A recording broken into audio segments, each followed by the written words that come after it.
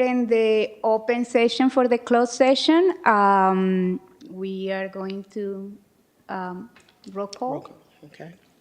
Councilmember Vana? Here. Vice Mayor Jimenez? Presente. Councilmember Gofflin? Here. Councilmember Robinson? Here. Councilmember Willis? Here. Councilmember Cepeda is absent, and Mayor Martinez is absent. Yeah, Mayor Martinez just have an emergency, and he will be joining us as soon as he can fix or deal with his emergency. Okay. So, Madam Clerk? Okay. During closed session, the council will discuss the following items. Item C1 is liability claims. Claimant Carla Waters, agency claimed against the city of Richmond. Item C2 is conference with legal counsel, existing litigation. Allstate Northbrook Indemnity Company, ASO, Gramden Abyss versus Richmond Police Department et al. Item C3, conference with labor negotiators, agency representatives Jerome Taylor and Jack Hughes, employee organizations, SEIU Local 1021 full-time and part-time units, IFPTE Local 21 mid-level management and executive management units, Richmond Police Officers Association, Richmond Police Management Association, IAFF Local 188, and Richmond Fire Management Association. Item C4 is conference with real property negotiators. There are two properties. The first one is property located at 12th and McDonald. Agency negotiators, Nanette Beecham. Negotiating parties, ASSEVI Richmond Partners, LLC. Under negotiation are price and terms of payment. The second property is located at South 45th Street to the west, Wall Avenue to the south, Interstate 80 to the east, and the BART tracks to the north. Agency negotiators are Lena Velasco. Negotiating parties, Artes Capital. Under negotiation, price and terms of payment. And we do not have any requests to address the council at this time. Okay, so we close the open session and go to closed session. Thank you. Thank you.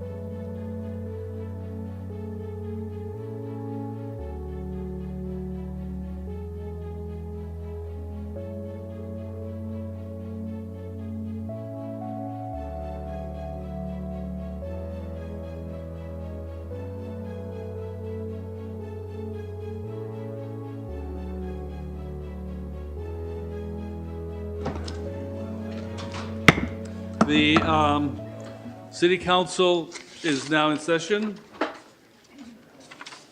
and it is time for Pledge of Allegiance. I pledge allegiance to the flag of the United States of America and to the republic for which it stands, one nation, under God, indivisible, with liberty and justice for all. Roll call? Councilmember Vanna, Here. Vice Mayor Jimenez, Presente. Councilmember McLaughlin, Here. Councilmember Robinson, Here. Councilmember Willis, Here. Councilmember Zepeda, Here. and Mayor Martinez. Here. Our next item is statement of conflict of interest. Are there any? I get it all off right now. I have been here before in front of you people, asking you people for help. Hearing none. I have not gotten nothing except for promises that, you know what, don't even come close to being fulfilled. I've been told that I'm gonna get a place to live. When? 5 minutes before I die? Is that the way it's gonna go? You people just lie and pass the buck. That's all you do. No. You people that lie and core, you gotta do something about them, because you know what, they are doing nothing but lying to people and talking about things they know nothing about. Nothing. It is going. Our next No, I item have is 7 the o'clock agenda doctor's review. appointment. You guys don't do nothing except for sit up there. You wanna help? Help. The only reason why you guys are there is because you wanna be on the city council, because you want some kind of a name for yourself. And that's it. You're not helping nobody. To get her contact info. You're not helping nobody at all.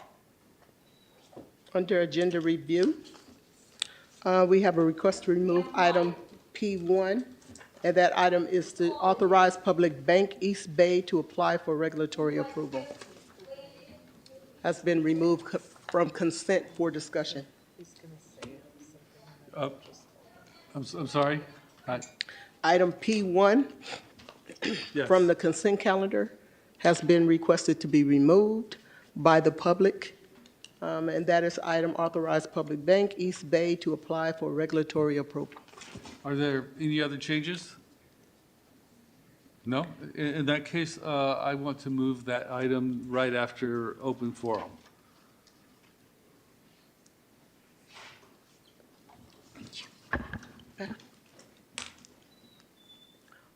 Our next item is a report from the city attorney of final decisions made during closed session. So the items discussed in closed session, there were 2 liability claims, items C1, C2, which the Waters claim against the City of Richmond and Allstate Northbrook Indemnity Company. There was no reportable action taken. There was direction given to the city's negotiators.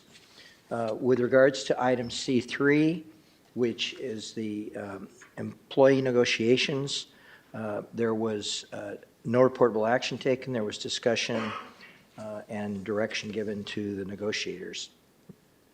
The 2 items listed under real property negotiations, the first item, C4, was the property at 12th and McDonald. Again, there was no reportable action, but there was direction given to the negotiators by the council. And on the property at basically what is referred to as the Miraflores property, that property has come out of bankruptcy, and one of the lenders has acquired the property, Artis Capital, and the city is under discussion now with the new owner of the property. And that is the closed session report. Our next item is a report from the city manager. Good evening, Mayor and members of the City Council and Richmond community. KCRT, if you can please put up the slide deck and advance to slide 3. Last week, we honored our hardworking public works staff in conjunction with the National Public Works Week. Would like to thank the mayor and council members that were able to attend. One of our top priorities is investing in the built environment and beautification throughout the city, and I'm really grateful to have been able to partner with the council to ensure that our public works teams feels supported and that they have the resources that they need. In particular, I'd like to thank Daniel, Tofik, and Robert for their ongoing leadership, and all of the staff that came out to make the event a wonderful success, including our great KCRT staff. And also want to commend everyone for always going out of their way to do an excellent job and meet the needs of the community. Next slide. This is pictures of some of the event. We can see we had a great time at Nickel Park. We're getting prepared for Juneteenth, so we wanted to make sure everything is going to be well put together, and so we started practicing a little early. Next slide. We'd also like to note that there is Vibe Bistro had their grand opening event on May 23rd at CoBiz. Next slide. It's located on the ground floor of the BART station garage. In addition, there's an art exhibit was presented for the opening, and they're planning to continue to use the space as an event hub for the community. You can view their website at vibebistro.com/events to see upcoming opportunities. Next slide. Also, last week, we had the Youth and Young Adult Career Fair. There were over 60 agencies present. We had a great turnout with 225 attendees in the Richmond auditorium. And I'd like to thank employment and training staff for hosting such a successful event. And want to make sure to note there were several work industries presented in the space, as well as training providers, several community organizations and universities. And so anyone that needs support in our community, if you're seeking employment or if you'd like to improve your skills, please feel free to stop by at 330 25th Street, Monday through Friday from 9 a.m. to 4:30 p.m. And you can also call 510-307-8014. Next slide. This is a recap of some of the presenters that were there. Next slide. Upcoming, we have happening at Parkchester Village on select Saturdays and Sundays in June and July. If you're interested in community painting days, please sign up to volunteer. You can access the website at www.volunteerci.richmond.ca.us or call 510-620-6793. This is a partnership with the Richmond Arts and Culture Commission and Love Your Block and the Parkchester Village Neighborhood Council, as well as Meritage Homes, which there's new homes that were built adjacent to this neighborhood, and this is a part of the public improvements that are happening. Next slide. Coming up on June 2nd, please come out and celebrate Richmond Rainbow Pride with us on Sunday, June 2nd at 11 a.m. It's going to begin at Nickel Park and end here at the Richmond Civic Center Plaza. For more information, you can visit richmondrainbowpride.org or richmond.rainbow.pride@gmail.com. And feel free to call the city manager's office if you have any additional questions. Next slide. I'm so excited. Booker T. Anderson is reopening. So I want to thank the council for making additional funding available so that we could fully update the Booker T. Anderson Community Center on the indoors. And our plan is next after the summer season, we're going to try to identify funding to paint the exterior. But we're proud to announce that on Thursday, June 6th from 5 to 7, we're going to have a grand opening. The address for the BTA Community Center is 960 South 47th Street. You're going to be able to walk through the space. There'll be activities for children and youth and adults. And for more information, please call 510-620-6793. And last but not least, next slide, the Juneteenth Parade and Festival is coming up. It's on June 22nd from 10 a.m. to 6 p.m. The parade begins at Kennedy High School and ends at Nickel Park. This is going to be a very special event. We're extremely pleased to be able to honor Chief French and Battalion Chief Recon for this Juneteenth Festival in Richmond. If you have any questions, feel free to call the city manager's office at 510-620-6512. Thank you. Our next item is reports of officers, referrals to staff, and general reports, including AB 1234 reports, limited to 2 minutes per council member. Councilmember Bonner. Thank you very much. Before I make my report, Mr. Mayor, I was distracted by that lady and missed my chance at the agenda review. May I ask you and the city clerk to allow item S1, please, to be moved to the top of agenda? It won't take more than 10 to 15 minutes, including questions and answers. I would very much appreciate it. And I had emailed you and the city clerk before. If that's possible and the council allows it, I would greatly appreciate it.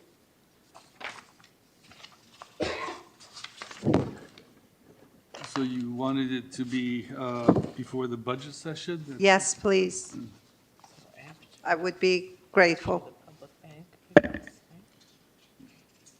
Okay. Thank you so much. So, thank you, Mr. Mayor, for the proclamation for Asian Pacific Islander Month. I just wanted to ask people to consider learning a fact about Asia, like look up the number of languages, the number of religions. You know, it's the cradle of civilization, cradle of major religions. Or go to an Asian restaurant, try a new type of food. That's how we celebrate diversity in this city. So I would appreciate if you do that. And I have news about an upcoming community event on June 7th. If KCRT could please show this slide. Thank you very much. And thank you, Mr. Mayor and Councilmember Willis, for their support, and many other community-based organizations. It's the National Gun Violence Awareness Day. We're coming together to remember the victims and listen to the families, acknowledge their pain, their loss, their grief, and come together as a community to start the healing process by addressing those. Because as a survivor told me, it's the trauma that remains within the families, individuals, and the community continues the cycle of violence, and we have to break it at some point, but by healing the wounds and addressing the trauma. So thank you, everyone, for your support. It's a community event about the community, and everybody's invited. Thank you very much. I would like to add to that. I noticed there's a fantastic organization that we should get in contact with for the Community Against Guns. It's an organization, nonprofit, called Guitars Not Guns. And what they do is they give out they give out guitars for people to begin lessons, and you know, once they complete the program, I believe they get the guitar. Nice. So we should be sure to include them in. Thank you. Right, Vice Mayor. Yeah, thank you, everybody. Good night. I just wanted to say thank you to youth work staff, Bukai and Cynthia, who worked really hard to put together the youth and youth adult career fair. It was wonderful and wonderful to see everybody there. And thank you to all the staff from Employment and Training, and especially Youth Works. I want to also thank Superintendent Tony Thurman, who attended the event and spoke at the event, and Mayor Martinez, who was also there, and all his staff. I also wanted to say that here on Friday, I and the mayor and many of the council members, including also Supervisor John Joya, joined the Teamster Local 315 in their fight for a fair contract, and we were there supporting them, and I will say that we will continue to support, because workers need fair contracts, especially when multi-billion and million-dollar companies are just fighting to not get the right benefits and salaries to workers who are actually the ones making the corporation to gain all these millions and millions of dollars. So we will continue to support Teamster, and our commitment to labor is real and is here with all city council. And then the last part, two other things. I also attended the grand opening of the new business by Bistro on 1503 McDonald Avenue in Suite B, next to the bar station. So really great sandwiches, really good food and drinks. So if you are in downtown area and you want something to eat, please go and visit them. And I wanted to say a special thank you to Lina Velasco, the director of community development, Gabino, and Tania Pulido from Supervisor John Joya's office. We have a meeting and we have been working on street vendors and what are the alternatives that we have to support residents in Richmond to continue to do their business, but in a way that it has a space and don't block the streets, and it feels supported. So we did a meeting with the street vendors on Friday, and it was really positive. So we are working on a great initiative that soon is going to come to the council for support. So thank you, everybody. Bye. Anyone else? Councilmember McLaughlin. Yes, excuse me. I've been working on the home decarbonization project that the council approved to get going here, and I've been working on it with CBOs and with Samantha Carr. We're working to get a community change grant applied for. There's a firm that has addressed these that one of the CBOs is paying for to help us move this grant application forward. I'm also continuing to work on the farmers markets, the Marina Bay and the Civic Center. Both are moving forward. Having Marina Bay is every Sunday, and Civic Center is now in front of the library on Fridays. I also went to a fundraiser for the Practice Space. The Practice Space is a nonprofit in the Iron Triangle, wonderful nonprofit that gives empowerment and has various types of activities that the young people and adults learn from, where they learn how to do public speaking and oral literacy and feel a sense of empowerment. I also was at the Public Works lunch in the park, which was great. I'm also working on a sea level rise summit for September that's just getting off the ground. I'll have more to say about that later. And the Tiny Youth Village is moving forward. The permit package has been approved by planning. I think it still needs to go through building department, but that is expected to have the tiny homes there. These are for youth across from GRIP by the beginning of next year, by the beginning of 2025. So lots of good projects to come. So that's it. Councilmember Robinson.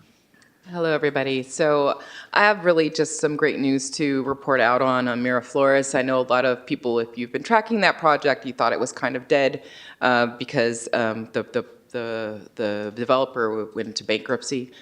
Fortunately, through a lot of hard work from the city attorney's office, we've been tracking that bankruptcy process, and it finally went through foreclosure, and there is a new owner of the property who is now interested in possibly picking the project back up. So we're going to be calling a community meeting for folks who want to continue to follow that project. I'm going to be reaching out to people in the neighborhood councils in that area. They're interested in getting the property cleaned up and getting it possibly a new project happening there. So stay tuned. We did not forget. We did not let it go, even though we had to be clear that the developer that we had was not the developer that we needed. So we're hopeful for the future on that one. And then Besides that, I wear some other hats in other worlds, and one of the other hats I wear is as a member of the California Food and Agriculture Commission. And one of the projects that I have there, I had an opportunity to actually bring forward some experiences in Richmond with toxic sites that we have in Richmond that were actually caused by agriculture. The Zeneca site, which was a site on the shoreline, that was a chemical company, the sulfur chemical company that produced pesticides and herbicides for years, and this continues to be a toxic site on the shoreline, as well as the Center Point site in North Richmond, which was actually a flower operation that has enormous amounts of toxicity on that site in the soil because of the pesticides they use there.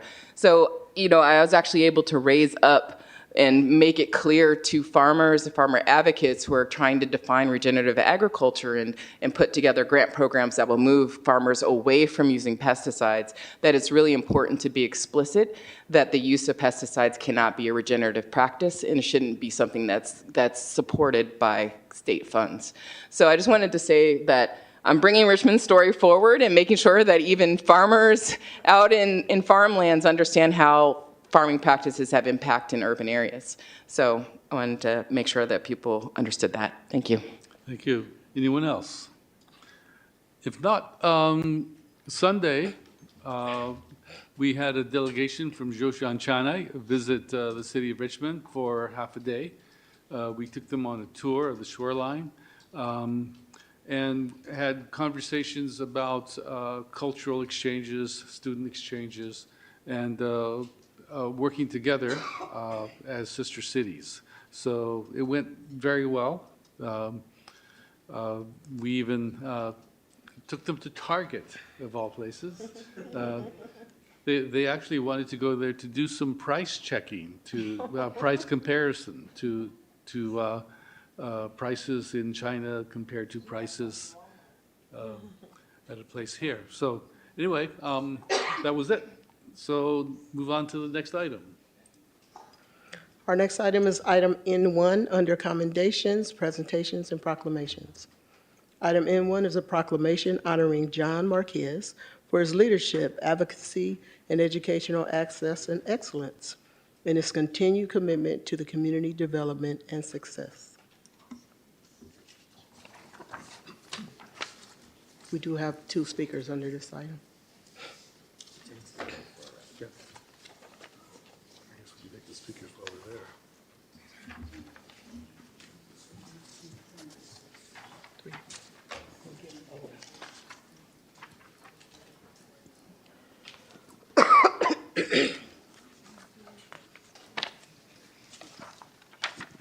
Thank you very much. If John Marquez could honor us with his presence, we would be grateful.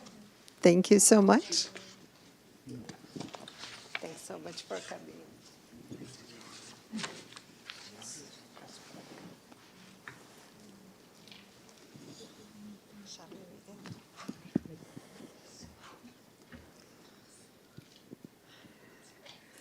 So here's a proclamation recognizing John E. Marquez for his visionary leadership and his significant contributions to the welfare of our community. I'm going to read half of it, or maybe 2 paragraphs each, so we all take turns. Okay. Whereas John E. Marquez, as the first Latino city council member, initially appointed in 1985 and subsequently elected, Mr. Marquez served the community with dedication and foresight through various tenures until 2008. His leadership during times of both adversity and progress has left an indelible mark on the city, and whereas Mr. Marquez played a pivotal role in significant civic developments and initiatives that spurred economic growth, enhanced community safety, and supported the city's diverse population. Notably, he advocated for the undocumented residents of Richmond, supported expansions that brought jobs and opportunities to the area, and was instrumental in fostering relationships that bridged community and law enforcement efforts towards reducing violence and whereas his impactful political career, Mr. Marquez has been a fervent activist and educator, founding the Latino Club in the La Raza Studies department at Contra Costa College. His academic pursuits and military service further highlight his multifaceted commitment to public service. And whereas John E. Marquez is also celebrated as a co-founder of the Cinco de Mayo celebration in Richmond, which has grown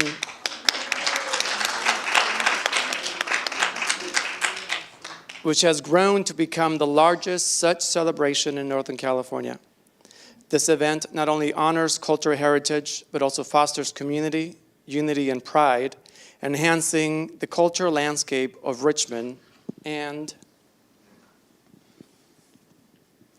whereas Mr. Marquez currently represents Ward 1 on the Contra Costa Community College District Governing Board, advocating for educational excellence and access, further demonstrating his commitment to community development and success.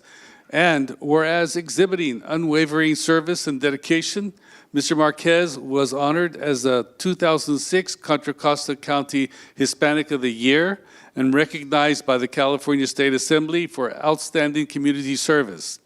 His professional and personal endeavors exemplify a commitment to enhancing the lives of those around him. And now do we read the last one in unison? sure. All right. Now, therefore, be it resolved that I, Mayor Eduardo Martinez, and the Richmond City Council on May 28, 2024, do hereby express our deepest appreciation for his visionary leadership and his significant contributions to the civic, cultural, and educational welfare of our community.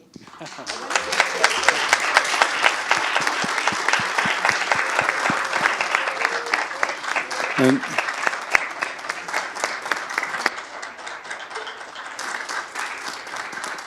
the mic doesn't really seem to be working, but I'm sure you have some fantastic words to share with us. Not really. First of all, I want to thank the City Council and the Mayor for honoring me tonight. But it's always, that when work is done, it's not one individual. It's a lot of people. When I first came into town in 1967, I came here specifically to go to college. And I did. I went to Contra Costa, as was said earlier. I graduated from there and went on to get my BA degree from San Francisco State and went to attend the University of California, Hastings College of Law. Briefly, no, I'm not a lawyer. No, I did not get my degree, but I learned enough to keep me out of trouble. One thing that is important, and I always remember, my dad reminded me, that one individual does not do everything. You always have people that support you if you're doing the right thing. And so I always remember that. As I stand before you tonight, as I've stood here before you in the past, I've always thought about the community as a whole. As was said earlier, when I came on the City Council, first Latino and only one for 14 years, I spent a lot of time learning from other cultures and also educating other cultures about what this is all about. It's not an individual that does this, it's the team, all the people together that are successful in the endeavors. I want to thank you, Mr. Mayor. I want to thank you, Council members, Cepeda, Councilmember Bana, for recognizing me and also the full City Council behind me. I appreciate that. My family appreciates it. I know that my wife is watching me on television. I think so. My wife is disabled. Yeah, she's disabled due to a stroke. But you know what? She keeps up with what's going on in this country. And so I'm sure, hi babe, that she's watching tonight, and I appreciate that. Thank you very much, all of you. Thank you all for coming. I had some people that came out here to honor me tonight. Thank you all. Thank you. Thank you so much. Appreciate it.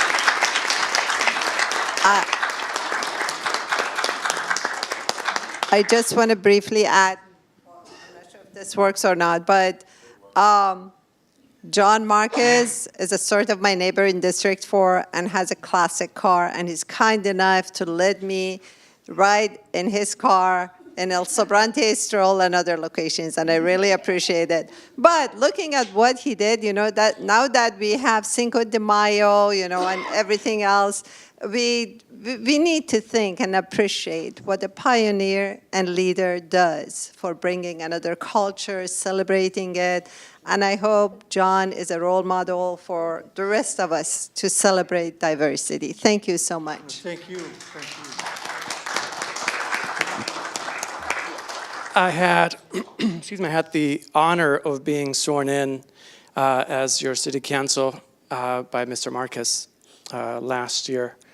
And if you listen to his words carefully, after so many years, he still continues to lead, and he continues to lead from behind.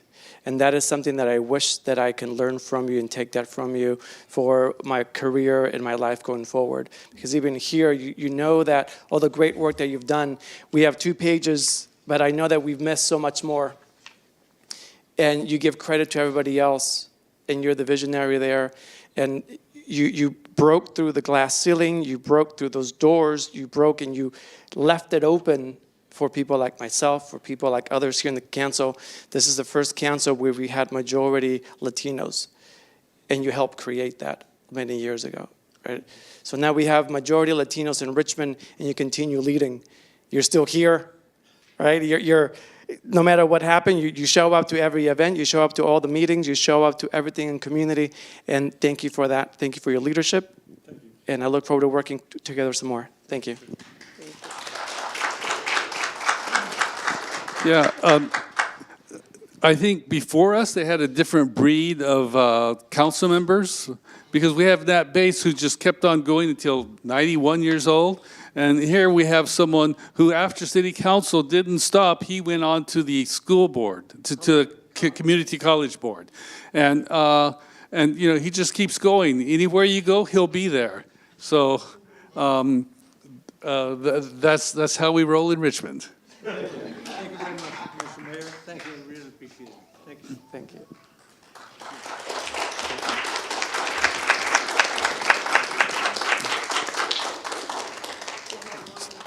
So we have- do have public speakers. Yes, we have 3 in-person speakers. If there's anyone that's joining us via Zoom, please raise your hand at this time. The speakers are Cordell Hindler, Marciela Ochoa, and Rebecca Barrett.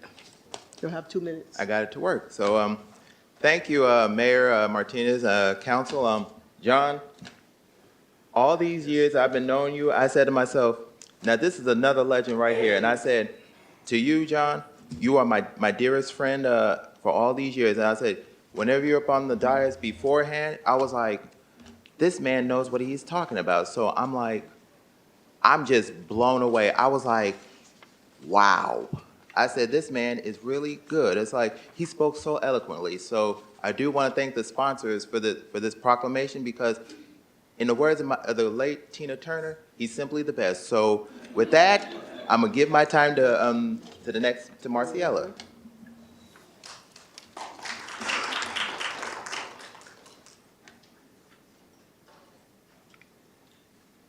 Yeah, we're having an issue with our timer right now. Good evening. My name is Micaela Ochoa, and I am the Executive Vice Chancellor at Contra Costa Community College District. And Mr. Marquez has been a pillar to so many of us in so many ways. He, as a student, and some of what I'm going to share has been shared, but I'd like to share it again. As a student at Contra Costa College about 55 years ago, he co-founded the La Raza Studies Department, and later, when he became part-time faculty at Contra Costa College, he taught in the Chicano Studies program, which lives on today. He has been and continues to be a role model to hundreds at Contra Costa College and across the district. He was elected to the Contra Costa Community College District Board in 2011, representing Ward 1. And for the past 13 years, he has always spoken out on what is in the best interest of students. And we are here to honor him this evening. I'm here with my colleague, Kelly Shalene, who is the Executive Vice Chancellor of Education and Technology, our board president, and her partner. And we are all very honored to be here this evening. Thank you. Rebecca Barrett.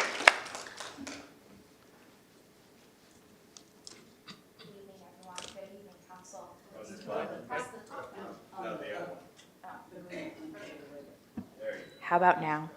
Thank you. Good evening, everyone, City Council, Mayor. Just to repeat a little bit of what might have already been said, but I just wanted to thank you all for honoring Trustee Marquez. My name is Rebecca Barrett. I'm the president of the College Board. I think it's really rare that we give people their flowers in the moment, and so thank you for doing that beautiful gift for John.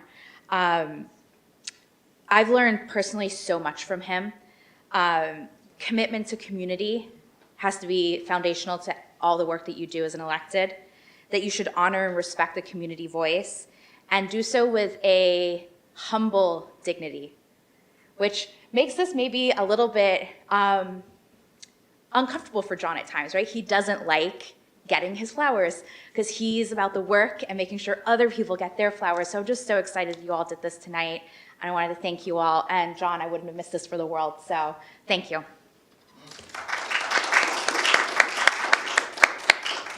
That was our last speaker.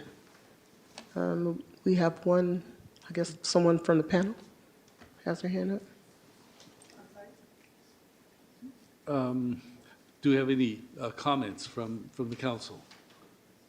If not, It looks like Trina Jackson wants to make a comment. She's online. oh, Trina. okay. Yes. She's the speaker. Hello, I just wanted to say hello to John. Former council member Marquez was very instrumental in training me and helping me to set the foundation. And I'm so happy that he's being recognized. And it was previously mentioned that he probably has done so many more things that we could not include on the proclamation, and that is correct. Correct. John has helped so many people in the city of Richmond and so many groups in innumerable ways. So I just wanted to say congratulations and thank you for everything that you have done and continue to do for the city of Richmond. Thank you.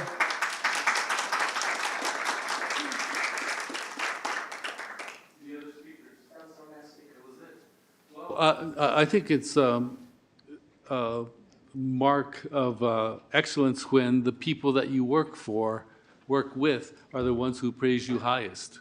So that really says a lot about your character and about your work ethic and about your ability to collaborate. So I'm happy to recognize those areas of honor that I don't think were quite spelled out, although they were mentioned in numerous ways.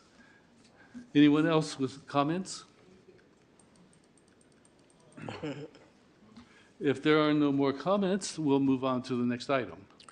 Next item is item N2, and it is a proclamation honoring the invaluable culture, social, and economic contributions of LGBTQI+ individuals to our community. Well, I think before we do the proclamation, we'll have speakers. Okay. N2.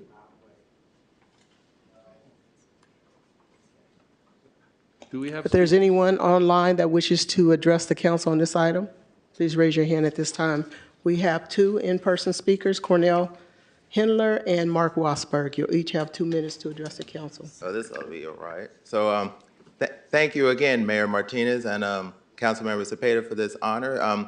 As you know, I was part of the Richmond Rainbow Pride since it's in session, so I'm looking forward to this opportunity to share some diversity, some culture, and class. And so, that being said, I'll save my comments for open forum. So, that's pretty much it.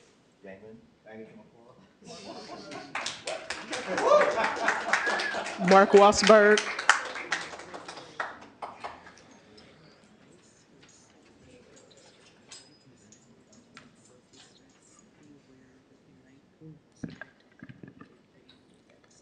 Raping children from their true identities, tell them to cut off their body parts with all this woke garbage that's going on.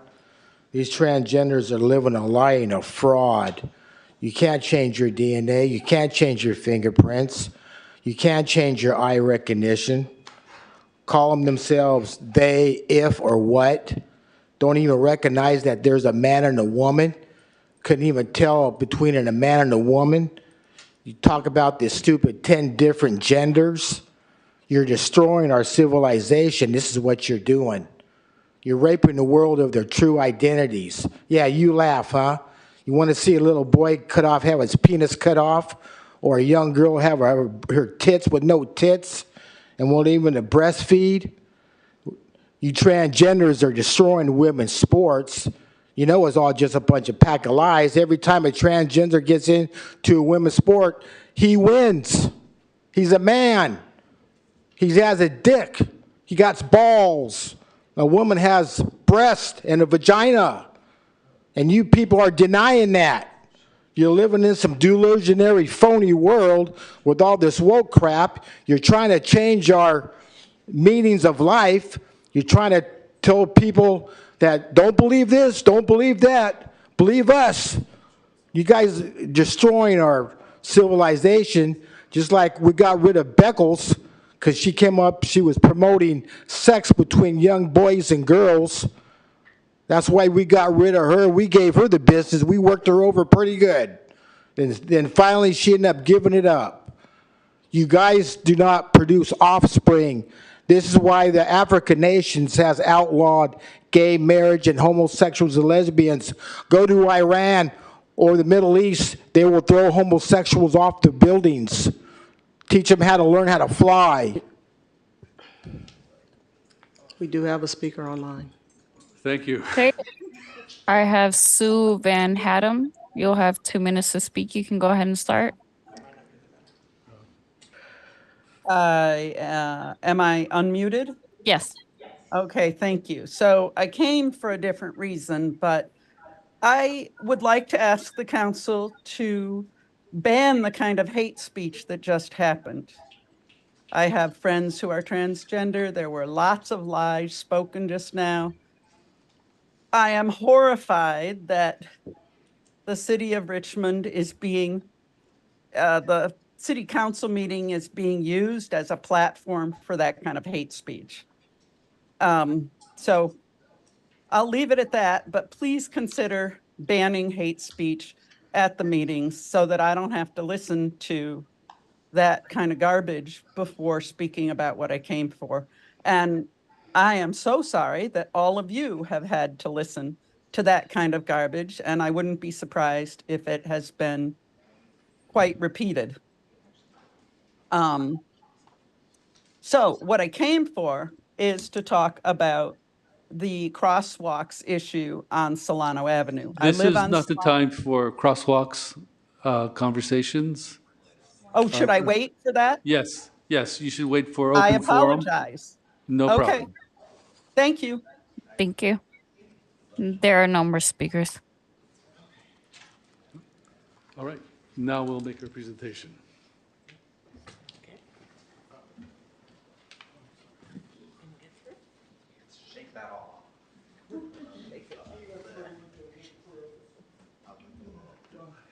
Wasn't for you, Mark, I wouldn't be here.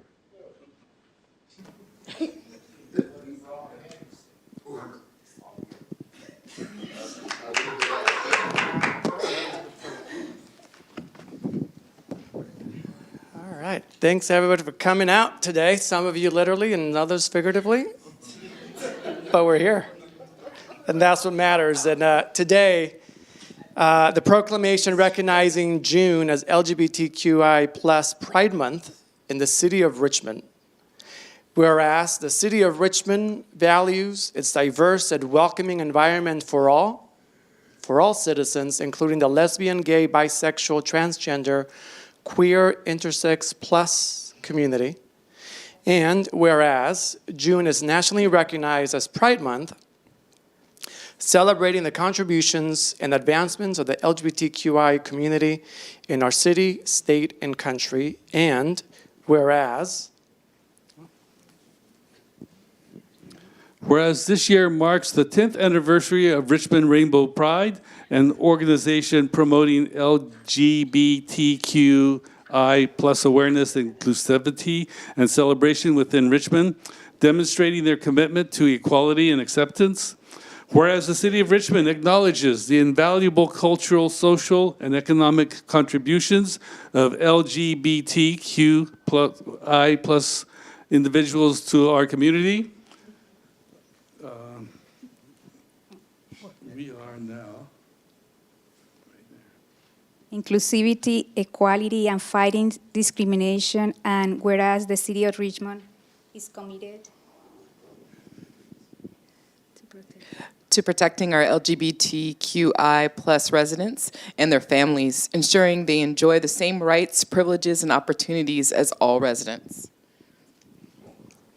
Whereas we call upon residents, businesses, and community organizations to recognize and affirm the rights and dignity of LGBTQI plus individuals, promote awareness and understanding, and stand against discrimination and violence.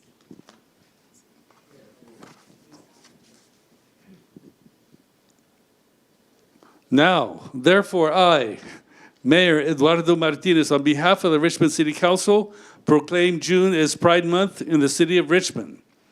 We celebrate the resilience, strength, and activism of the LGBTQI plus community, remembering their ongoing struggle for equality, and commit to fostering an inclusive community that respects and values all of its members. So, I want to say how proud I am to see the entire City Council standing here in unity with the community that is near and dear to their hearts. So thanks to all of you, and I believe we have someone who should have a few words to share with us. Yes. Well, I want to thank the City Council and the city staff. I actually have a list. But first I want to thank actually that it was 10 years ago in this City Council when hate speech was being said that caused the creation of Richmond Rainbow Pride. It was because there was a number of us who said that this was ridiculous. Not in our city, not in Richmond, not anymore. And since then, we have been having a Pride every year, even through the pandemic when we were on digital Pride. And we have worked diligently to try and spread the awareness of the LGBTQI plus community, as well as to make sure that we grow within the community a greater respect for the diversity within the city of Richmond. I specifically have a list of people I want to thank. I want to thank the City of Richmond City Manager, Ms. Shasa Curl. I want to thank Ms. LaShonda White, City Staff, Mayor Eduardo Martinez, our former President, Cesar Zepeda. I want to also thank RPD for helping us have a parade for the first time this year. So if you are able to, this will be a walking parade. So if you are able, please join us at Nickel Park. I also want to thank most of all the community that we have built and continue to build every day. I want to give a special thanks to the board, which has worked really hard to ensure that we've never missed our Pride. And I want to remember those who we have lost throughout those 10 years. We had many elders and many members of our community that are no longer with us. And in particular, I want to especially honor Dwayne Chapman, who was one of the founding board members and very impactful, not just on the city of Richmond, but within spreading of acceptance and diversity here within the city of Richmond. So thank you.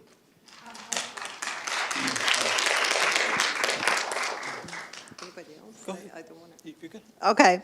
I just wanted to say that Pride Month is not just about the LGBTQ plus members. They've already had the courage to come out of the closet if they were, or acknowledge the fact and face the society with everything and participate in Pride event. I think it's also about the rest of us. Many of us already know members. We are friends. We are allies. And if there are people who don't know anyone around them nearby, maybe there are issues with people revealing the facts. Still being in the closet. Richmond is a very diverse community. There are many immigrants, and this problem is more prevalent within the immigrant community. So we really need to work very hard. And I just want to invite everyone to join the Pride celebration. It's very important for all of us, not just the LGBTQ plus members. Thank you. Also, I just wanted to say congratulations, actually, to Richmond Rainbow Pride for 10 years of being around. Every day I get reminded more and more that there are parts of this country, even parts of California, where coming out and identifying as LGBTQI is kind of you're risking your life in a way. And there's a lot of people in this country who are afraid to come out because they're afraid of being a target. And I just appreciate y'all taking the leadership and standing up against hate with love and just creating a safe place where people are saying, we don't care, you're accepted. And I'm glad that that's been brought to Richmond to further push that this city accepts people regardless of your orientation. So thank you all for all your hard work and activism and keeping it going, even through the pandemic.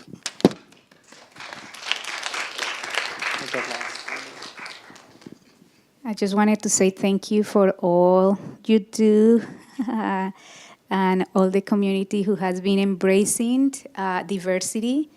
I think for us to have a safety community, one of the first things that we need to do is invite the other person and stop othering people. Because what we need to do is to, with acts and words, to make sure that everybody belongs in the city and that everybody, despite our differences, are able to build a future in Richmond that is for everybody, not for just few people.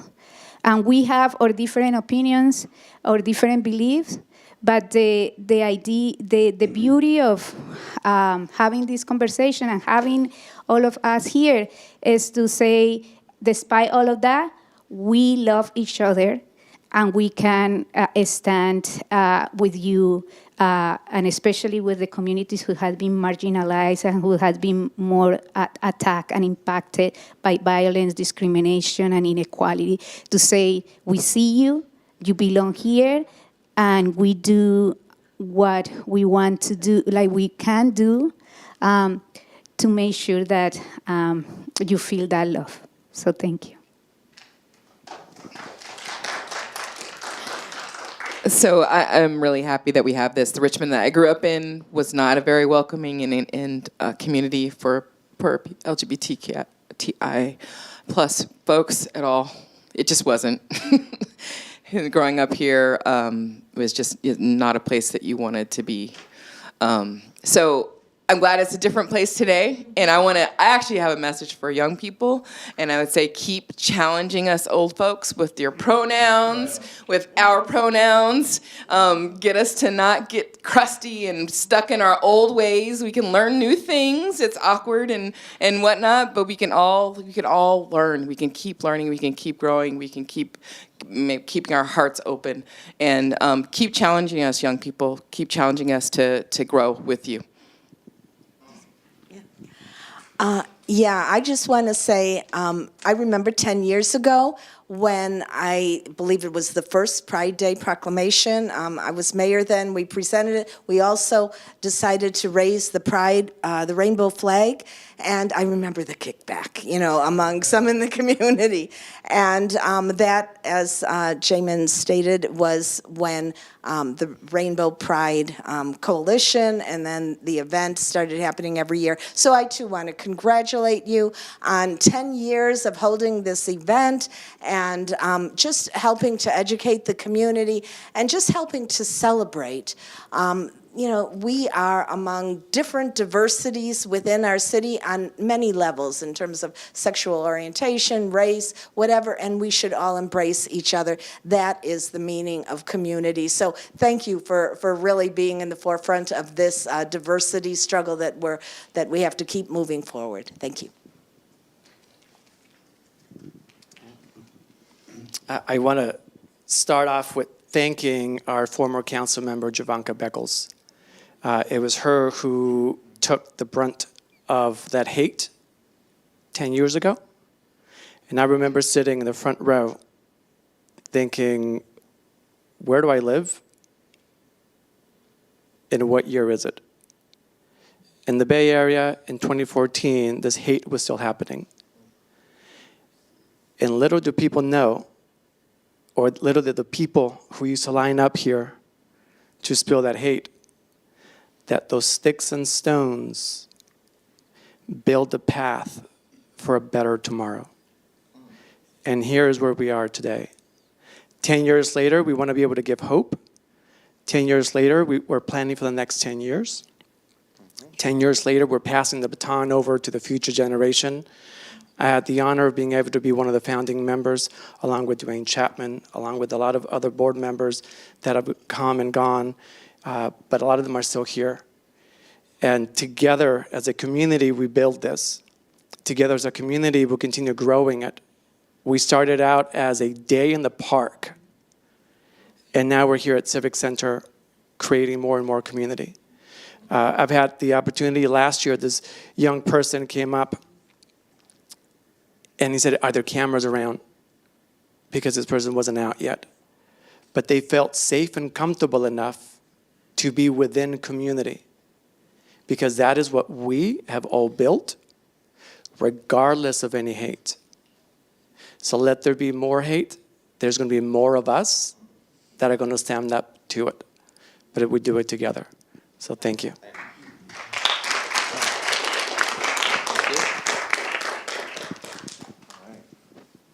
Thank you so much. Thank you, everyone. We'll see you on Sunday. We're going to raise the flag at around 11 a.m. Yep. Thank you.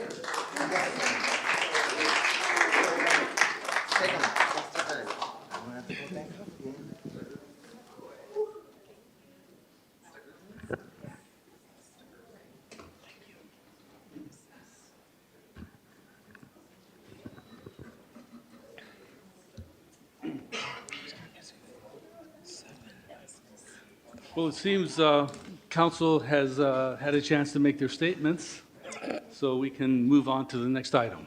Our next item is open forum. It's an opportunity to give public comment on items that remain on the consent calendar or items that are not on the agenda. You'll be limited to 2 minutes. When you approach the podium, please state your name. Your city of residence is optional. Anyone wishing to address the council under open forum should raise their hand at this time if you are joining us as an attendee online. We ask that you keep your comments respectful. First group of speakers, we have 12 speakers in person. First group of speakers, Ryan Lau, Cordell Hindler, Oscar Garcia, Rocio Martinez, Gonzalo Ochoa, and Mark Wasberg. Good evening, Mayor, Vice Mayor, council members, staff, and members of the public. My name is Ryan Lau, External Affairs Representative at AC Transit. Here to provide a quick update on our Realign initiative. Just as a reminder, Realign is an examination of our entire bus network, working within our existing operator count and budgetary resources to better suit the needs of our riders in the post-pandemic era. So we have a new phase of outreach that started in early May and is closing up in June 5th. Right now at actransit.org/realign, there's a number of different tools that can help you better understand what we're proposing, including route profiles, trip planners, so you can see how it would affect your day-to-day lives, doing your normal trips.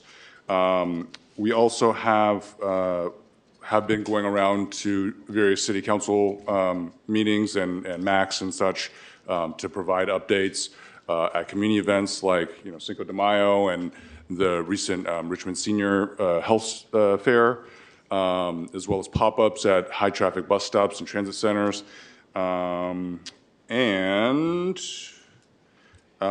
We just had a public workshop, but we're having another one on June 5th, which is a board workshop, hybrid.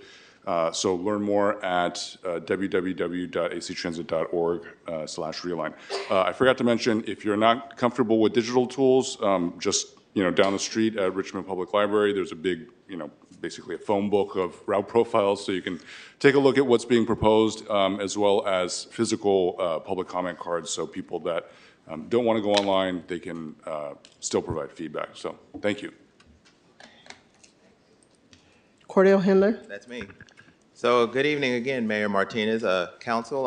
I am Cordell Henler, and I'm a very upset Richmond resident. So last Tuesday, I supplied some paperwork for you all about the employee burnout, because once again, I still remember 3 weeks ago when city staff had to sit here until midnight, and I think that is unfair, because they have worked tremendously to give y'all presentations, and what do? They be at the end of the agenda, and I said they need to be moved up at the beginning of the agenda, because they want to have a work-life balance outside of the city. They have loved ones they have to support with, and I think that's unfair, because once again, staying here until midnight, that is unacceptable. That shows a lack of job satisfaction, and they get burned out. Because I had submitted comments from CPS Consulting, and I said to myself, employee burnout is key. If you want to keep your employees here in Richmond, you show them the same respect. You respect them, and they will respect you. That's all about respect. It's about pride. So I promise you, every time I come up to this podium, I'm going to make sure that you treat your city staff with respect, because I guarantee you there's going to be some changes coming in November. That's it. Oscar Garcia.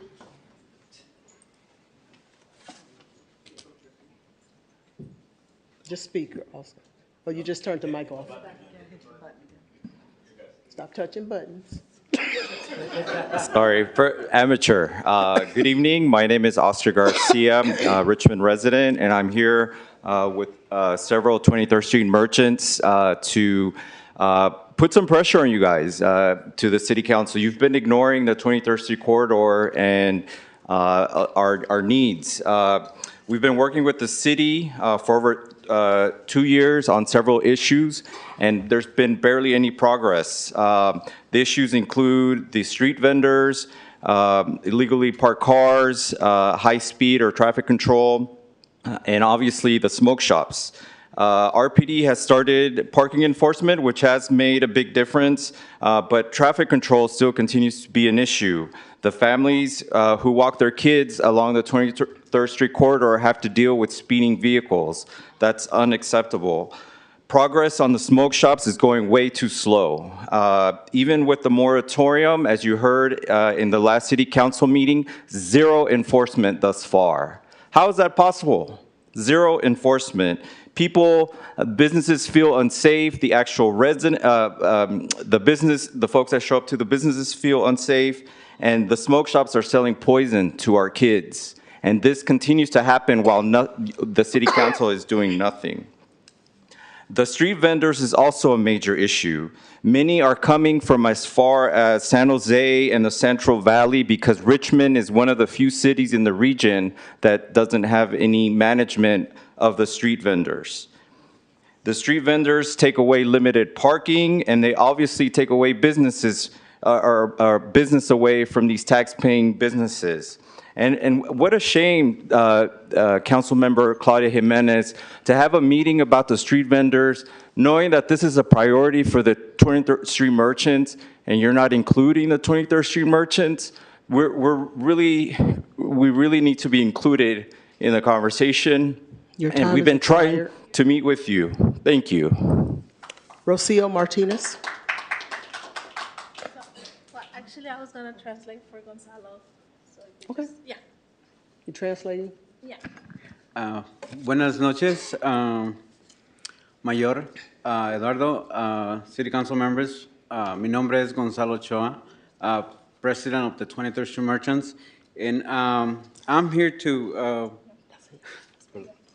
I'm sorry, yes, oh, lo siento. Mi nombre es Gonzalo Ochoa, como les dije, los comerciantes de la calle 23 hemos estado luchando durante mucho tiempo para mantener sus negocios o nuestros negocios abiertos. Les pedimos que como ayuntamiento resuelvan este asunto antes de que empiece el verano. Nos gustaría pasar un verano, no nos gustaría pasar un verano más con este tema que está afectando a todos los restaurantes y los comerciantes.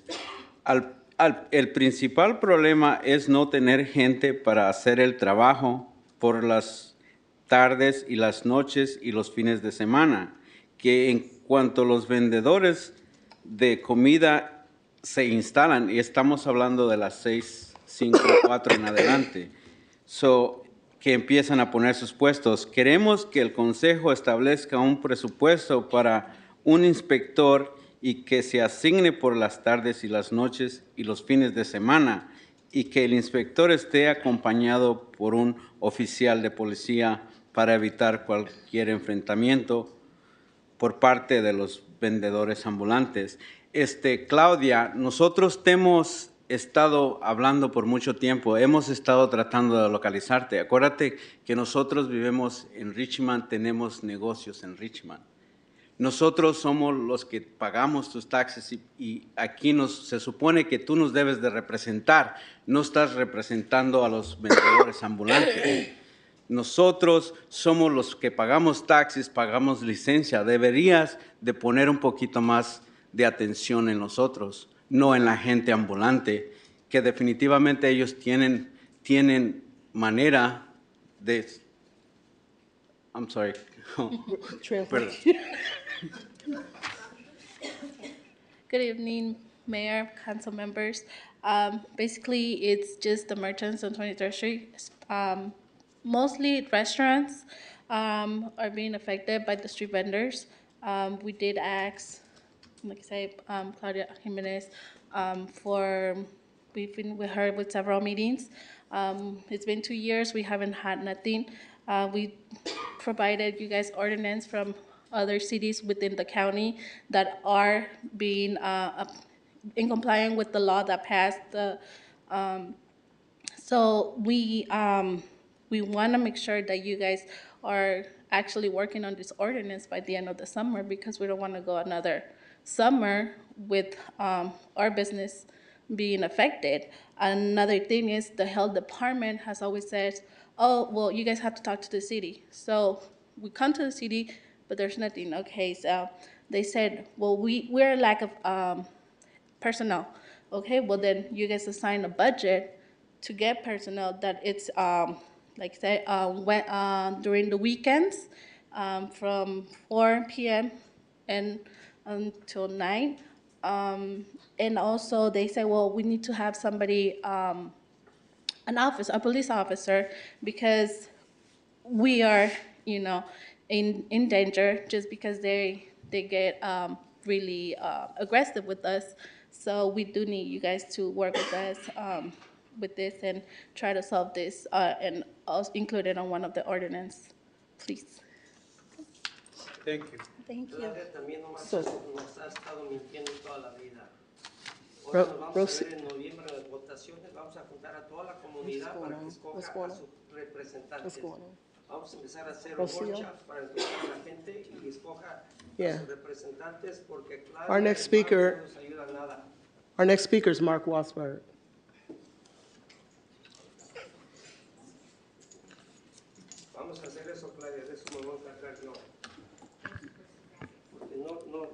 nunca, nomás son puras mentiras las tuyas.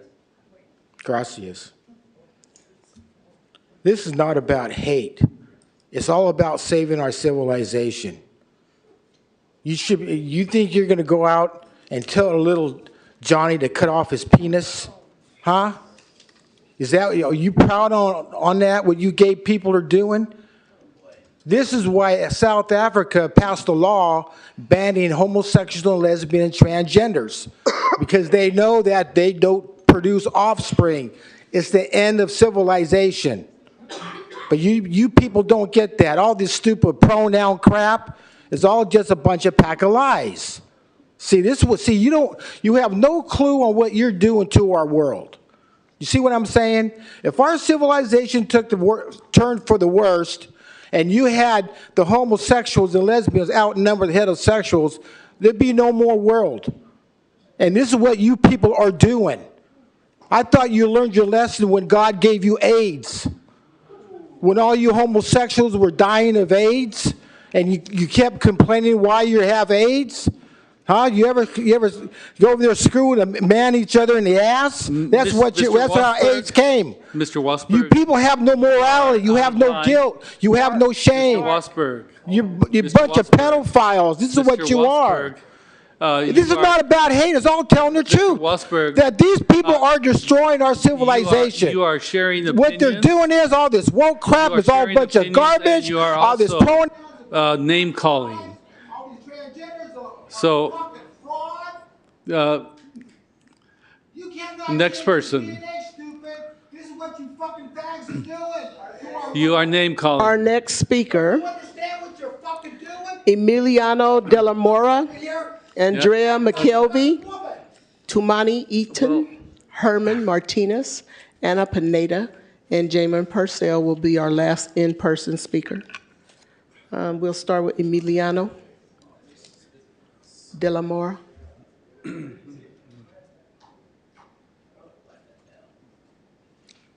Please press the button, the red button.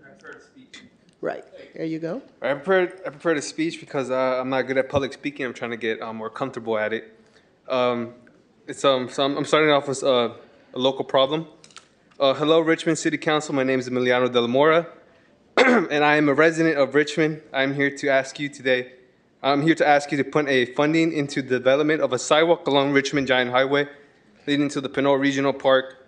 I believe it is an infrastructural, recreational, and safety need. Currently, the undeveloped edge walk poses a significant risk to pedestrians, jeopardizing their safety and well-being.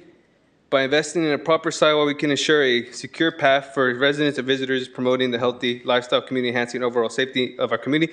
Basically, what I'm asking for is there's currently an edge walk in that leads to the Pinot Regional Park. They call it edge walk. It's just spray paint by the side of the street.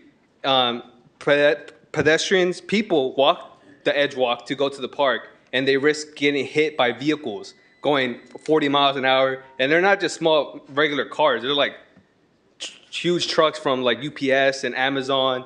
And I was riding a bike there once, and a truck almost hit me once, and I was terrified. So I would like there to be a development there, maybe a sidewalk with like, maybe like some fencing to separate you from the vehicles. And there's a lot of development currently being done in the Parchester community, which is where the edge walk is currently being held, or not held, where the edge walk currently is.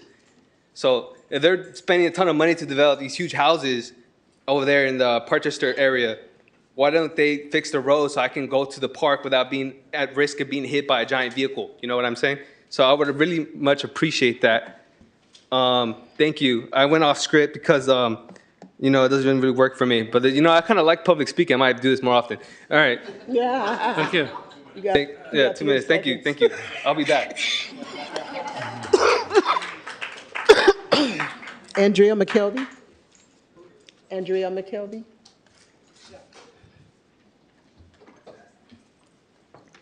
Good evening, council members, and my name is Andrea McKelvey. I was here last Tuesday talking about because I'm a resident of the Castro Street encampment. It's a lot of things that was still going on about this. I don't know what's going on, but I finally got a house, well, a home, but in February, but it's still problems there. With that being said, like I said, they don't have the funding to help me for other things, and that's what I was basically looking for. The funding, whatever it was that they were supposed to do to help us help ourselves. You know what I'm saying? I'm trying to get a job and stuff now, and it's hard. You know what I'm saying? I don't have, it's nothing. It's like no one is trying to help. So I don't know. You know what I'm saying? They gave them the fundings for it. Why is no one being helped the way that we're supposed to be helped?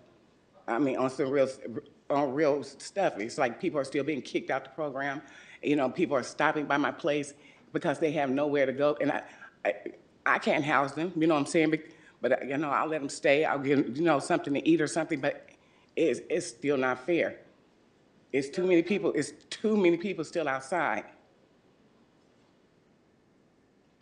And I mean, Richmond's we supposed to be out here helping each other. You know what I'm saying? It take a village. You know what I'm saying? You can't just turn people away. Everybody is not just drug addicts or whatever. You know what I'm saying? It's some real people out there that just need help, and they're not getting it. But I do appreciate you guys for listening, and thank you. Andrea.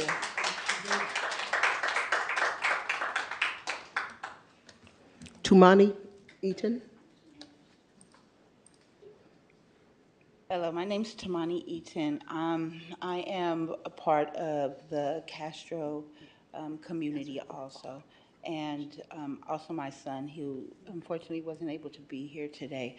But I'm here to find out how, or is there a way for those who are participating in the housing programs to file a grievance against the programs? My son was only given 3 months' worth of services before he was terminated from the program, but he's a full-time student. He just finished his first semester at community college here, and he did it being homeless. And where's his funding? What happened to his funding? He's still living on the street. I was denied any program services, but I was one of the first that was there. And there's people that's being added onto the program who never lived on the Castro encampment. Why are they given funding, but I'm being denied? So is there a way for us to file grievances against these programs that are not trying to help us? They're picking and choosing who to help. And it's not fair when we were told that we were going to be given help. We were told that we were going to be helped with being stable and being able to do it on our own. But we're getting no help. Instead, we're getting kicked off the program, and our funding is nowhere to be found.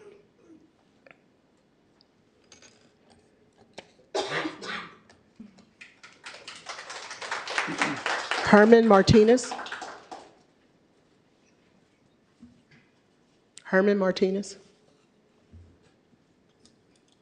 Okay, Anna Pineda.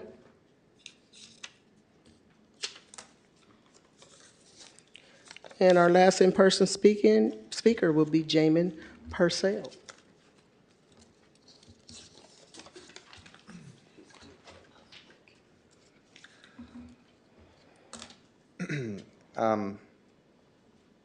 So again, I want to reiterate my gratitude to the city, to our city manager, to Ms. LaShonda White, and all the city staff that have helped make Pride happen.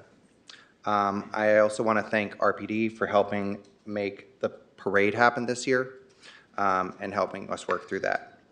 And that kind of brings me into another thing so I'm on the Reimagine Public Safety Task Force, and where we discuss a lot of the alternatives to policing. And I took it upon myself that I wanted to learn more. And a year ago, I probably would not have pictured myself getting into a police car, but I've established a relationship with Detective Thomas, the Sergeant at Arms here, and I went along with a ride-along. It was actually very powerful to see the dedication of him working.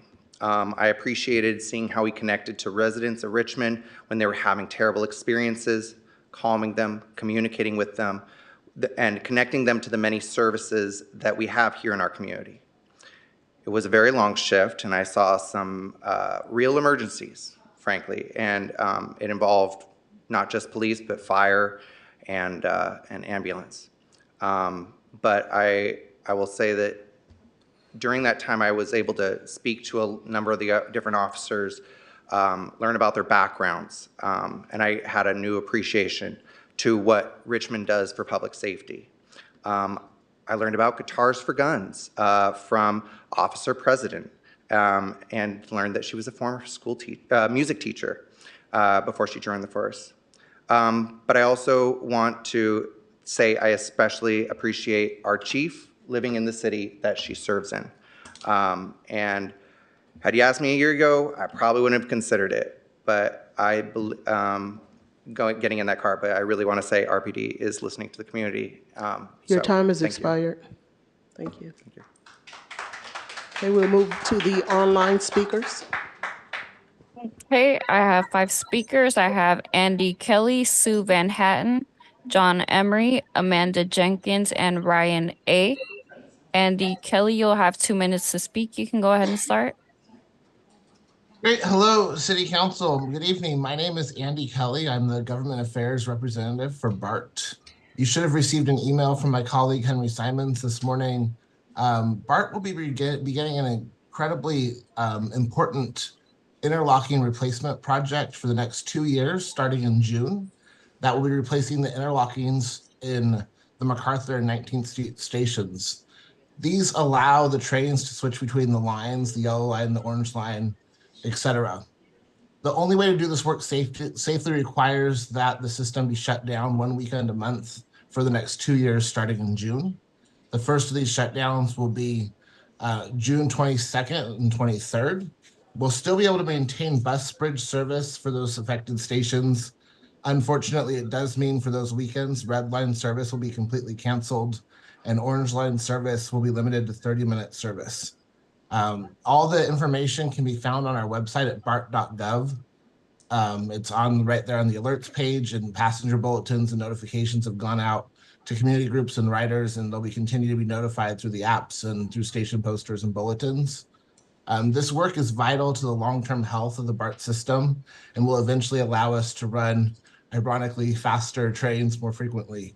But for the next 2 years, because of the nature of the location of those transfer stations, train service cannot be safely ran while those interlocking replacements are being done. Our partners at AC Transit are very experienced running these bus bridges, and we tend to find by doing them the same day of the week, the same weekend each month, members of the public tend to be able to figure it out pretty quickly and adapt. We are very much looking forward to seeing everyone at Oakland and San Francisco Prides, and we'll be performing additional service to get folks there safely. If you have any questions, feel free to reach out to me. Henry, again, emailed you this morning, and so my contact information is there. Thank you very much, and happy Pride Month. Thank you. The next speaker is Sue Van Hatten. You'll have 2 minutes to speak. You can go ahead and start. Okay, just want to be sure I can be heard. Yes. Yes, thank you. Okay, so I've come to talk about the crosswalks on Solano, as I mentioned earlier. I live on Solano. I raised my son here from when he was little. I couldn't let him in the front without holding his hand. It's a busy street. I assume our speed limit is 25, but you sure wouldn't know it. And I am very, very careful to wait until there's no cars for blocks before I cross that street. If there's a crosswalk, the cars know to stop. We just painted crosswalks would be a first step and would be hugely helpful, but it would be really nice, since it will be a change, to have those things that say California law requires stopping for pedestrians in a crosswalk. So at least those two things would be super helpful. And I know there's asks for a lot more, and I would support whatever we can do to make our street safer so that we can cross the street, so I can go to Catahoula without endangering myself. Thank you. Thank you. The next speaker is John Emery. You'll have 2 minutes to speak. You can go ahead and start. Hi, can you hear me okay? Yes. My name is John Emery. I too live on Solano Speedway, I'll call it. I've lived here for about 4 years now. Almost nobody recognizes the speed limit here. Cars are racing down the street all the time. I find it troubling to try to cross the street, to walk my dog, to even enjoy the being outdoors on the sidewalks in the street. It's I've literally witnessed accidents on my block. I take my life into my own hands when I'm backing out of my driveway because there's often large trucks parked on either side. So the visibility is limited and cars are speeding down the way. It's very dangerous. Anything that you can do to, increase your budget so that you can address these traffic calming actions would be appreciated. And as mentioned, any kind of crosswalks, lit crosswalks, roundabouts, anything that is recommended by your traffic department to address this would be very needed and appreciated. Thank you so much. Thank you. The next speaker is Amanda Jenkins. You'll have 2 minutes to speak. You can go ahead and start. Good evening. Can you hear me? It's breaking up a little bit. Try again. Can you hear me? Yes. Jenkins. Know me, don't. I'm the founder of the previous encampment, the Castro encampment. And although I was housed with a second voucher, many of the Castro encampment people were not. Understanding the grant was given for 104 people to be housed. That did not happen. Most of the people did not even get permanent housing. The people that were housed, most of them temporary housing, like hotels or something like that, and then they were back on the street. The people that were housed, though, they continue to be housed. However, the funding now is we're being told that the funding is gone, and there's no more funding. So the people that were housed are now going to be put back in the street, which makes no sense to me. A, it wasted millions of dollars of your guys' taxpayer money to put these people in housing for them to just go right back to the street. B, it makes no sense. Why would you house anyone with rent that they can't afford to pay on their own and give them no case management or no help to find jobs or anything else to be able to pay to sustain this rent?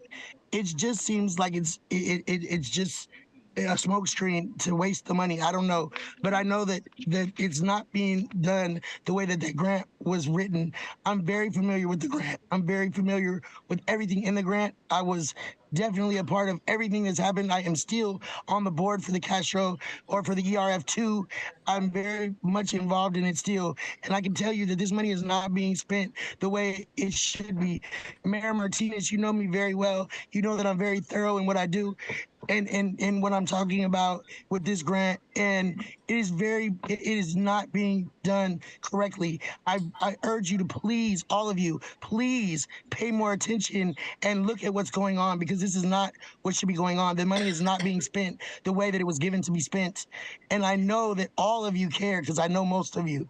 And this is not, the money is not being spent correctly at all. People are not getting services that they are needed and that this grant was for at all. Please pay attention. That's why those tents were on your lawn this Time morning. has expired. Thank you. The next speaker is Ryan A., and following after that will be Vice Mayor Jimenez. Ryan A., you'll have 2 minutes to speak. You can go ahead and start. Hello. Hi, yes. Just an audio check. Yes, you're good. Okay. All right. Thank you. Hi, my name is Rian. I live on the Solano corridor here off of Ventura Street. I've lived in Richmond for about 4 years now. And City Council, I'm speaking today because I implore you to please help us calm the traffic off of that Solano Speedway. The 4 years that I've lived off of Solano, it has become very acutely apparent to me that it is rather dangerous. I've almost been hit a couple times running across the street as I take my morning jogs on the weekends and on weekdays, and also while in my vehicle. Visibility is rather low due to all of the construction and work trucks that tend to park right up to the edges of all the various intersections there. People tend to speed onto the on-ramp and off the off-ramp as well. There's lots of previous tire tracks from from people making donuts there with their vehicles. And so I strongly urge and implore you to please implement traffic calming measures. Some of the things that can be simply implemented are high visibility light up crosswalks, stop signs, compact roundabouts that still allow fire trucks to pass through. Alternatives to roundabouts are in-street mounted traffic delineators, and also perhaps red line or red painted corners at each of the intersections to help improve visibility and prevent parking all the way up to the edges of the intersection. Thank you very much for your time. Thank you. And the next speaker will be Vice Mayor Jimenez. Yeah, thank you. I just wanted to take this time to set the record straight about 23rd Merchants. I had been the council who had been meeting with them and really listening and working with staff about their issues. The first issue that they were complaining about was parking, and thanks Chief French, who was able to accommodate and have more enforcement in that regards in 23rd. We also advocated, and I was one of the city council to advocate for $250,000 to do a planning for the art corridor that includes 23rd Merchant, and we will have an RFP and all that work there. The other issue that they were complaining about was the smoke shops, and thank you, Mayor, for your leadership, and Councilmember Willis, where staff worked really hard on a moratorium, and we just passed an extended of the moratorium to add more co-enforcement. So we are working on these issues as soon as they were coming up. And now the street vendors. We have been working really hard with Supervisor Joya's staff, the health department. Thank you, Lina Velasco, because she has been providing a lot of leadership. And yes, we met last Friday with the street vendors because we have a plan and we want them to know that and give us feedback so we can then present it to everybody. And the reason why is because we don't want them to be displaced and not have another option. These are residents of Richmond as well, and we want them to have another option and not just take them out of the street. So thank you. Thank you. And that was the last speaker under open forum. All right. So do we have any comments from the council? No? Next item. Oh, open forum. Okay, open forum is closed. Boy. Yes, I'm sure we all do, and we'll save them for later. So right now, let's move to item P1A.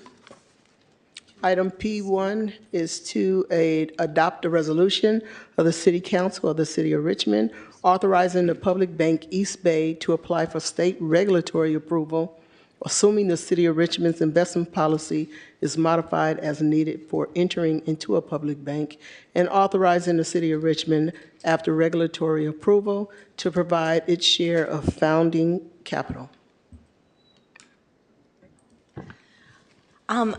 Thank you, City Clerk. And Mr. Mayor, I can frame the item. I know this was on consent calendar, but a member of the public asked for it to be removed. So I just want to share with everyone that we've had multiple presentations, multiple discussions, multiple resolutions, and we've held community meetings and town halls to really let the community know what this public bank is all about. It's not for profit. It's a public bank with a mission of serving our low-income community, in particular people of color. We're going to be focusing on, to start out with, small business loans and also truly affordable housing projects and climate mitigation projects. So these are some of the things that we talk about a lot in the city and we really need. The member of the public who wrote an email was mentioning the $750,000, which was brought up in the discussions for multiple years.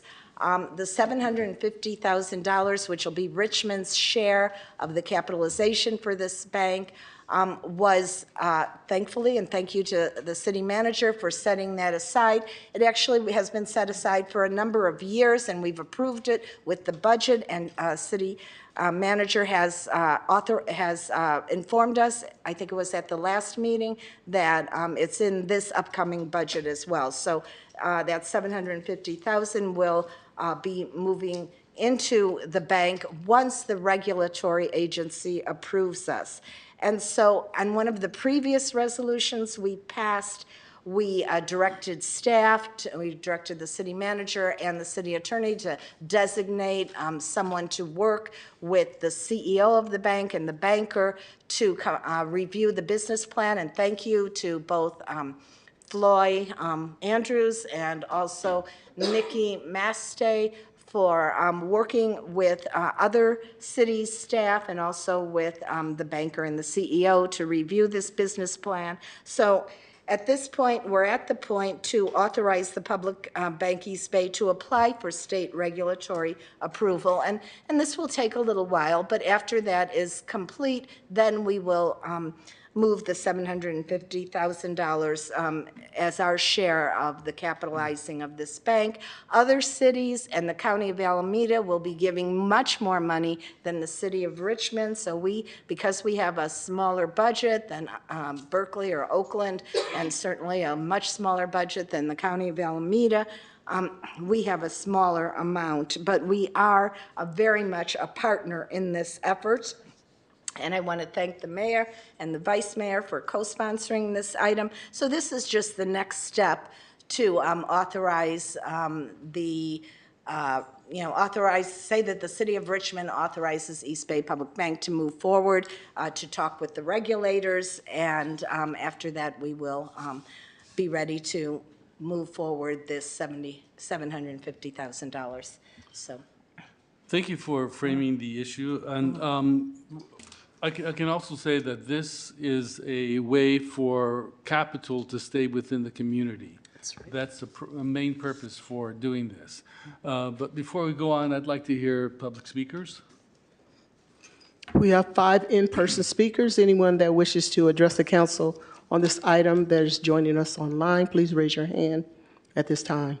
Speakers are Don Gosney, Daniel Nathan Hess, Jamin Purcell, and Mark Wasberg. Please come forward. You'll have 2 minutes to address the council.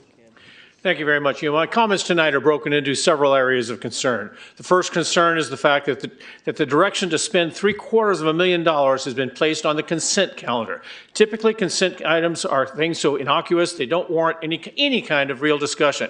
Items that fall under that category might be the acceptance of meeting minutes, paying a PG&E bill, or recognizing Clean Water Month. I believe that the expenditure of $750,000 of the people's money deserves at least a few words. In an email earlier today, Councilmember McLaughlin reinforced that the council has discussed this at several meetings, suggesting that further discussions, comments from the public, or anything else about this is of no use or value to the council. Your minds are resolute. It's also pointed out that the council has already approved this and the funding has been budgeted. This would suggest that it's a done deal. If that's the case, then why has this been brought before us tonight? Just because it's been budgeted, this doesn't mean that it's a done deal. Until the council directs the city to cut the check, until the check is sent, and until the check is cashed, there is always a chance that this council may have an epiphany and realize that the people of Richmond might have a better use for $750,000 of their dollars. As one of those people you all swore to represent, I'm going to repeat that I would rather you stay focused on issues that will have a positive impact on the day-to-day lives of the 118,000 people living here in Richmond. Focusing your attention on things other than your personal political agendas, campaigning to get reelected, running businesses out of town, using the public's money to promote risky businesses that have little chance of generating jobs and revenue for the people of Richmond. None of those are things that have a positive direct impact on the people of Richmond. Just last week, you were telling us that we all need to find new revenue streams and that a dangerous new tax was your solution. And this week you're telling us that you have an extra $750,000 to invest in this new People's Bank. Don't forget that this is not your money, it's ours. If you were to poll the people of Richmond about your many outside activities, I do not believe that your actions would show the support you think it has. When you only speak to people that you've sold your Kool-Aid to, that's not a representative cross-section of the people you swore to represent. Thank you. Daniel Nathan Hess, sorry. Good evening, council members and neighbors. My name is Daniel Nathan Heiss, and I live in the Annex. I'm here this evening to speak on two connected agenda items, which I both believe have a deep and lasting impact on the future of our city. And before I begin, I really want to say I'm not opposed to the idea of a public bank. A few short years ago, Richmond was considered a city at high risk by the California State Auditor. And in response to this, the city engaged a consulting firm, which is a noted trend, to conduct an analysis on its organizational and staffing structure. In other words, a business assessment. Although you'll hear the results of that study later this evening, I'm going to summarize them for you now. In order to meet service level expectations for the city's existing programs and services, there's a need for an additional 74 full-time staff members at a cost of $12.5 million. Now, at present, Richmond doesn't have the revenue growth necessary to support this and should be cautious in adding new programs or initiatives. These are not my words, these are the words of the report. Now, knowing that there's a need for $12.5 million to meet the council's priorities, it begs the question, is it wise to spend $750,000 on a public bank that won't immediately, if at all, have an impact on helping the city meet its current service level expectations? I would argue that it is a little bit irresponsible. While I'm not opposed again to the idea of a public bank, at this time, I believe there are other things that this money could be used for things that would have a more immediate impact on Richmond. Some examples could be used to fund maybe 5 or 6 new city employee staff members. Could be spent on providing more than 1,000 Richmond residents with high-speed internet access. It could be used to be spent on market rate monthly rent to house slightly more than 30 unhoused residents who sleep on the street at night, which is about 10% of the total unhoused population in the city of Richmond. It could be spent on providing an additional $12,000 to 62 families who are below the poverty line here in Richmond. Now, in order to meet the current and future service level expectations, we should look to spend wisely. We should save wherever possible and find new and creative ways to generate revenue. In conclusion, I would urge you to not do this. Thank you. Jamin Purcell.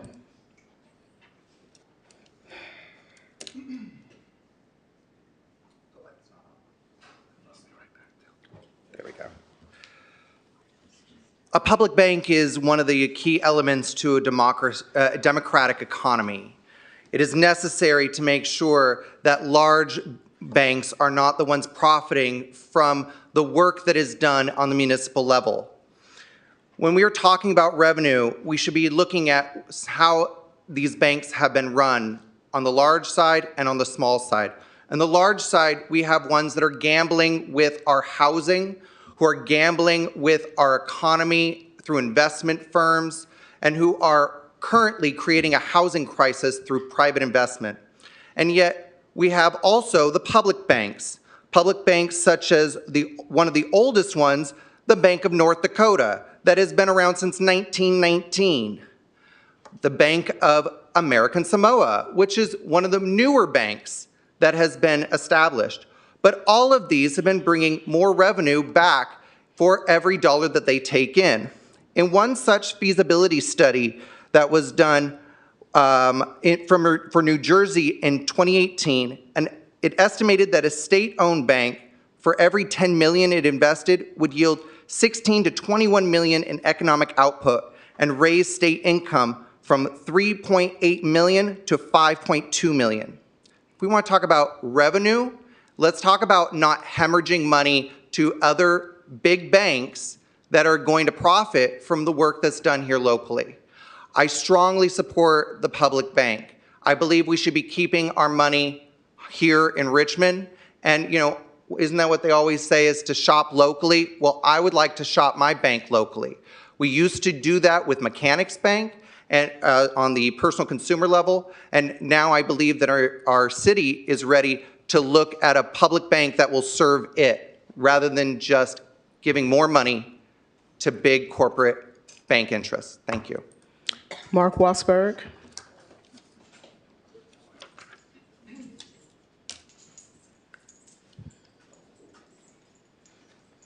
So you're going to write a check for $250,000 and they don't have to pay it back. They'll just walk in. Where this bank is going to be at? Is it going to be a building or people could walk in there? Is it going to be a bank online? Anything the RPA is doing is a scam. 2 years ago, during the pandemic, we had to call up and talk about it. You had these so-called bankers. It was a bunch of scam artists. I said, well, who's going to be able to get all this money? He goes, anybody could just walk in there and get the money. They don't even have to qualify. You're just going to go over there and write them out a check. And it's our taxpayers' money that's paying for this. A bank is in business to make a profit because they have to make a profit because they're using other people's money. You're using our money, the taxpayers' money, and these people don't have to pay it back.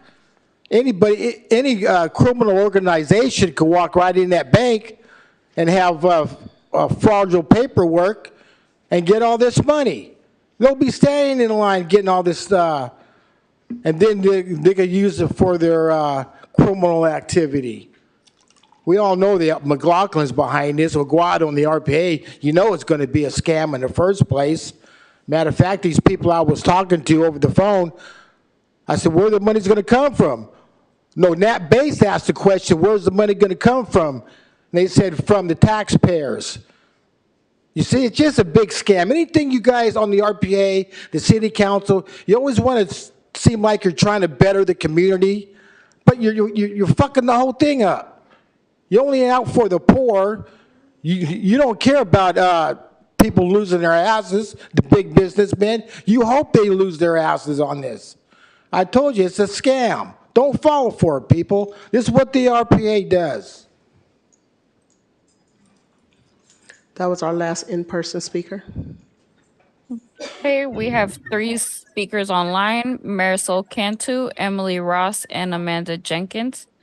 Marisol Cantu, you'll have 2 minutes to speak. You can go ahead and start. Hi, can you hear me? Yes. Hi, my name is Marisol Cantu. I'm a third-generation Richmond resident, District 6, and I completely support public and community bank here in the city. It is long overdue. I am proud that our city is finally moving towards the community's interests and that we have electeds like our council members, McLaughlin and Jimenez, as well as our mayor, that put this item forward. Also, just want to touch on the increase of revenue specifically for the city. This is a long-term investment and it's for the community. It is an economic justice issue, it's a racial justice issue, it's a social justice issue. And I believe that our council has been extremely transparent in how the $750,000 will be a long-term investment into an East Bay bank. I also believe that it's incredibly important that we have small businesses funded by a community public bank instead of needing to go or being barred from going to all of the corporation banks that are out there, including Wells Fargo and Chase. I've often looked at those fees, and those fees are astronomical to have to pay as an individual resident of Richmond. But if I ever wanted to go into business, or any of our small businesses were barred from a loan, this is a sustainable way for us to fund our city, to fund our community, and to move towards economic justice. So I thank you for bringing this item forward. Thank you. Next speaker is Emily Ross. You'll have 2 minutes to speak. You can go ahead and start. Good evening, council and community. My name is Emily Ross. I'm a Richmond resident. I've spoken before. I think you know I'm into public ownership, public control, community governance. And what's really cool about this item is that it represents a trajectory of Richmond being supportive of that too. This is one of a series of sequential actions that council has taken. It's been in the making for 7 years, so across multiple different compositions of this council. And it's really on track with previous council decisions, so there's no big surprises here. It's to be expected and great to see that things are moving. I think, the benefits are clear. Folks have spoken to it. The the private bank model is super predatory, and this a public bank provides more community governance, government oversight, has a mission to serve the community, lend at low interest rates, no shareholders to pay. Just the benefits, when contrasted with private banking, are so clear. And I liked here, you know, 750,000 is a lot, but we also spend that much like on weird contracts all the time, you know, and it's important money to make this thing happen. And it's nice hearing it's a smaller proportional amount than our neighboring municipalities that are also paying into this. So yeah, long story short, please support this public bank in stewarding community assets for the community benefit by taking the next steps of seeking state regulatory approval and providing our share of founding capital. And just a note, I appreciated Mr. Gosney using the term the people's money. This is the people's money, and this action is in line with that. Thank you so much. Thank you. And there are no more public speakers. Thank you. Council members, Vice Mayor? Yeah, thank you. Thank you, Councilmember McLaughlin, for being the leader in this item. I supported it because I just wanted to say in 2021, we have here a decision that we needed to make. And it was the former municipal advisor, the former bond counselor, and the swap advisor telling us that we need to go and terminate a swap bond, which are predatory loans, and go into another swap loans. And at that time, I was able to make an argument to the city council to stop and seek for a second opinion. Because I wasn't sure that that was the good thing. And the city council said yes, even though the experts, the finance director at that time, were telling us go for it. But we say no, let's hear another opinion. We were able to grab an expert on swaps and Wall Street. And we found out that since 2005, the city, due to having these swaps and terminating them, had paid over $66 million to the banks for termination fees. Because the trigger of these loans was that if you terminate these loans, you pay millions and millions of dollars in termination fees. And they were telling us that finish one swap and come out and get into another swap. And it was to the banks. And can you imagine how much money we will have if we were now paying $66 million? And with that action and that knowledge, we were able to get new municipal advisors and get a new loan that saved us, over the course of the loan, $90 million to the city. And then, because of that, in a year, our credit rating was up twice, from B- to AA- today. That means we can get better credits for our loans.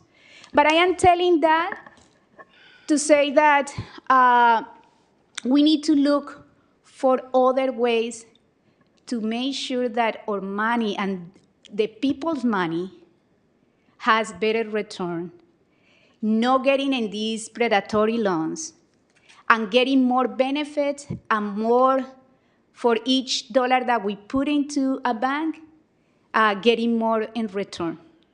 And I think the public bank is an auction that we need to be embarked. And I know that City councils in Oakland are also talking about that. Supervisors from Alameda and Berkeley. And so this is not going to be just Richmond, but it was going to be a collaboration. And yes, sometimes it's a little unsettled and risky, but this is not a new thing.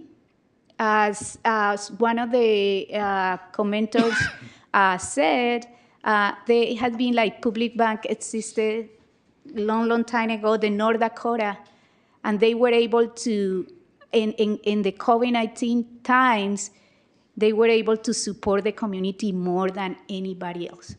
So the vision is that the wealth needs to create wealth. Like if we are creating wealth, it needs to be creating wealth in the community and for the community.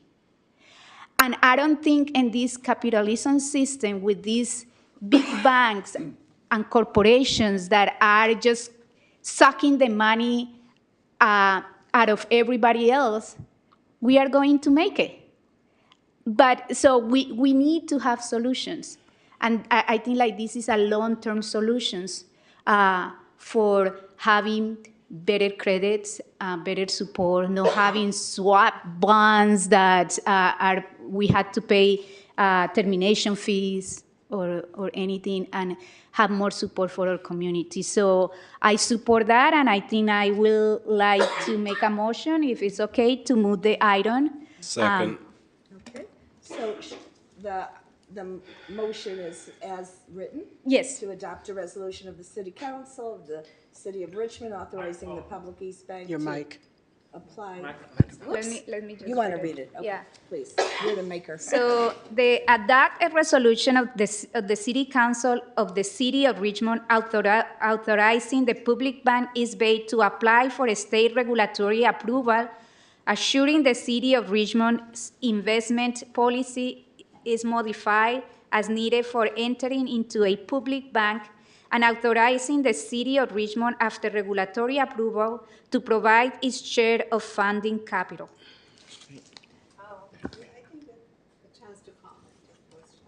Okay, so You still have a chance to comment. So go ahead.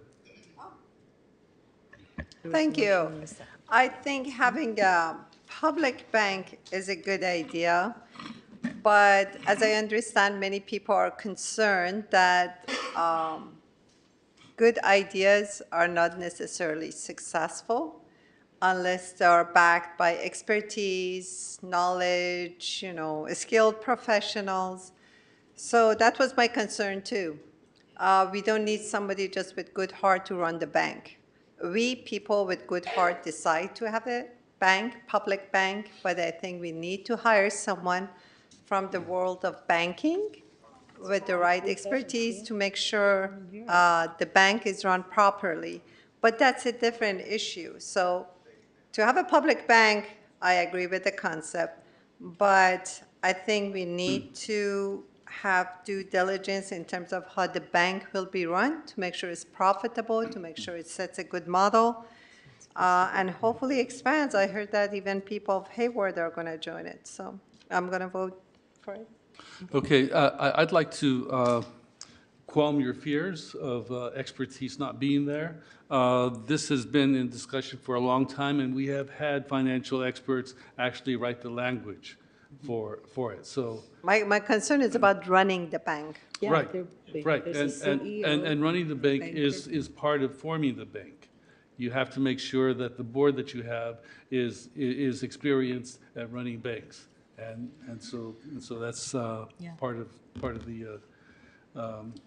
And also, Mr. Mayor, there is a banker that has been working with the group, and also a CEO that came here to the City Council, and so that has been the interest of the group, to make sure we have those financial experts on board.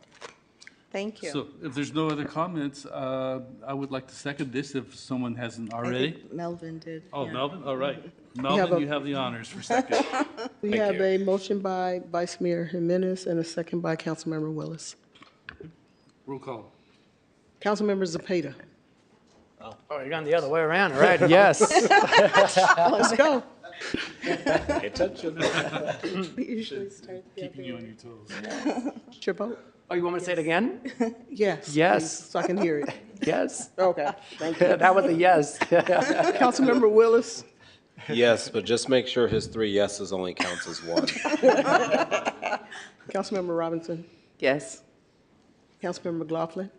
Yes. Vice Mayor Jimenez? Yes. Councilmember Bonner? Yes. And Mayor Martinez. Yes. Vote is unanimous. Our next item is item S1.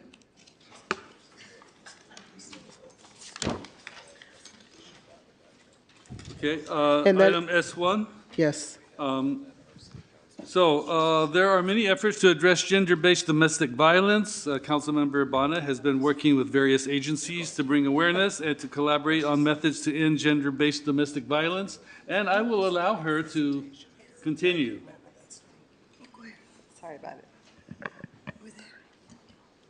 No, I just turned it over to you. Thank you very much. So, thank you, Mr. Mayor.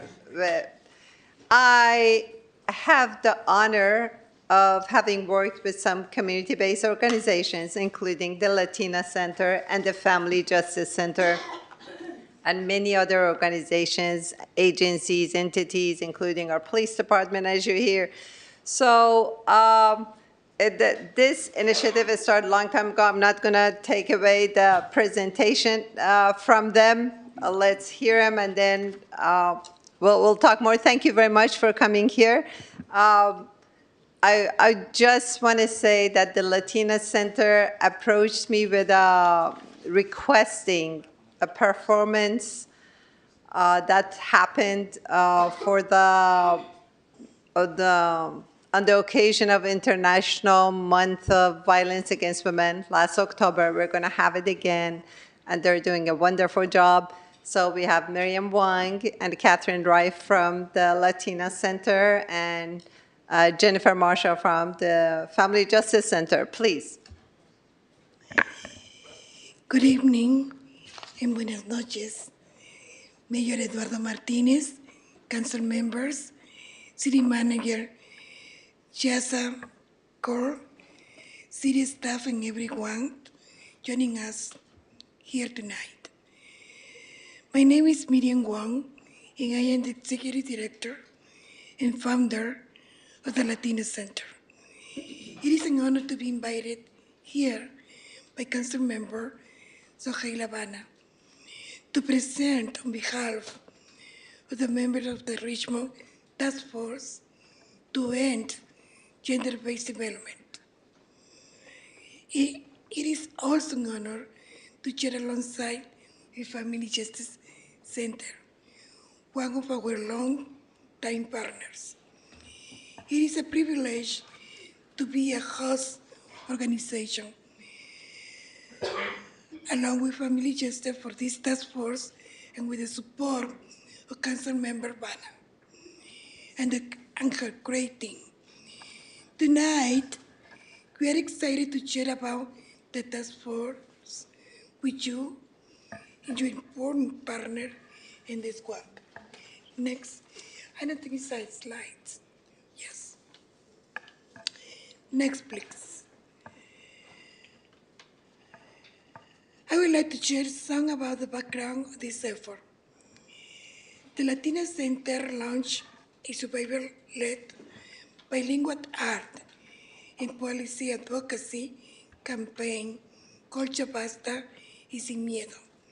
Enough is Enough campaign in September 2022. September 23, Council Member Bana, Tina Jackson Lincoln, the Latina Center, hosts Ya Basta y Sin Miedo, Enough is Enough benefit concert. September 2023, policy action drafted. September to November 2023, bilingual art context in Bana and installed. Love Your Blog. November 2023, listening sessions with providers and survivors. March 2024 launch of task force. Now, I would like to introduce Catherine Reef, the Latina Center Director of Policy Communication, who will be sharing few details about the task force. I'm sorry, I don't mean to interrupt, but make sure you ask the slides to move on as you move on. Yes, of course. Thank you. Yes, no, it's okay. We have a mic here. Okay. Thank you, Miriam, and good evening, everybody. A couple of details about the task force. The task force will be meeting for 8 months. We had a launch on March 28th. Our first meeting was May 14th, and it will be meeting 4 additional times until this November. And by end of November, the task force aims to create a set of recommendations. After November, the task force will decide how they want to continue. I'm pleased to introduce Jen Marshall of the Family Justice Center, who will share more details. I think we're on the next slide, please. Hi, everyone. My name is Jen Marshall. I'm the West Center Director at the Family Justice Center. I've been there 2 months, and I work closely with our Executive Director, Susan Kim, on this project. And one of the things we wanted to talk about was how important the launch meeting was to Susan especially, who has spent 20 years working in Richmond with Bay Area Legal Aid, as well as 10 years with the Family Justice Center. During our launch meeting, we had a bunch of representatives from different organizations, survivors, and community members who came together and really talked about what would Richmond look like without gender-based violence, and what ideas do we have to prevent violence in our city. Next slide, please. There's the photo. And this is the photo of that launch meeting. And just to give some background on the Family Justice Center, we've been around since 2011 serving survivors of intimate partner violence. We've supported in 2023, 1,516 clients with 1,000 children. And our goal has really been to provide a network of support to survivors and people and their loved ones who experience the impacts of gender-based violence. And one of the things that our Executive Director, Susan Kim, really thought about during this planning is just how much we've expanded within our services of mental health, telehealth, and legal services, but our work isn't reaching often the people who need it the most. Next slide, please. And so that is why we joined this task force to create recommendations on policies and actions to end gender-based violence in Richmond that centers the voices, lived experience, and leadership of survivors within the community. Next slide, please. Oh, one more, next slide, apologies. And, you know, we've been throwing around this term gender-based violence, and so I just wanted to give a moment to define it a little bit. Gender-based violence is an umbrella term that is used to describe various forms of violence like domestic violence, intimate partner violence, sexual violence, human and labor trafficking, and other forms of violence that are based on gender. And really what we mean by that is looking at how the roles in our society, how our ideas about gender, and how they interact and create an atmosphere that helps equip violence with its tools in a way. And so our goals for the task force, I will let Catherine explain. Sure. And next slide, please. Yes, thanks. Thank you, Jen.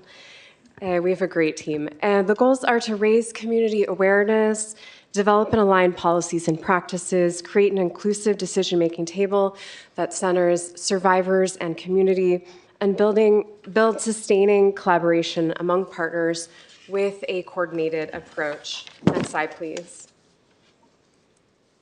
So here's some photos for meeting 1, where we created group agreements, defined gender-based violence and prevention, discussed community engagement, explored group goals and priorities, and began to form working groups. Next slide, please. Just a couple of additional photos.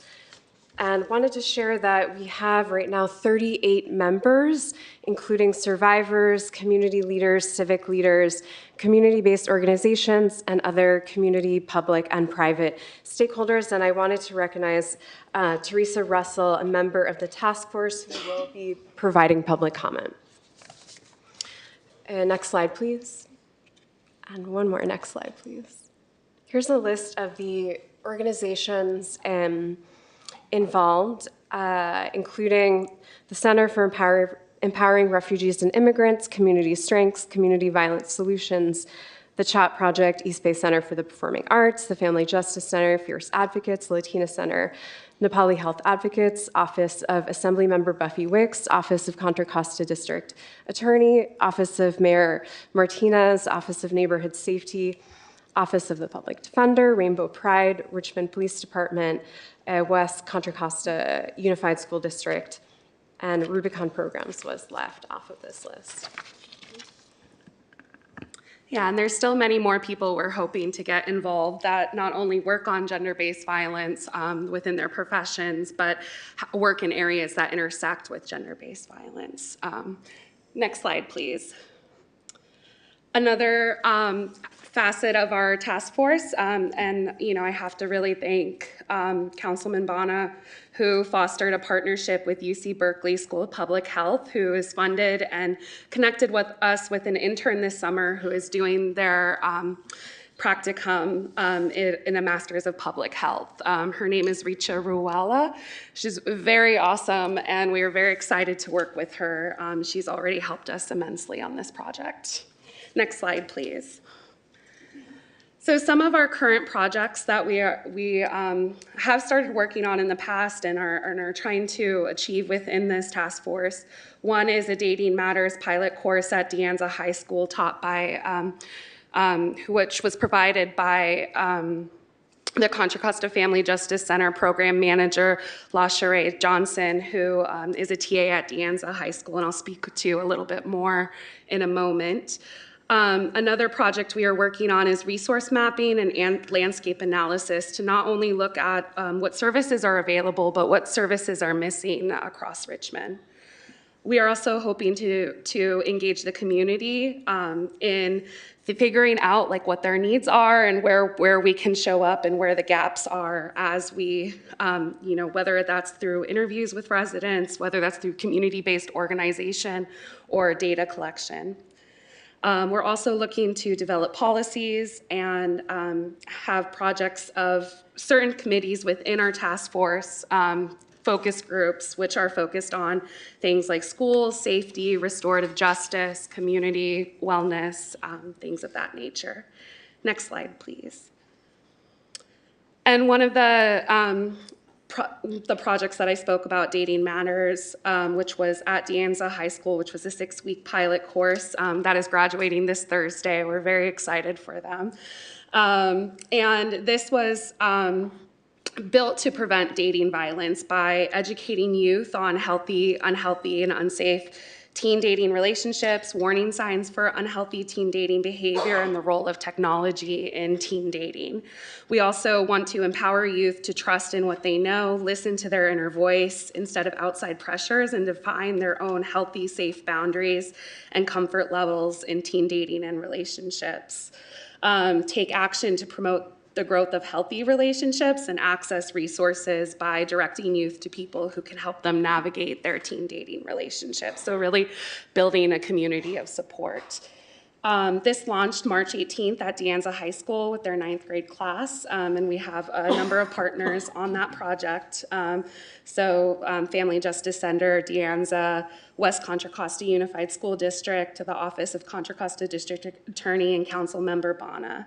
And 90 graduates will be receiving their certificates this Thursday. Next slide, please. Oh, I'm so sorry.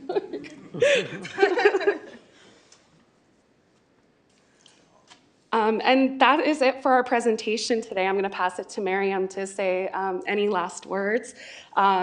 This is the Dating Matters pictures, the table that it was created on. And next slide, please. So we are so grateful for the support of Council Member Sohaila Bana. And we are pretty sure that the whole city council are going to support this wonderful and needed project here in the city of Richmond. Thank you very much. Thank you. Thank you. Thank you very all. much. I just want to thank you all for the presentation and thank my fellow council members for their future support. This is a heads up to the city council, to the city manager, that in November, the group will come up with suggestions that is coming out of the task force about policies, resources that we need to eliminate violence, gender-based violence in the city of Richmond. Thank you very much.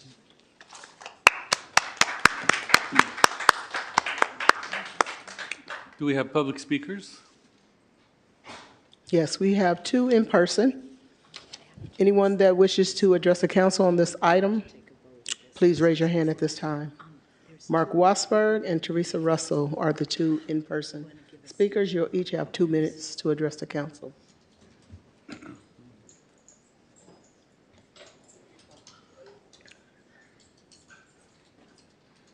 The other day, I was walking to BART, right in the alleyway there. You got the liquor store, and you got the little alleyway there where all the places are at. So this one guy, he stood up and he just punched his girlfriend, knocked her on the ground. I walked by and looked, I said, I'm not gonna get involved in that, no way. I'm not even calling 911 or nothing. Whatever you guys wanna do, fight it out or whatever, have the neighbor call the police. You know, I can see in these pictures, it seemed like violence is against women, you know, women being beat up. And I was getting kind of confused. They keep on saying gender this and gender that. Is it like just women getting beat up? Men beating up women? You know? Like I say, it all depends what type of environment you live in. If you live in an environment with drugs and alcohol, well, sure, you're going to have a lot of problems. You got both people working, have good, steady jobs, get to know your spouse, so forth. No problem. I know people have been married for 50 years. Good in times, bad times, they still stuck it out together. You know, you just got to have to know your spouse and stay out of the drugs and alcohol and don't do stupid stuff, you know? But they say love is blind. You know, you might get in a relationship, you see somebody, you go around for 2 months, and all of a sudden you get married. Then 2 months later, he's beating the crap out of her. You know? But like I say, you know, the warning signs are there, but sometimes they just stuck with it. Because I know years ago, I had some pretty tough girlfriends, man. I mean, I got in a fight with one of them. I hit her so hard, she came back after me, so I had to hit her again. Your time has expired. Teresa Russell. Good evening. My name is Teresa Russell, and I'm a Richmond resident, and I would like to respectfully request a few additional seconds to speak because I do feel I need to respond to him. I am a survivor of domestic violence, and it was a very nice suburban situation, man and wife, loving couple, and there were still domestic violence issues. So please do not believe him. It happens everywhere, from the gutter up to the hills in Oakland, El Cerrito, up on the Arlington. It happens everywhere. Please do not interrupt me.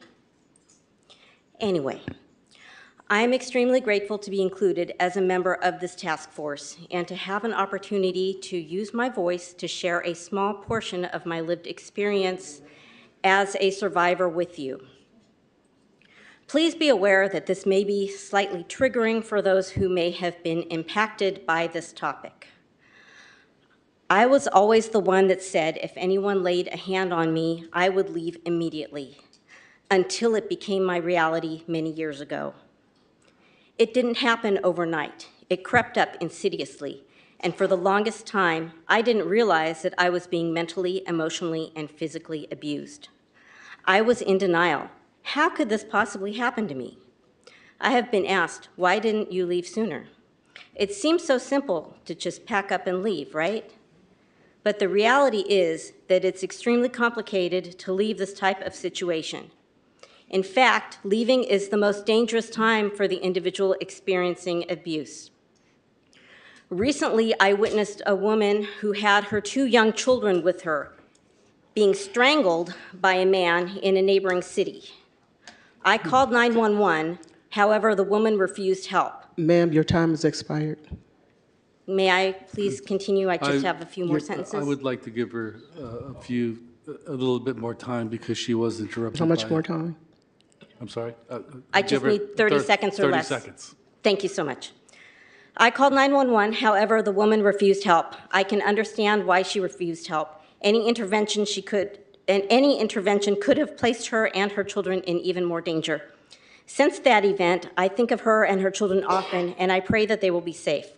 I will leave you with a sobering statistic to think about.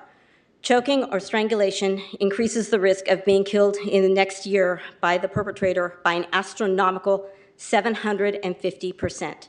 Thank you so much for your time. Thank you.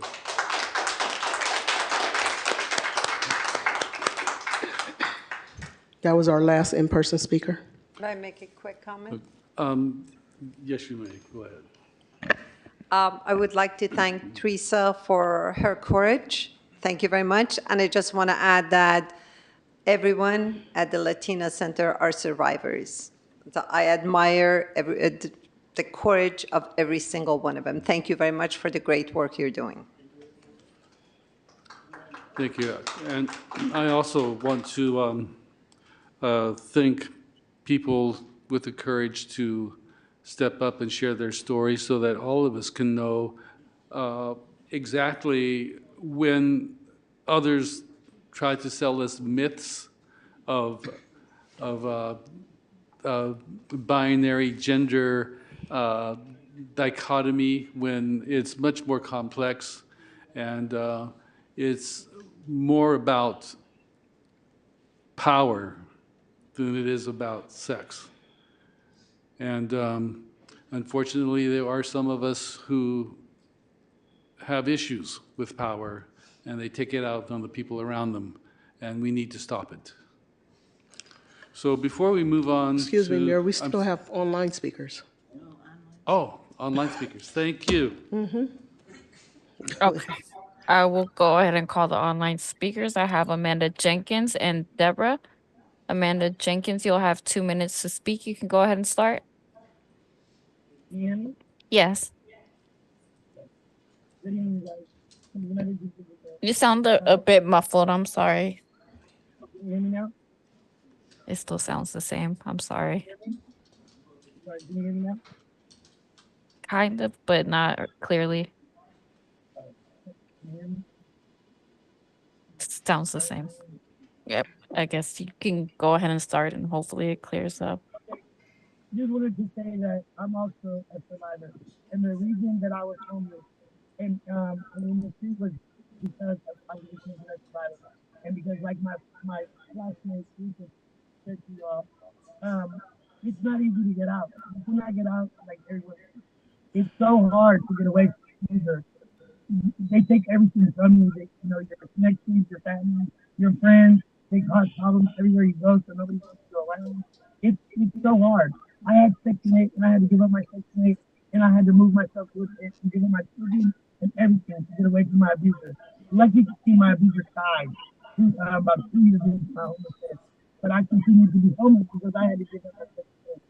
So as I advocate for the homeless out here all the time, and I just want you all to know that some of us are out here for other reasons, and this is why I was out here, because of domestic violence and not being able to get away. The police don't help. They want to help. I'm not saying it's not their fault. They do try to help, but we can't call them because that just puts us in more of a danger. If they don't take them to jail or keep them forever, then we're going to end up dead when they get home because we called the police. It's just going to put us in worse danger. There's no help other than to leave, and the Latina Center and the Family Justice Center, they've helped me many times. time. Well, the family justice center for sure has done me many a time for my domestic violence.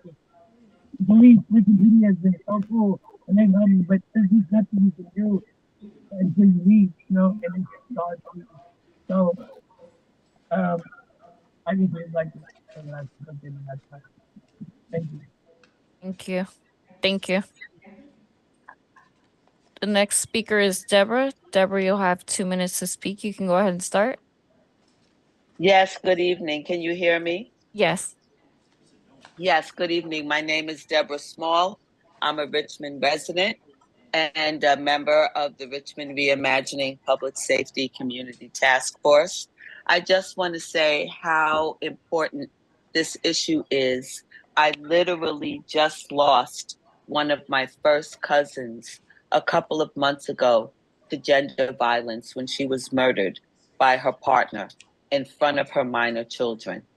And her mother and sisters are still dealing with the repercussions of that. I also do a lot of work with incarcerated women, and almost 2/3 of the women behind bars are women who were survivors of some form of domestic or sexual abuse. So addressing this problem is an incredibly important issue for our society because the impact of violence on women, on their children and families is something that's been happening in our country for generations. And it's beyond time for us to address it. And the last thing I want to say is that we have a system, a criminal legal system, that the women that they target are primarily women who have been victims of abuse. That's not addressed. And then when they start using drugs or some other thing to self-medicate, we call them criminals and we lock them up. I really believe if we want to reduce the number of women who get caught up in our criminal justice system, we have to address the issue of gender-based violence as the precursor that puts them on their path. So I want to commend the city council for doing this. I absolutely love you people. You are the epitome of what good leadership looks like. Thank you. Thank you. And there are no more public speakers. All right. Yes, Councilmember Robinson.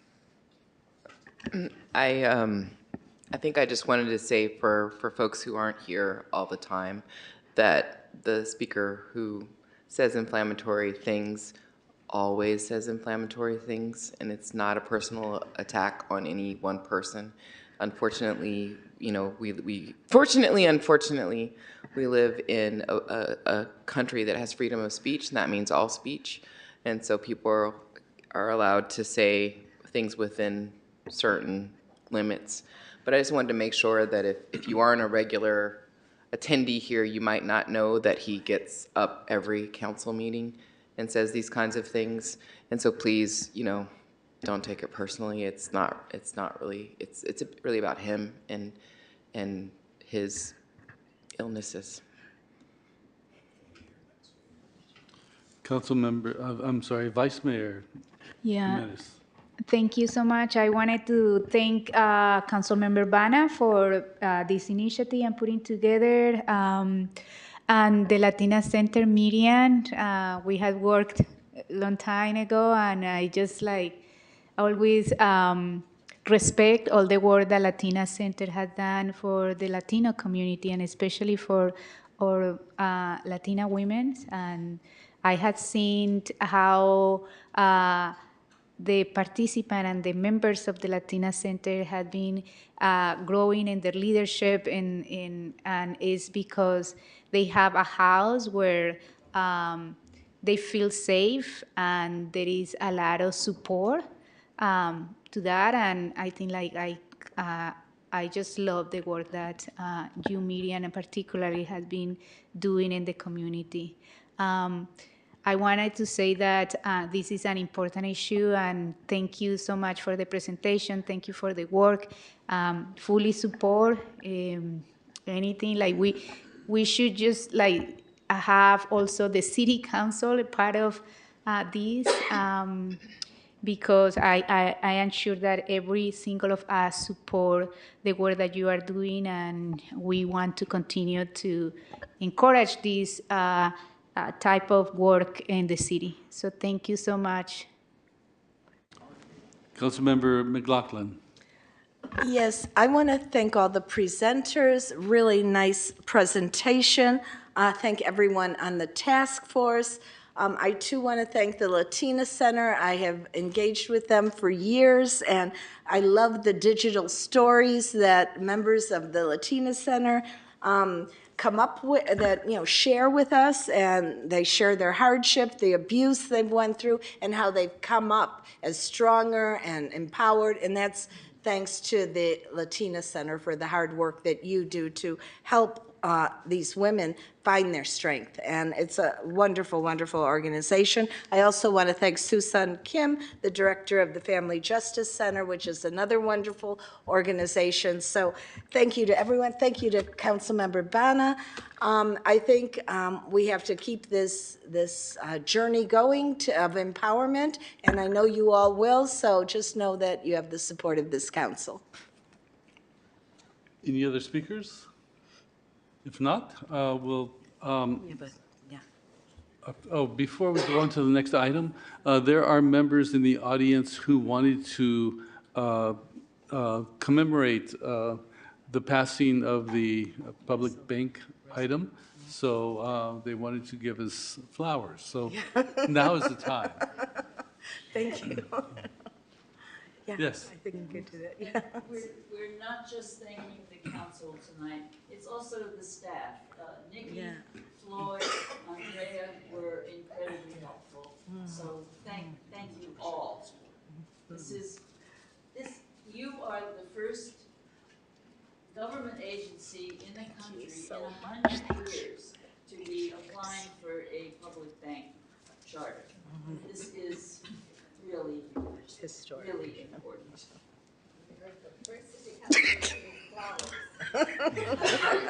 Yes. Where's mine? It's the best we can do at home.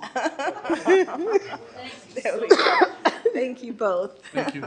We appreciate this. They're both members. That's Susan Harmon and, gosh, I'm forgetting the name of, Susan, could you tell me, what is the name of the person with you again? I'm so sorry. What's your name? George. George Quay, yes, of course. So Susan Harmon and George Quay are both with the Friends of the Public Bank, so. Thank you. Next up. The next item would be the approval of the consent calendar, and excludes item P1. I need move a the motion. consent calendar. I'll second that. Ready? It's consent calendar. Councilmember Bonner? Councilmember Bonner? Yes. Vice Mayor Jimenez? Yes. Councilmember Robinson? Yes. Councilmember McLaughlin? Yes. Councilmember Willis? Yes. Councilmember Zepeda? Yay. And Mayor Martinez. Yes. The vote is unanimous. Our next item, moving to budget. I can get over there.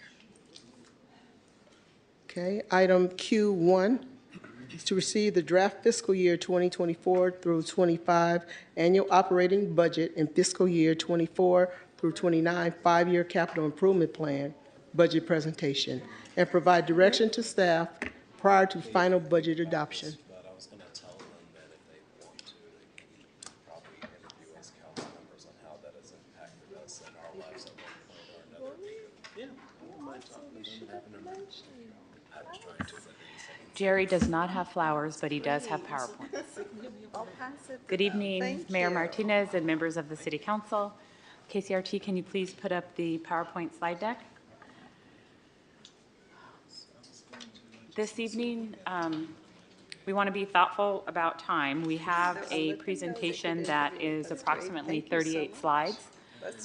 From your previous items that you've already heard this evening, and other questions that we've received via email, as well as at the last meeting, they're posted on the Finance Department's website.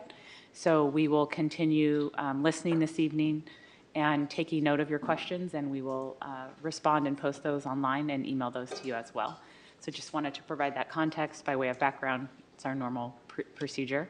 I really like these sunflowers up here. This might be something we need to do. This is really nice. And so I want to start by thanking the council and the mayor for your continued guidance in the development of the budget. That we continue to have a balanced budget. However, it's without a number of general fund department requests that remain unfunded. Next slide, please. And so this evening, I will get us started, and then I will hand it off to Antonio so he can talk about revenue, and then Andrea and Mubin will go over the expenditures and ARPA, and then Public Works staff will cover the Hilltop Marina Bay districts and the capital improvement projects. So we included some updates there. All of the department presentations, staff are here this evening in the event the council has questions, but we attached those to the item because since we did not have the Q3 budget item last week, we're a bit compressed on time. So if you have questions for the department, people will be happy to answer them this evening, but we do not have it set up so that every department is giving a presentation considering the time. And so next slide, please. I wanted to briefly go over a series of accomplishments because I think it's always nice when we make sure we let the community reinforce the great work that's happened citywide. And so really important that we acknowledge that the City Council has allocated $27.7 million in ARPA funds. We've successfully implemented the class and comp study. We continue to have 21% reserves, but that does include a vacancy rate of 6%. And we've done a really great job of continuing to improve the affordable housing supply in Richmond at 3 development sites citywide. Next slide. Pertaining to affordable housing, the city was awarded a $43 million ASIC grant application for Phase 2A of the BART Station development. That will include 150 affordable housing units for members of the community. You may recall, and council, that this site originally only had 99 units planned, and so we're increasing the density there. Also, we have really focused, since vacancies have continued to be an issue citywide, on hiring new employees. So we've been very privileged to post 29 employment lists, and so because we're a civil service environment, the positions are posted. HR and staff have onboarded throughout various departments in the city, 73 new full-time employees and 42 promotions since the beginning of the fiscal year. Also want to acknowledge that even though it seems like Andrea has been here forever, that in this last fiscal year, she joined us as our finance director, also deputy director of community services, Kate, our port director, Charles, emergency services manager, as well as our community crisis response program manager, have also recently joined us, and so lots of new faces in Richmond to help keep our work moving. Also, incredibly important, we've known that we were really in a very difficult position with our fire department, and we're so pleased that we've had 8 firefighters that graduated and now have joined our fire department. So this is our second class recently, and so want to thank the fire department for all that great work in collaboration with HR. Next slide. And we've also continued to maintain an extremely low homicide rate, the best ever in 50 years. Unfortunately, always one is too many, but we have done we've continued to improve in that area. Also, we've continued to work through the state audit process and those recommendations, all of which have moved forward. And you have one item on your agenda this evening tonight pertaining to the workforce analysis that the state requested that you'll hear later on. We've also increased transparency and we'll cover the traffic calming projects that have been of increasing importance this evening, as well as other projects that we anticipate can be completed by the end of the fiscal year and the end of the calendar year. Also great work happening at Terminal 4, combined effort with community development, public works, and port staff there.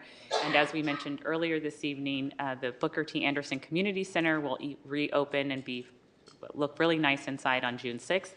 And then thereafter, we're going to work on the outside. Next slide. So just by way of background, this has been our budget development schedule thus far. And so this evening, we're at the bottom row and column for this evening. Next slide. And this evening, we'll present this evening, then we'll come back again on June 4th, and then hopefully we'll be in a position to adopt the budget on June 18th. That will enable staff enough time where we don't have to have the significant impact in services where we, when we give that extra time and don't wait till the last meeting, it means that staff can get invoices paid and then get set up for the next fiscal year and have an opportunity to not have a disruption in services to a significant degree. And so this evening, we're here to present and then to listen to your questions and answer them. Next slide. And with that, I will turn it over. Oh, this is very important.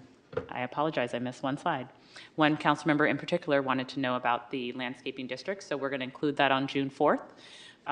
That's an opportunity for us to take a closer look at the Hilltop and Marina Bay special assessment districts. On that evening, we also hope to have the engineers' reports on, and that's an annual process that we work with the council on, and so you can see how the funding is proposed to be expended, continue to work on your budget checklist, and then plan to provide you with a balanced operating and CIP budget for adoption on the 18th. And then July 1st, staff will be able to access funds in munis to continue to pay vendors in the new fiscal year. And with that, next slide. I will hand it off to Antonio. Thank you very much, Shasta. Thank you. Good evening, Mayor Martinez, Vice Mayor Jimenez, and council members. Again, the first step in analyzing revenues and making the forecast for next year is looking at where we're at right now. So the closer we are to June 30th, the more accurate. But we analyze every single revenue stream separately, and within each revenue stream, there are different, I guess, subsets of the revenues that act independently. Let me talk about UUT, for example. Utility user tax is made up of actually 6 different revenue streams. Some are going up and some are going down. For example, cable TV has been going down for the last 20 years. So for our forecast, and we use some data from our consultants, Avenue Analytics, and they have cable TV going down by 6.6%. Gas and electricity, for example, that's been going up steady the last few years. We have that going up around 3%. Telephone has been going down for a while, but it looks like it might have plateaued. So right now we're having telephone UUT flat. Operation, which is the amount that's paid by Chevron as part of the cap amount, that's actually going up 11.4%. And that's based on a very specific CPI for energy services. So we calculate it based on that, see where we think it's going to end up by June, which is when it's calculated officially. And of course, the settlement amount, that's a set amount of $4 million for next year, and after that, it goes away. Just to highlight that when we analyze the revenues, we have to go into the details of every specific revenue and look at what it's doing independently. You can't assume what's happening to one is going to happen to the other one. Next slide, please. Again, with other taxes, another good example. There are a lot of different revenue streams that act completely different from each other. Other taxes includes franchise fees. In that, we look at where we're ending up this year and what we know for next year. Next year, we know the new rate is going to go into effect for the amounts collected at PG&E. So we calculate it based on a combination of where we're at plus what's changing. Other taxes also include the transfer tax. Currently, we budgeted based on the guiding fiscal policies, and it's not looking great this year because the amounts have been really low. So that's how we go about that. License and permits and fees for this revenue stream is still a relatively new revenue stream. They will not have a lot of history yet, getting to understand the trends going forward. So in the future, we'll have more accurate estimates. Next slide, please. And here a few different ones. For some of them, like rental income, we know with the leases that we have, we know what the rentals have been, and we take it from there. For grants, we only use what's been we only budget the known grants. So a lot of grants come up after budget's been adopted, and the budget gets updated later. And finally, the operating transfers. That's the pension tax override, and that's based on the AV and the scheduled uses that we know are in hand. Next slide, please. Okay, here's a summary of the general fund revenues. So current year revised number is 234 million. we're proposing to go up to 252.5 million. That's an increase of 7.7%. Next slide, please. So this slide shows you the changes in comparing the individual revenue streams, what was budgeted in 23-24 with the proposed amount for 24-25. As you can see, mostly modest growth. Next slide, please. Okay, so here we're comparing, it's a pie chart, I guess you call it, comparing the 24-25 with 23-24. Mostly stays about the same. No significant changes. Property taxes 22%, sales in UT slight change going from 25% going down to 24%. Okay, next slide, please. With that, I'll hand it back to Andrea. Good evening, Mayor Martinez and council members. Andrea Miller, Director of Finance, and I'll talk a little bit about the general fund expenditure assumptions, salary and wages, as it's been mentioned a little earlier in the presentation, that we've implemented this fiscal year the class and comp study, and that's reflected in the salary and wages assumptions. In addition, we have a memorandum of understanding, MOU, increases built in and annual step increases based on where employees are in the salary scale. We have a proposed 6% position control vacancy savings built into the budget, which equates to about 10.5 million to account for those positions that we know will be vacant for part of the fiscal year. So whereas we do include the full 100% salary and benefits in the respective departments, we do offset it in our non-departmental category with a vacancy savings. The payroll and fringe benefits have been updated to reflect the current retirement and healthcare costs based on the most recent CalPERS and Kaiser valuation reports, respectively. And as additional information becomes available, we will build that into the budget. In the professional and admin and other operating categories, those categories remain at the baseline budget for the fiscal year. And we'll talk a little bit more about it in the next few slides. Next slide, please. Utilities and equipment and contract services remain baseline in the budget projection. Provision for insurance loss is based on our insurance premiums, and our cost pool category we've updated based on the vehicles included in our equipment services list that's been provided. General liability rates are provided by our risk management department, and they're factored in confidence level of 80% over the next 5 years. And the Civic Center cost allocation is based on the debt service payment schedules, offset by the cash balance remaining and allocated to those respective departments based on a square foot allocation of the use. Asset capital outlay category is based on our capital improvement plan that we'll go over in a little more detail this evening. Next slide, please. As I've mentioned, we have debt service schedules that are maintained by our Treasury unit within finance, and that accounts for all of our debt service payments. Our A87 cost plan reimbursements is based on our current administrative cost allocation plan, and there's a new plan under development by our consultants. Grants expenditures, it's based on those grants that already have been awarded, planned expenditures for upcoming fiscal year, and operating transfers out. Reflects both recurring as well as one-time subsidies from the two non-general fund programs, and it also includes costs for reimagining public safety, which are the same as the current fiscal year. Next slide, please. This slide shows our general fund expenditures for the current fiscal year's revised budget, as well as the fiscal year 2024-25 proposed budget. And as I kind of went over in the assumptions, you'll see in salaries and wages and payroll and fringe benefit, the percent change over the current fiscal year went up about 10.9% and 7.8% respectively, and that accounts for the class comp study that's been implemented, as well as our agreed upon MOUs and next step increases. Just without going over every line in detail, there's some other views in the next few slides, but for the equipment and contract services category, you'll see a decrease from the current fiscal year of 27.4%. That's due to some current, some equipment and contracts that were built into the current fiscal year that have been completed. and no longer required in the next fiscal year. An example of that is the IT upgrade for the city council chambers to upgrade the equipment in there. So those are types of examples of things that were included in the current fiscal year that are no longer included next fiscal year. Grant expenditures are down. Again, that's based about 50% in the current fiscal year, and that's based on existing grant awards, letters, and anticipated expenditures in the next fiscal year.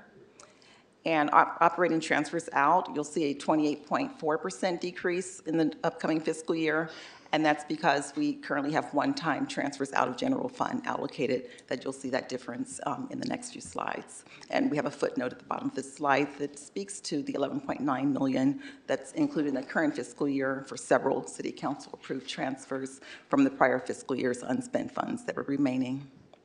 Next slide, please. This slide shows a comparison of the current fiscal year 2023-24 versus fiscal year 24-25. And again, it's just another picture or view of some of the items I've already talked about. You'll see the salaries and wages and fringe benefits. I should mention that the blue line is the current fiscal year 23-24 revised budget, and the orange line is the 24-25 draft budget. So you'll see there's an increase in salaries and fringe benefits, professional admin, other operating, utilities. That's about status quo for the current fiscal year. Slight decrease in equipment services I spoke to. Cost pool, slight increase. And then looks like baseline for the other categories with the exception of the operating transfers out, where you'll see a decrease in the proposed fiscal year as compared to the current. Next slide, please. And this slide shows a nice pie chart, again, comparing the current fiscal year to the proposed fiscal year. And again, the largest part of our budget, or if you want to think of it as a pie, which it is a pie chart, the largest slice of the pie is our salaries and wages, which totals about 66% of the budget in the proposed budget year 2024-25. And the other categories, for the most part, are pretty much status quo. In the current fiscal year 2023-24, again, it's the largest component of our general fund budget overall, and in the current fiscal year comprised about 60%. Next slide, please. And again, another snapshot or view of the current fiscal year revenues and expenditures as compared to the proposed fiscal year 24-25. And you'll see there's about a 7.7% increase in revenues over the current fiscal year revised budget. And Antonio did go into a lot of details about those assumptions that went into the revenue projections and the causes for the increases. And then you'll see about a 2.5% overall increase in the proposed budget over the current fiscal year. And again, the $11.9 million delta you see in the current year reflects those one-time transfers that the council approved at mid-year, as well as September 26th. And these actuals, worth noting, reflects actuals through the fiscal period of March 31st, 2024, which was our most complete fiscal period at the time our budget was prepared. Next slide, please. And another view of historical year-over-year revenues versus expenditures. The red line is the expenditures and the blue line is revenue. And you'll see in the current fiscal year that, again, those expenditures were higher than revenue because it includes those one-time allocations from the prior fiscal year unspent funds. And in the current fiscal year, we're proposing a balanced budget with about $252 million revenues equal to the expenditures. Next slide, please. And with that, I will turn it over to Mubin Khader. Good evening, Mayor and the Council. Sorry for my voice. I had too much party over the weekend, so I'm all right. So this slide talks about the pension costs of the city. So normal cost in the general fund for the next year is for public safety, $6.9 million, and miscellaneous plan, which is our general employees other than non-public safety, the police and fire, is about $11.5 million. And the unfunded accrual liability, which accounts for the total cost, annual cost is $29.4 million, and $18.9 million is public safety related, police and fire, and miscellaneous is $10.5 million. And the total minimum for the entire year is $40.9 million. And of that, $25.9 million is for public safety, police and fire, and $14.9 million is for general employees. So at this point, until the last valuation report from CalPERS, the total unfunded accrued liability for the city is $380,957,374. And of that, $246.7 million is public safety, meaning police and fire, and $134.3 million is for miscellaneous. And the last column shows the total retirees that are currently receiving pension from the city.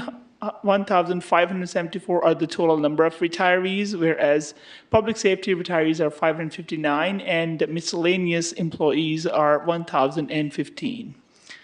Next slide, please.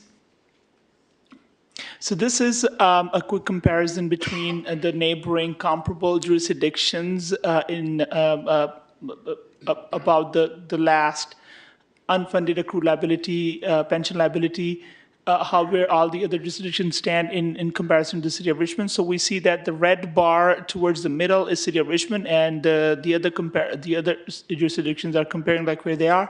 Richmond stands somewhere in the middle.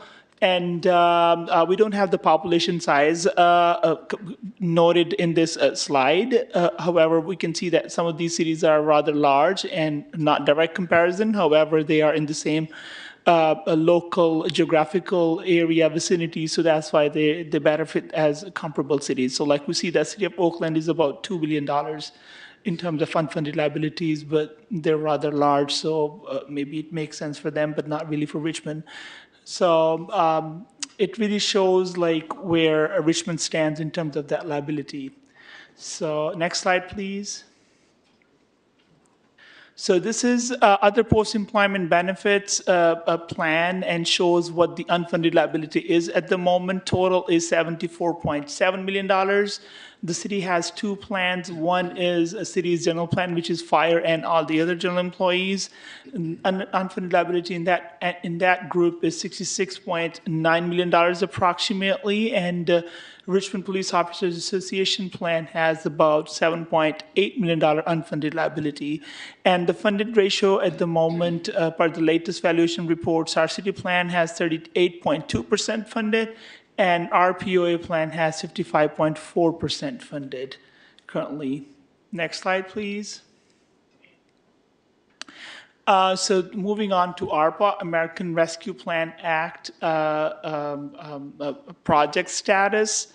And so this, the $27.7 million were allocated from the U.S. Treasury to mitigate the COVID's economic impact on the jurisdictions, to mitigate those negative losses. So these are the projects that we have currently allocated amounts, and it shows the amounts allocated and also the status on the right side. And please note that we have several of the projects which are marked as complete. So please note this completed means the ARPA allocated funding has been expended. It does not necessarily mean that the project as a whole is complete yet. So in terms of ARPA language, yes, those funds are expended and hence marked as completed. And you see that several of those are encumbered at this point. And also there's a caveat I would like to remind the council about the ARPA funding is that this ARPA funds have to be encumbered fully by the end of this calendar year and fully expended by the end of calendar year 2026. Next slide, please.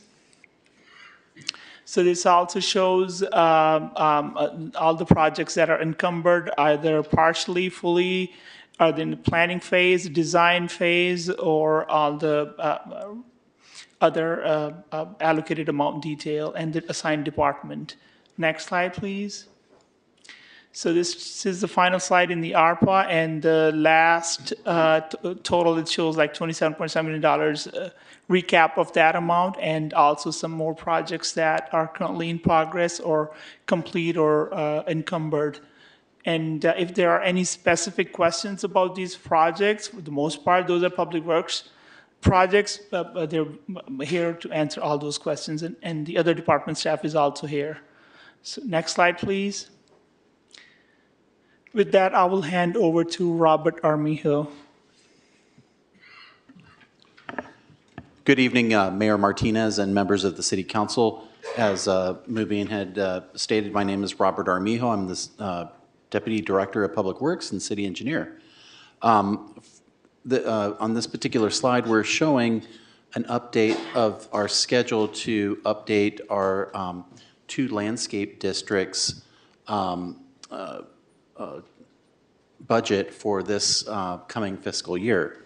So on June 4th, we will present an item both for the Hilltop Landscape Maintenance District and for the Marina Bay Landscape Maintenance District for Council's consideration and intent to adopt.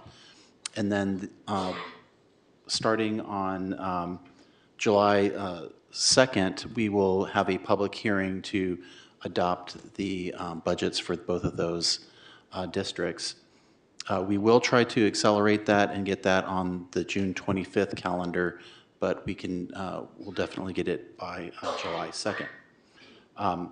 Next, for the next slides, I'm going to introduce Joseph Munoz, who is our Capital Program Manager, and he will discuss with you our traffic calming update and also our anticipated project completion for the remainder of calendar year 2024. Good evening, Mayor Martinez and fellow council members. The next 3 slides will be discussing the traffic calming 18 locations fiscal year 23-24 update. The slides are basically organized by priority. These priorities were set during November of 2022 when they were brought to council. Next column will be the locations, then the type of the quick build element that was discussed on November of 2022. For example, RRFB is the rectangular rapid flashing beacon locations. Then followed by the phase, which is current as of May. Then we have the construction schedule that is anticipated. Then we also have an alternate construction schedule, which I'll discuss. Then the method of construction, which is a key important portion of this because it is basically what is describing and focused on the schedule. And the schedules displayed here in the next 3 slides are aggressive schedules. It is all dependent on the bid and award process and has approximately a 3-month variation. So you see on the method of construction, you'll see the word JOC, or excuse me, the acronym. That's for job order contracting. This is a construction delivery method that allows many projects to be completed through a competitively awarded contract through a JOC program, in this case with Gordian. This single solicitation process enables projects to start faster and creates partnerships between project owners and awarded contractors. So this is something that we're exploring with our procurement team and will help us expedite some of these locations. Another method of construction is through our on-call contractors. So we have on-call electrician companies and on-call concrete crews that we can lean into to assist in delivering some of these projects. Then the ones that we've already completed or will complete soon will be done through our operations department, which are primarily the speed humps that you guys are all aware of. In the event none of these are feasible, these 3 types, that's when we'll have to go through the traditional bid and award, which will essentially increase this by a 3-month process. Keep in mind we do have recess coming, so that's where a lot of these schedules are dependent on and to ensure delivery. So, for example, we'd like to highlight priority number 1 and 5 on this slide. It says bid and award under a JOC contracting method. So the idea here is on those 2 locations, packaged with 2 more you'll see on another slide, which is priority number 10 and 18. We intend to take that to council prior to recess. It takes us approximately a month thereafter to initiate the contract and begin construction between August to October of 2024. From here, we also wanted to note that, priority number 4 is complete. Those are one of those speed hump locations. Next slide, please. Same thing here. So to highlight, priority number 10 has the date of August 2024 to October 2024, which is 29th Street and Vale Road. So this is a striping and sign location. It says bid and award. This is one of those 4 locations that we intend to take to council prior using the Gordian JOC contracting process to recess, prior to recess that is. Please note that priority number 12, South 55th Street, is an operations method of construction. So we intend to be in construction by the end of this week, and will more than likely lead into June of 2024. So that should be completed by month end. Next slide, please. Here, same thing. You have projects that are in design. So 14, 15, and 16, Carlson Boulevard, Sutter Avenue, Shasta Street, and Tahama Avenue. We received those designs this past Friday, and now currently under review for those. Here you'll see, though, a construction schedule for October 2024 to December 2024. The reason for that is through a JOC, we would have to take it to council because we do not have an overall on-call contract with Gordian. So again, this would be a item we'll take to council with a list of locations and then put that together, as you guys would see, as a project. And that would go to council after recess, after we commence in September. Now, meanwhile, we'll also take a look at our on-call contracts. So in this case, these are all rectangular rapid flashing beacon locations. So we do have electrical contractors that we would look into to see if it's a viable option. That will be dependent on capacity and contractor schedule. That would help us advance the schedule to September of 2024, but that's to be determined. Also to note is priority number 18 here. This is one of the locations of the 4 that we intend to take to council before recess, as it states here. It's currently under bid and award, and as of intend to go into construction August 2024 to October 2024. Please note, we did meet with Gordian, which is, think of it as an outside agency that does the procurement process. We met with them for the last 3 weeks recently and basically walked the sites for these 4 locations with the contractor there, and Gordian essentially being the liaison since they're the ones who did the competitive bid for the city, essentially, under their company. Next slide, please. Now we move into the CIP projects, the capital improvement projects that we anticipate completion by the end of this fiscal year. To highlight, there are 13 CIP projects, and in the photos here, you'll see the Booker T. Anderson Community Center Fire Restoration Project. As stated earlier, there is a grand reopening on June 6, 2024 from 5 to 7 p.m. And that would conclude the Booker T. Anderson Community Center Fire Restoration Project. But please note, as any community center, there are also other upgrades occurring, and those ones will happen after, which is scheduled to be completed by fall of 2024. Some of that is ARPA funding related as well. Another project here is the ATP Quick Build projects. These are number 1, number 2, and number 12 on this list. This is in support of the Ferry to Bridge to Greenway Complete Streets plan. The project will install 1 mile of Class 4 protected bikeways and 0.35 miles of Class 1 trail along Cutting and Hoffman Boulevard, which you probably see most of it today. The construction phase is slated to be completed this June. As for the other photo, you'll see the Santa Rita Road Stabilization Project, which is project number 11 on this list, is a remediation project to protect the city's main source of ingress and egress that bridges approximately 70 residents that is located in the south corner of May Valley District. The project is installing a retaining wall and mitigation improvements. Again, construction is slated to be completed by the end of June 2024. Next slide, please. Here's a list of approximately 18 CIP projects that we anticipate to be completed by the end of this calendar year. Please note, though, these schedules are subject to change due to bid and award processes, material procurement, and weather. Here we are highlighting 1 through 10, and specifically speaking, you can see the traffic signal improvements 6th Street and McDonald Avenue project. This is an intersection signal system has been in flash mode. The project includes the upgrade of the traffic signal infrastructure that will benefit the community with bike detection, reduced traffic delays, positive environmental impacts, and increased traffic flow efficiency. The construction is anticipated to be completed by December of 2024. The other project highlighted here is the Dirt World Bike Park. improvement project, which includes renovation to the BMX bike tracks for multiple skill levels, renovated multi-use Class 1 bike trail along 2-block section of the Greenway, low-maintenance landscaping, signage, fencing, and other park amenities to improve safety and park access.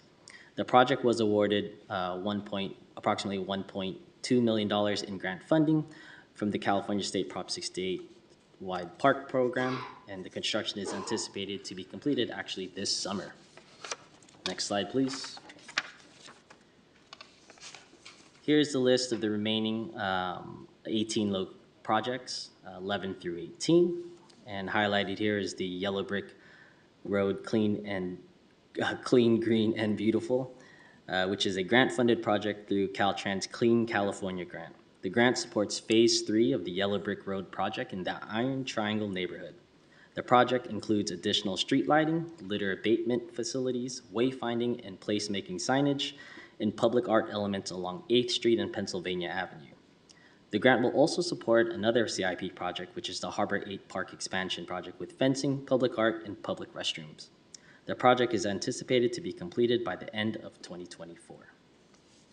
The other highlighted project here is the Grit and Aeration Project. The City of Richmond and Veolia Water are upgrading the city's wastewater treatment plant to improve efficiencies, meet regulations, and replace aging equipment. The improvements are funded by a $50 million loan from the State of California Clean Water State Revolving Fund Program. And the WWTP critical improvements include new screening and grit removal facilities, aeration upgrades, and demolition of existing facilities and site clearing. That will conclude the anticipated completion projects for the end of this calendar year. Next slide.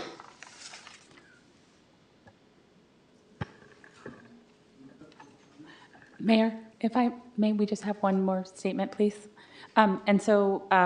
Just wanted to remind the council regarding our next steps, which is on the slide before you, and to also let you know that I've emailed about some of these items, but just for full transparency, wanted to make sure that the council is aware that these are the items that staff are still working on. So in June, we will hope to find out about our HomeCli application to convert the Motel 6, and that if we are awarded that project at this juncture, the proposed amount needed from the city is $4.9 million, but staff is working collaboratively with stakeholders regionally to try to reduce that amount. There's also an additional approximately $1.86 million needed for Borman Park, approximately $3 million for Point Melati Bay Trail, approximately $4 million for a library roof. We continue to have an approximate $10 million shortfall for paving, and we have approximately $1.2 million for operating costs associated with Point Melati.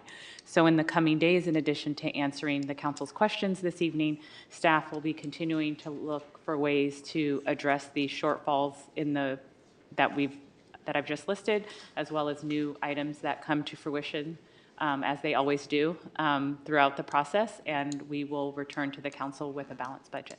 Thank you. That's always good to hear, balanced budget. My compound noun favorite. So do we have members of the public? Thank you, Mayor. We have one in-person speaker. Anyone that wishes to address the council joining us online, please raise your hand at this time. Our in-person speaker is Cordell Hendler. That's me. You'll have 2 minutes to address the council. Right. So good evening, Mayor Martinez, council. Thank you to the Finance Department for this presentation. But I have my own assumptions. So after looking at all these presentations, and I said, I'm almost 100% certain. I'm almost. But because I need about a few more weeks to, to digest all this information, because after what I've just seen just now, I'm 80% certain. But the one thing that I want to make it to change is, let's see, the multi-year position, because I'm very pessimistic about these positions that is being considered. I'm very pessimistic, but I'm 80% certain that the finance department will retweak it, and so I just that's my own assumption. So that's pretty much it. And that was our only in-person speaker. We do have speakers online. Okay, I have three speakers. I have Susan Worley, Kelsey Lynette, and Heather Bristow. Susan Worley, you'll have 2 minutes to speak. You can go ahead and start. Okay, good evening, Mayor Martinez and City Council. I am Susan Worley. I live on Lassen Street, less than half a block from Solano Avenue. You've heard about the problems we have on Solano Avenue with people speeding the last 4 blocks from San Pablo to the freeway. It has become very dangerous for people to walk in the neighborhood, and we do have a lot of people walking around. Taking family walks and so forth, as well as children going to school and other events. I have personally almost been hit several times. I'm a retired person. I'm not very young, and I hope that I'll always be spry enough to scoot across if I need to. But sometimes one stands waiting for the cars to clear and then starts to cross the street, and next thing you know, there's a car speeding along. I think it's a very dangerous situation. I know there's been at least one either fatality or severe injury in an accident within those blocks. And something needs to be done. There are a number of people who are asking for our neighborhood, and this is a major street, a number of people are asking for some traffic calming situations such as crosswalks and the signs that will mark it and so forth, and even some lights, because at night people go speeding through as well as during the day. I hope that it can get into the budget to be happening this next year. I think we're going to maybe have more unfortunate things happen if that doesn't, and it's not just pedestrians and people on bicycles and children and so forth, but people driving their cars also cannot see what's coming along sometimes, because not just the lack of crosswalks, but the fact that trucks are parked all the way up to the corners. That's about it. I hope that somehow we can get into the budget. Thank you very much. Thank you. The next speaker is Kelsey Lynette. Kelsey, you'll have 2 minutes to speak. You can go ahead and start.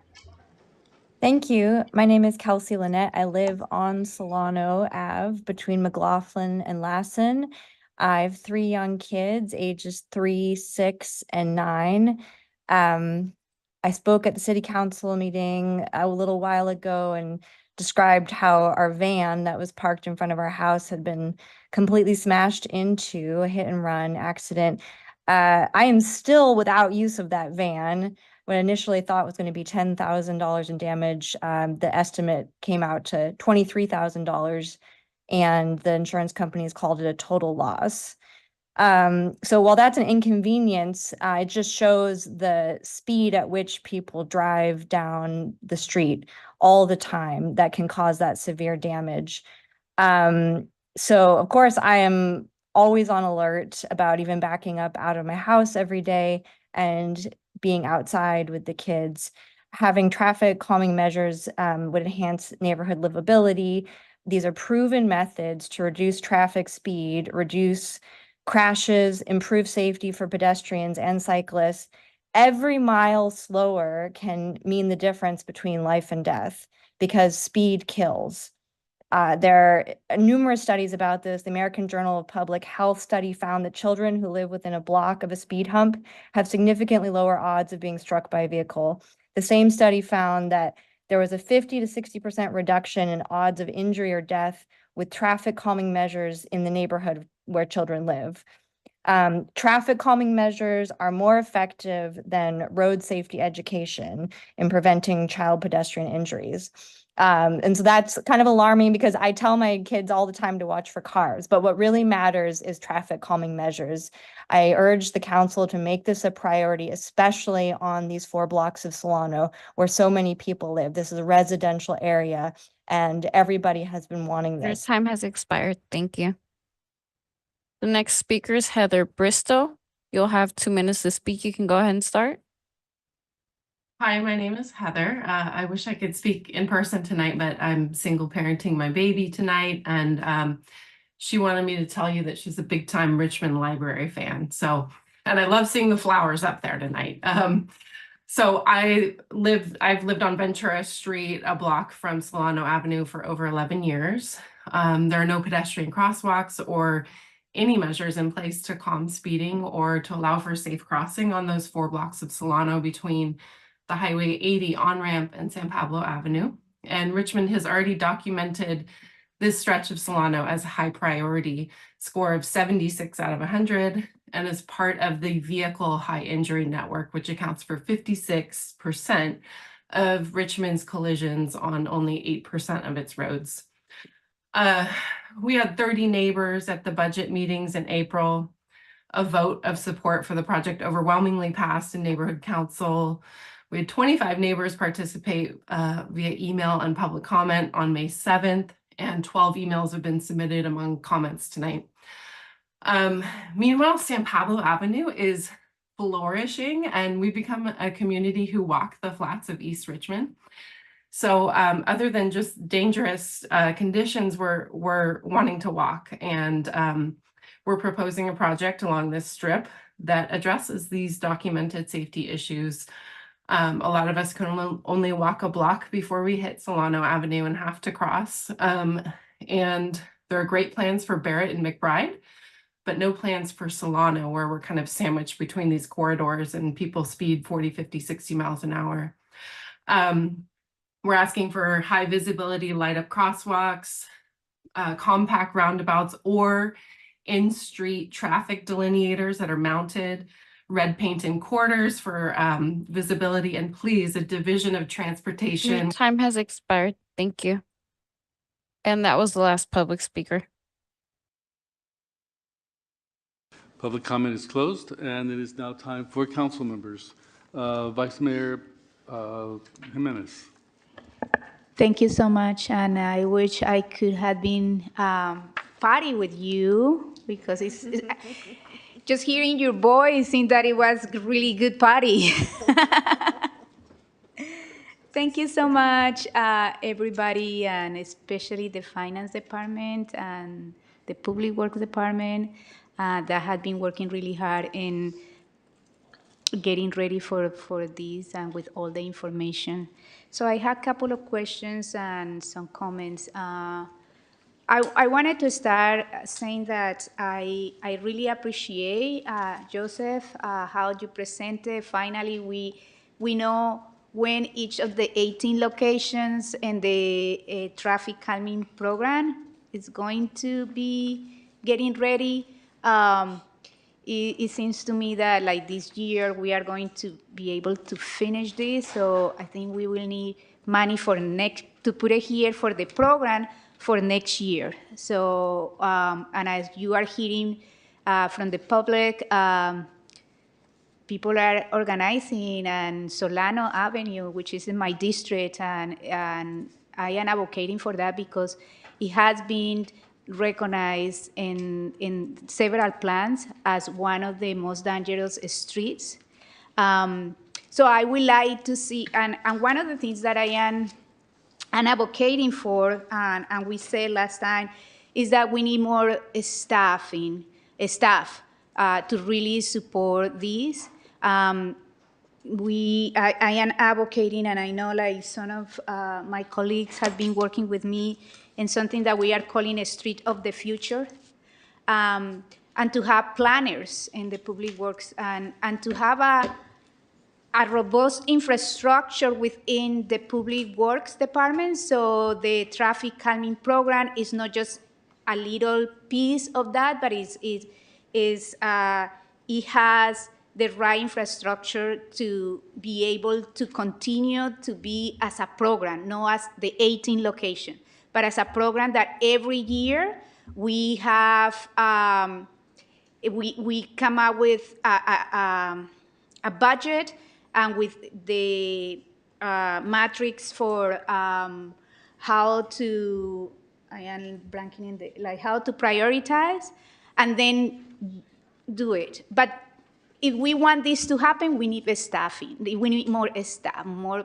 So I am advocating for having in the budget a division, and we can call it transportation, we can call it streets, whatever we can come up with the name, but that it just have the personnel that can move this traffic calming program in a robust way, because I think like what we also need in that regard is to have a rapid response when something happens. Like for instance, like we have a kid that is coming here to advocate for a stop sign, and then we had to wait until a month or something to do the consultant work, when if we have kind of like enough staffing that can actually go and look at it and do an assessment, or when a big accident happened, do an assessment on why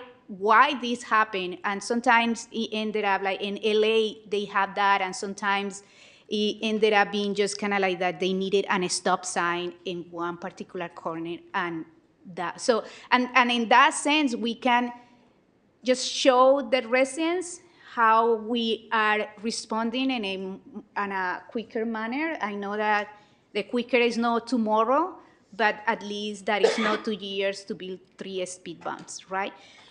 So I want to advocate for that. And also I want to advocate for a new crew in the parks and treat, because I think like we have seen all the medians and are just like the weight is just really high, and also that just stop, like the visibility in some corners are less because that, and I know that is also staffing. So we need a staffing, and for me, priority is public works, as well as co-enforcement, as we have been talking about. So I have, this is kind of like what I am advocating for in this budget. And I have some questions in regards of that. So I asked about the list of citywide vacancies, including job title, day upon which position became vacant, total compensation for all positions combined, budgeted value of position expected not to be filled, and current status. And that is something that I think like we need, in order for us to make sure what we need, we also need to know what the vacancy rate like is, but in a more detailed part. So I hope that we can have that for the next budget presentation and budget discussion. And then the other part that I am going to talk is we have 6% for control vacancy rate, which is 10.5 million for this budget. How did we use this money last year? And can you explain more? Like, how did we use that money last year? And yeah, and how this is work, because it's $10.5 million that we are allocating there. So last year, the vacancy rate assumed was again 6%. So the question is, how did we use that money? Yes. So let me put that in this perspective. So when we say that we use 6% saving, potential saving, it's not that, we are making money from that, saving. We are saying that overall throughout the year, if we did not use the 6% saving, the budget wouldn't have been balanced. You know what I mean? Like, we are saying whatever the total cost of, like, let's say X number of positions for the whole year would be, it would be like 106 million, just for a hypothetical number. But we're saying our total revenues are 100 millions. But, with these, 106 positions that we have, it would cost 106 million, but budget would be out of balance, right? So we assumed throughout the whole year, we expect about 6% vacancies. So we reduced that additional $6 million on the expenditures and balanced the budget. If I may, Mayor, so in the past, the city would start the budget process and people would have a lot of anxiety, and every year would be like, oh, we're $20 million short. And so what we asked the council and what we have received direction to do is to make a series of assumptions and then share those with the council to create more transparency around how all of this is working out, and to actually, HR has developed a system to track and monitor the vacancies, and we can certainly work towards providing that at a more granular level.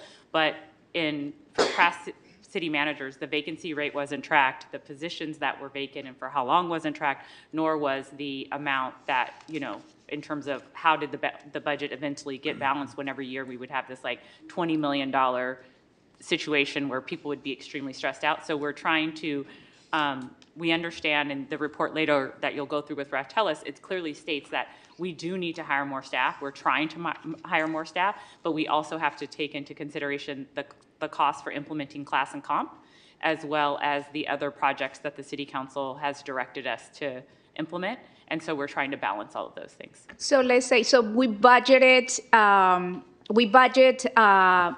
700 or something positions, and then these are positions that we want to hire, right? And then on top of that, we have 6%. Perfect. So it will be, do you know what has been for each department, the percentage of vacancy? We can get that information and provide it to you. I know approximately for the city, I think it's ranged between 16 and 18%. It's been relatively high. I think the report from Raftelis mentions about 17%. So it's fluctuated, right? Like we just had a huge surge in fire by adding 8 people. That's a lot for fire. So it just depends. Yeah. So we have 17% of budgeted position that we don't fill, plus 6% of the vacancy rate. You know what I am getting, right? It's just that. No, the 17 would be it would be the 6 would be part of the 17. It's not in addition, because if not, then we would have. So the 6% will be part of the 17? Yes, because if not, you would have like a $50 million unspent funds. Okay, that is what I wanted to. I wish I wish that was the case. Yeah, no, that was the thing that I wanted to get explained. So in the 17% that we have, but how is that like? I'm sorry, just bear with me. Yeah, that's why we keep having unspent funds. So we budgeted 700 position. Out of these budgeted. Out of these 700 positions, 17% of that we haven't filled, so we had the money there. So you are saying that this 10.5 million, the 6% vacancy is part of this 17? Is we already budgeted? It's kind of confusing to me that. I would not conflate it with the existing number of vacancies. At the top of our budget year, we plan for about a 6% vacancy rate of the total positions, because of those positions that are not filled, we know for a period of time they will remain vacant. So in terms of your original question, how is it spent? It's not that it's spent, it's just that we've accounted for that contra expenditure already to offset, because we know they're going to remain vacant for a period of time. Okay, so allocated. It's not spent, but it's allocated. It's allocated. It's allocated. So can we say that this council is supporting to no higher 6% of the approved budget that we have? No, because what happens is throughout the year, when we post a position, right, we don't always immediately get applicants, right? It takes or somebody will resign, or, the position amounts ebb and flow. And so what we're trying to do is create increased transparency, and also make sure that we don't end up in a situation where we haven't accounted for any vacancies, right? And then we overspend. And then we end up in a situation where we come to you and we have a budget that's not balanced. Yeah.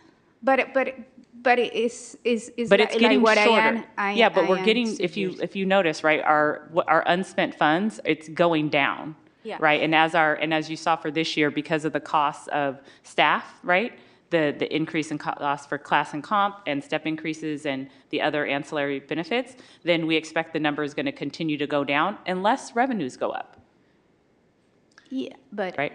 Still. And another aspect would be like when we budget for each position for the entire year, July 1 through June 30th, like pay, salaries, and benefits. However, since we are in the record high vacancy level times, it's impossible for us to fill all of those positions July 1 and Okay. have those filled So how do you throughout come up the with the year. 6% So- instead of so- 4% or 7 or 8? That is the prudent way of accounting for the potential savings that will go throughout the whole year. Again, we could not, budget also for the whole, that 17% being vacant throughout the whole year as well, right?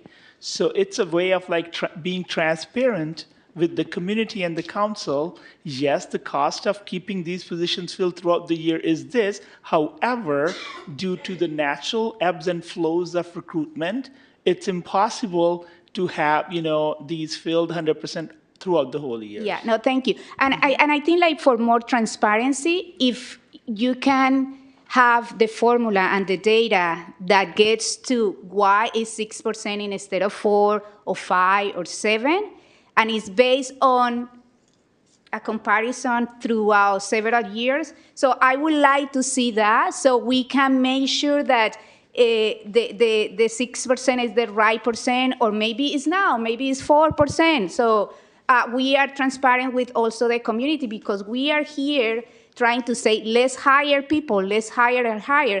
But then at the same time, we are approving 6% vacancy rate.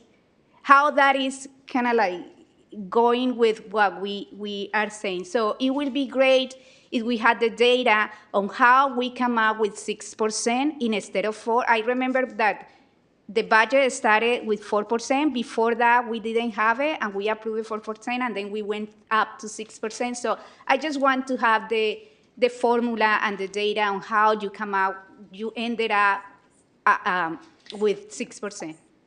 Totally, we can definitely provide you different scenarios. However, I would evaluate the decision of keeping 6% vacancy rate from this, that the city ended up having unspent funds at the end of the fiscal year. That's rather successful, rather than being on the other end where we overspend. Yeah, no, right? I understand that, but at the same time, our community, like the services are being provided by having a staff. Like I always say, the library doesn't open by itself. We need librarians.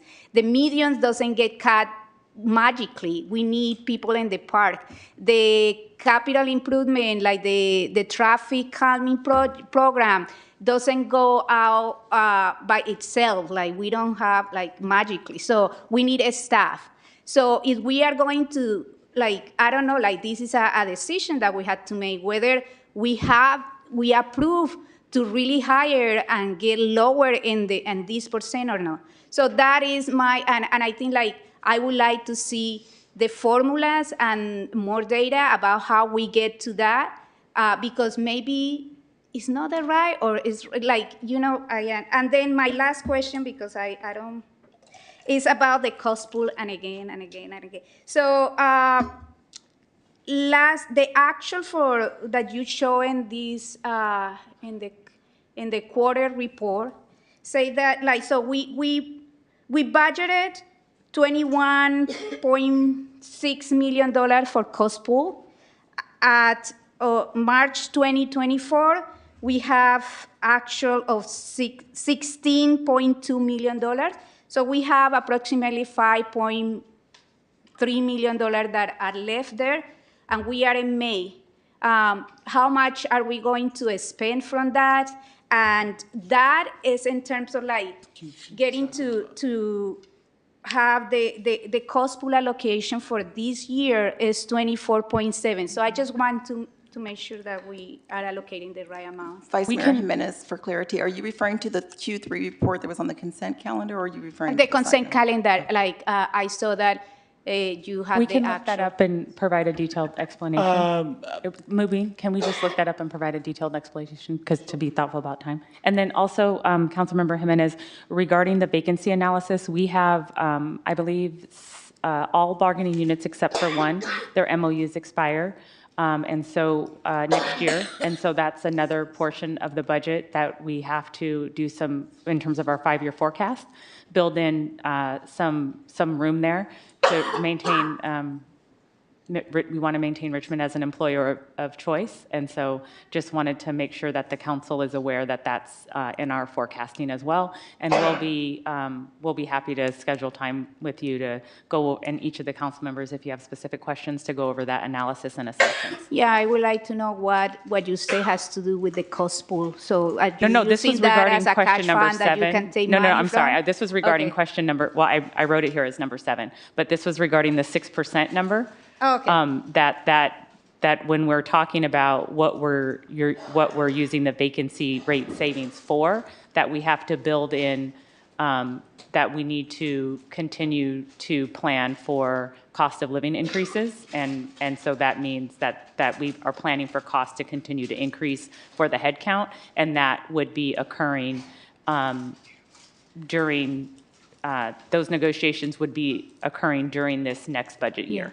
So it will be good, like, if you can present the actuals of the cost pool, but for each item. So we had 3 items in the cost pool, how much we had spent on the vehicle replacement, how much is, like, I know like the others are more set up, so the vehicle replacement is one Yes, thing. and we can that, present those reports as well. Yes, will do. Okay, thank you so much. Councilmember McLaughlin?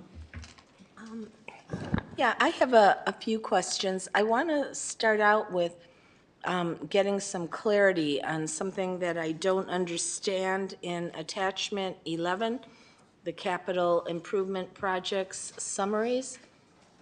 On page 1 of 14, the total of all funds available, and this is for capital revenue, and this is for 2024-25, it's 119,742,283. And then going to page 7 of 14, it's the expenditures, grand total expenses, all funds, proposed 2024-25 is 123,784,233. So that's less revenues than expenses. So can you explain how that's going to create a balanced budget? Yes, so the nature of capital improvement projects is that they span multiple fiscal years, and the revenue can come in at different fiscal years. So with the capital improvement plan budget, you're never going to really see your expenditures equal to the revenues because of the timing when they come in. There's also many grant funds incorporated into the capital plan, so you have to expend the expenditure first and then request a reimbursement or grant drawdown, and there's a timing issue, so sometimes they come in the following fiscal year. But for the most part, you're using funds from fund balance because the funds have been transferred already, and now you're expending over a span of many future fiscal years. Okay, so even though it says 20, for the proposed budget for fiscal year 24-25, the expectation is that some of that would be used in years to come. Yes. Right, and then we have to float the reimbursements, like the finance director is saying, we have to use the general fund revenue to float the reimbursements, and we are trying to do that without dipping below the 21% reserve level. Right.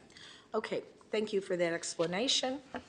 The other thing I wanted to talk about briefly or get a little more clarity on is the positions, which the vice mayor started talking about. So I agree with her, more funding for more positions for parks, public works for streets or a transportation department, and housing positions. And I see in this multi-year comparative position listing, attachment 10, and I want to find out if these are you have talked, city manager, about 2 new housing positions.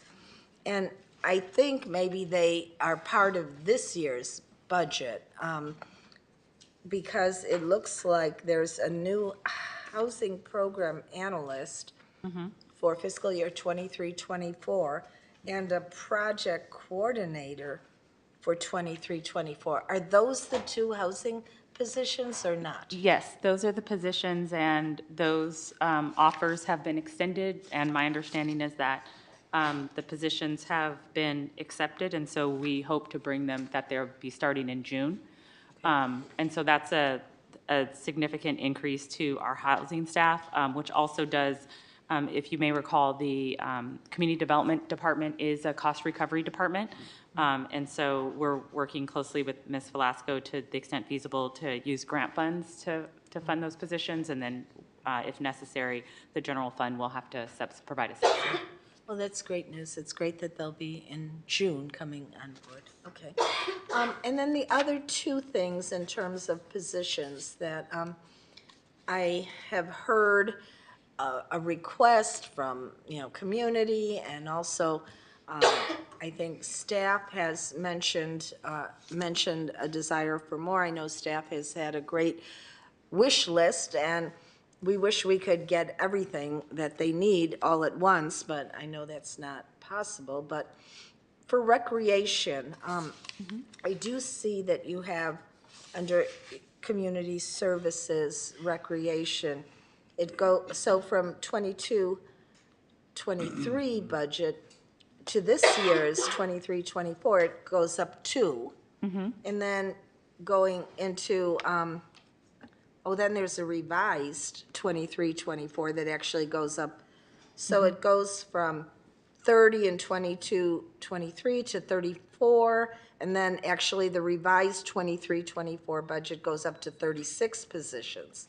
So that is, seems like it is a good bump up for them.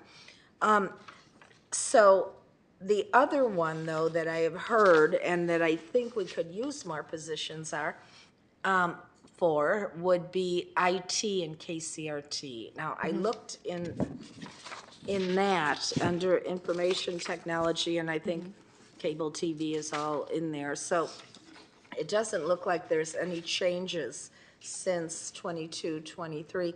I do think we could use, I know our KCRT and our IT staff work very hard, and I just want to make sure they have enough staff, so I know if somebody gets sick or somebody, needs time off, that, I don't know what the requests may be as part of the wish list, but if anything could bump up a couple of positions, maybe one for KCRT and one for IT, it would be, I think it might be helpful for staff.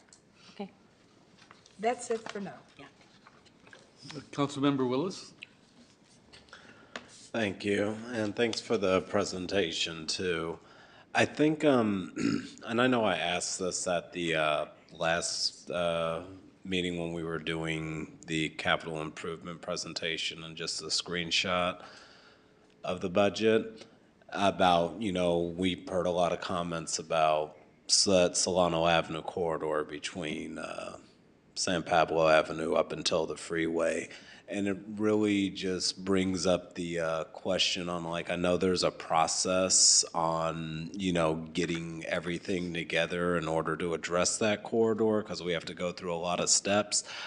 However, I wonder if there's anything that when talking about the budget and when going through our expenditures, if we can start looking at short-term temporary things, especially when we already have that corridor identified as a high-risk area from some studies we've done in the past. And I'm just spitballing examples, like there's a construction that's happening in other cities, and they even have some of those temporary flash mediums just posted up while that construction is happening. And similarly, if we already have a design concept on what traffic safety could look like, if we can start installing certain little reflector beams and temporary signs to just start doing that gradual slow of addressing the traffic calming until we finally reach the final product of completion. So do you have any comments on that, Director Javaria? Good evening. I know you playing. You party with? I went to the same party. I just talked to you an hour ago. Hold up. We were not partying together. I party much better than Daniel. We're lucky we have No a comment. humorous public safety director. Good evening, Mayor Martinez, council members. The question has different parts to answer. The first one is, as we mentioned before, we have received now about 300 inquiries related with traffic calming. Yeah. And some of these inquiries may be as well in areas that are high, that have been identified as being areas that have high traffic, what's it called? Injury network. Thank you, Robert. That's You what I can look get at him. hurt in those areas, essentially. So that's what we need, as you said, a process to analyze all these inquiries and bring to the city council based on the ranking prioritization process that was established in November 2022, which of these locations rank higher than others. And then the city council will decide how to proceed. For example, one question can be, okay, Daniel, what can we do with $2 million? How many of these locations? And what about $5 million? And what if we want to do all of them? How much would that be? So that type of questions, at that moment, we will be able to answer. Right now, we have a consultant working on that. And just to give you an example, imagine just the Solano question, the Solano Avenue inquiry. So we have, among those 300 inquiries, some at that location. But I cannot tell you at this moment if we receive one for that location or we maybe receive 50. Mm-hmm. But somebody has to go and see, oh, this is a repeat. This is a repeat. This is a repeat. So it's just a one specific intersection or it's a corridor. And the solution is going to be different. And that's how also we are working on standardized solutions because we're going to have similar problems in different areas of the city that we can apply the same solution. Right now, we're in that process. Once that process is over, we'll be able to very quickly identify, oh, we can apply this solution, and we already have a contractor ready to go because we have an on-call contractor for this type of solution that we can, if we have the budget, we can just call and schedule that work, and we will not be talking about the traffic calming that much anymore. We'll be talking about some other things. But it's a process. Yeah. It's a process right now. Specifically with Solano, we were working with the Richmond Police Department with some speed feedback trailers that we plan to install there to have the drivers realize that they're going at high speed and slow down. And we internally we're working on how we start painting the crosswalks. So this, but with any operating budget that we have, not part of our traffic calming program, because again, we already have 18 locations that are the marching orders that we received from the city council, that those are the ones that we want to complete, right? But that being said, at the same time, we're analyzing all others. I don't know if that answered your question.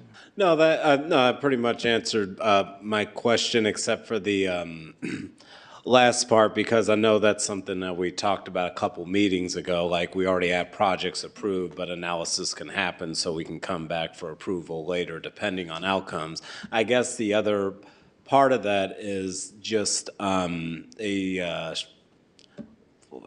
of a better term, just a strategy on, like, if we have identified an area that we're also working on and getting repeat calls on and are going to be initiating, like, potentially doing a speed test and setting up those monitors, and if those monitors come back saying, oh yeah, we need to implement a strategy, what is our flexibility? Or actually what I want to see is us having flexibility to at least put temporary things up as a blueprint, just to kind of temporarily control the traffic until we could do the permanent installation.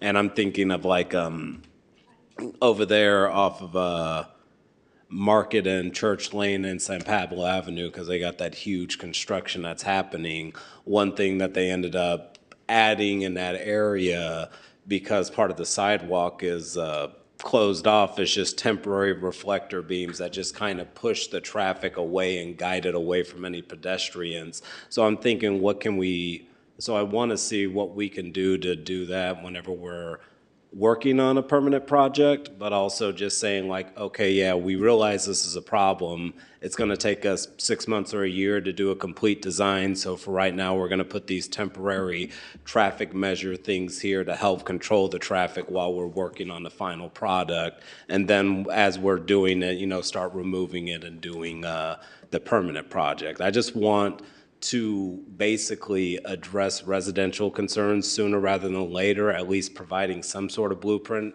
scaffolding or whatever, until they get what the goal of the project is in terms of final completion. That's what I would like to see more of, as just not waiting for a year and I'm just looking around, nothing's happened, but at least seeing something happening to address the issue in the immediate while we're working towards the goal. Understood. Yes, and believe me, we're working on those temporary solutions. Sometimes the temporary solutions that we see in other cities, we just saw the end result. We didn't see the 2 years prior to that temporary solution to be developed because it takes time. But we are working on it, and believe me, we want to start alleviating this type of problems on a temporary solution before the end of this calendar year, that we can start applying a solution. One word of hope right now, we're recruiting 3 engineers. Yeah. And one of those engineers, we're looking for a traffic engineer that is going to be, one of the first tasks is dedicated to this program completely. So that can alleviate Joseph time, that he can focus more on the CIPs, but projects, but all the knowledge in research that Joseph have led, he would be transferred to this other person. Not like when he joined us, that was nothing. He had to put everything together. This time, this next professional will receive something more advanced that person can take and make a bigger progress. Okay, And we've also, I'm sorry. Yeah, I was going to wrap up here too, and then actually I did get an emergency, so I got to leave in about a minute and a half, so this will be my quick wrap up.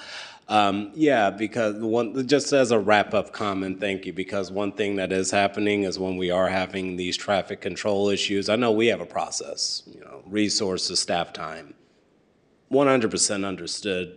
No argument on that front, but on the other side of that coin however, on the other side of that coin is residents who are growing increasingly frustrated.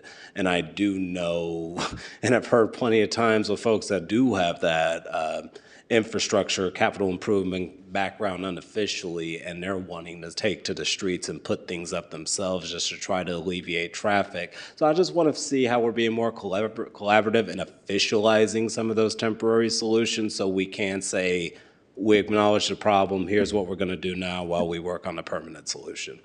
And yeah, so those were just my final comments, and City Manager Curl, if you have anything else. I just wanted to add that, so for this, currently in the budget, we've allocated approximately $1.6 million for the traffic program to continue. So just wanted to note that's what we've identified thus far, and what's really great about a lot of these projects is that we can apply for additional grants, so we'll certainly continue to do so. And we have had discussions about pilot projects launching in August if we haven't been able to develop permanent solutions. Oh, 2024. No, we didn't tell Daniel yet. Oh, you just finding out today Kinda like like us? his voice. All right. All right, thank you. Did you have a final comment too? All right, thank you so much. And Thank you. yeah, at this point I gotta go, so thank y'all. I'll see y'all next week. All right, Councilmember Bana. Thank you. So I would like to follow up on the question on the so-called traffic calming projects. I'd rather call them traffic safety projects. And Director Chavarria, you explained about having a consultant going through priorities in terms of safety. I personally would like to see in the future, instead of having the city council members pick projects based on, I don't know, whatever reason, as it was done in 2022 before I came to the council, to have safety requirements for projects, priority, a list of priority based on safety. Do you think if that's doable?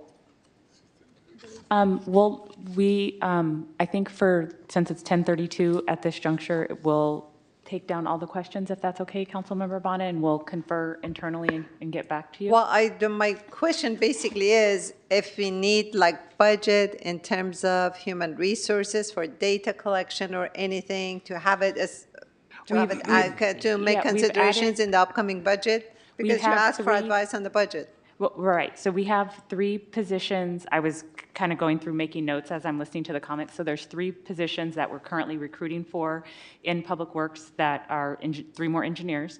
And then we also have worked with a personnel board to modify a job description. So that'll be coming to the City Council for City Council approval, and then that will be able to be incorporated into the budget for Public Works. So that's a total of between 4 to 5 positions to address what the council has been talking about. We just haven't put it in the budget yet because we're civil service. We have to meet with the HR, does meet and confer, then it goes to Personnel Board, and then it gets approved by the City Council. Once it's approved by the City Council, then we can put it in the budget. So we're hoping that all of those positions will be able to be clearly identified by the June 18th adoption. So I wanted to make sure you know that we're working on it. Yeah, that it'd be awesome if the city collects the data and makes it public, after certain outcome, and then we devise a safety priority mechanism. Councilmember Bana, I'm sorry to jump here, but one of the things that the reason these 18 locations were chosen was with a prioritization matrix that have different components. Some of them are collision data.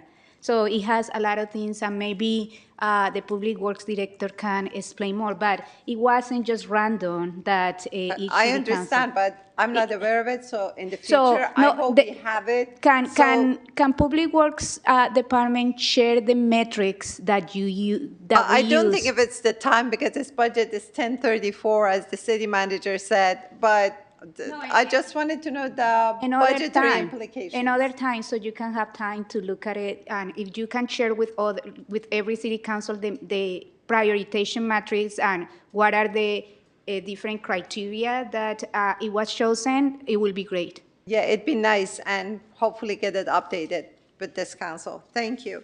So I have a couple of questions about the budget. So are we going to expand the grant writing department? Because I know the budget is shrinking by the state of California and federal, so its grants will be more competitive.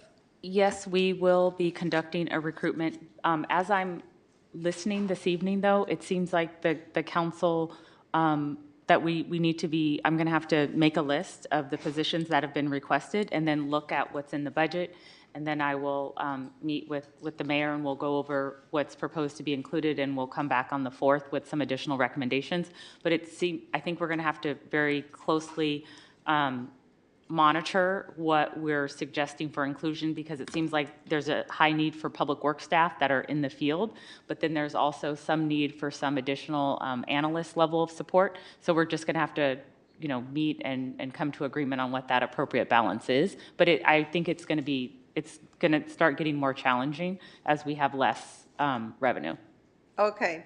One more request I have. I understand certain parts of the city have certain needs, especially in terms of public safety, traffic safety, whatever, they have priority. But in terms of quality of life, we should consider that all residents are paying taxes and they're entitled to receiving some quality of life services. So I hope that when you consider the budget allocation and when the council considers it, all districts receive some quality of life services. That's very important. Thank you. I have a couple of questions. I don't know if it's okay to ask questions about these slides or it's too late. On page 16. Of which document? the It's staff cost report? pool says general liability rates provided by risk management to achieve 80% confidence over 5 years. Could you translate that into simple English, please? All right, so like I'll take the first stab. I'll use the maximum of my voice. So, risk management program uses complicated actuarial services where there a certain confidence level is supposed to be maintained in the risk reserve. The 80% confidence level is determined by the number of claims and the exposure to claims and the payments made out and potentially going out. Based on all that complicated analysis, there is certain amount that needs to be funded every year to maintain the confidence level at 80%. However, there is a sticker shock to maintain the 80% confidence level in 1 year. But don't we have insurance? No, we're We're self-insured. self-funded. So for example, if I may, I don't want to go too far into this, I'd be happy to discuss it offline. So like a lot of times when the council votes on something in closed session, and then if there's an agreement and we have to pay something out, generally it will come from this source of funds. Because it's Okay. not in the general fund, it's covered through cost pool. Okay, yeah, I'd like to discuss it later on. Yeah, so offline. we'll also provide you with what the council, what was requested earlier, the actuarial report. And so if also, the longer it takes for claims to settle, that usually increases the liability of the claim. And so that's why risk management is really important for a city. Okay. And by the way, did we have in the breakdown anywhere our legal services, or are we going to take a look at what portion of the budget is at some point? Yes, we can do that. I would appreciate that. Okay. My next question is about page 23, unfunded accrued liability payment, the first column. Is that like for this year? Because then we have total unfunded accrued liability. So So we're talking about the pension costs. yes. Yes, okay. So there are two, so the total annual payment is around $40.8 million. But when you look at the itemized bill, there are two major parts. One is normal cost, which is the cost, estimated cost of funding the future pension of the active employees. That's called normal cost, the future payments. Then there is unfunded accrued liability, which is the previous employees, which have their benefits are defined, and the CalPERS knows based on their math and actuarial analysis how much does that cost, and how much funds the CalPERS, the account for the city of Richmond has, the funds. So the total accrued liability and the total reserve, the difference between the two numbers is the unfunded accrued liability. So that's a fluctuation annually? That's, It may fluctuate annually because of changing factors Yeah. in the actuarial analysis, which is like very complicated study. And because CalPERS, unfortunately, their returns, when CalPERS returns lower, right, if it doesn't do Yeah. well, their investments, then it increases our liability. exactly. Yeah, that's what I thought, and just wanted to make sure that's the case. Okay, thank you. So these are Oh, costs that we don't really have control over, but we want to make sure that we're reporting out on them so the council understands that that also impacts like how many staff we can hire and those things. Because if, for example, if CalPERS has several years of low returns, then our pension liability goes up, and then we have to use more of our budget to fund that pension liability instead of hiring new people. Thank you. I have other questions, but I'll ask via email. Thank you. Thank you. Thank you. Councilmember Cepeda. Thanks, Mayor. Thank you for the presentation, everyone. Great to hear you've been partying all weekend, probably putting the budget together. My colleagues have asked most of my questions, so I just have two things here. One of them is on OPEB, especially for PEMCA.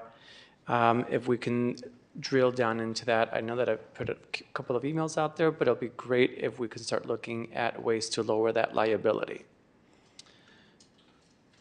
Okay, we can work with the city attorney's office and HR on that, to Yeah. put that on the agenda for appropriate discussion.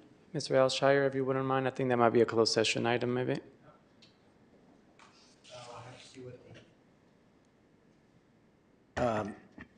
Information is the litigation matter, personnel matters can be. Personnel matters. And labor and employment can be closed session. Okay, yeah, perfect. And Ms. Kroll will work with you then to see if we can agendize it soon, because it can potentially help us lower that liability by even 50%. There's some examples out there that other cities have used, and if we're able to use it, that will really help our budget in the future. So thank you for that. I just want to echo as well for the traffic calming, or just a request to make sure to see if we can look at all the city. I know that we have to prioritize in some areas, but if we can also take a look at by districts. I get a lot of emails and calls from my constituents as well, and I just don't know how else to answer. I know that we want to prioritize everything, but we also have to give a little love everywhere, so people feel like they are being heard and that they can also have some safe streets around their neighborhoods. So if we can please look at that by district as well. And other than that, everything else has already been asked, so thank you so much for your time. Councilmember Robinson. First off, thank you to everyone who's giving me cough medicine.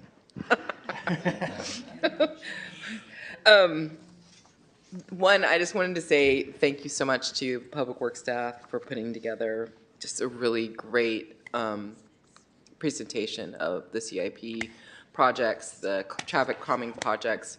I think this is something that we've been waiting for a while. And now we have clarity that these 18 projects that have been in the works for 2 years and gone through a whole process that got them prioritized, you know, we have a date of when they're going to be completed. And that's a reasonable date, a date that we reasonably feel we're going to be able to meet. So those 18 projects are going to be finished, you know, this year. That's great.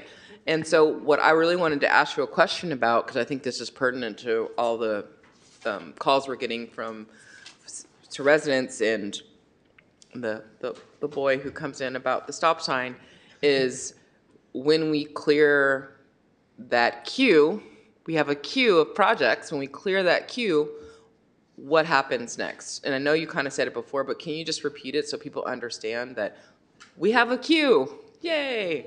And we're going to clear that queue, and then what happens next?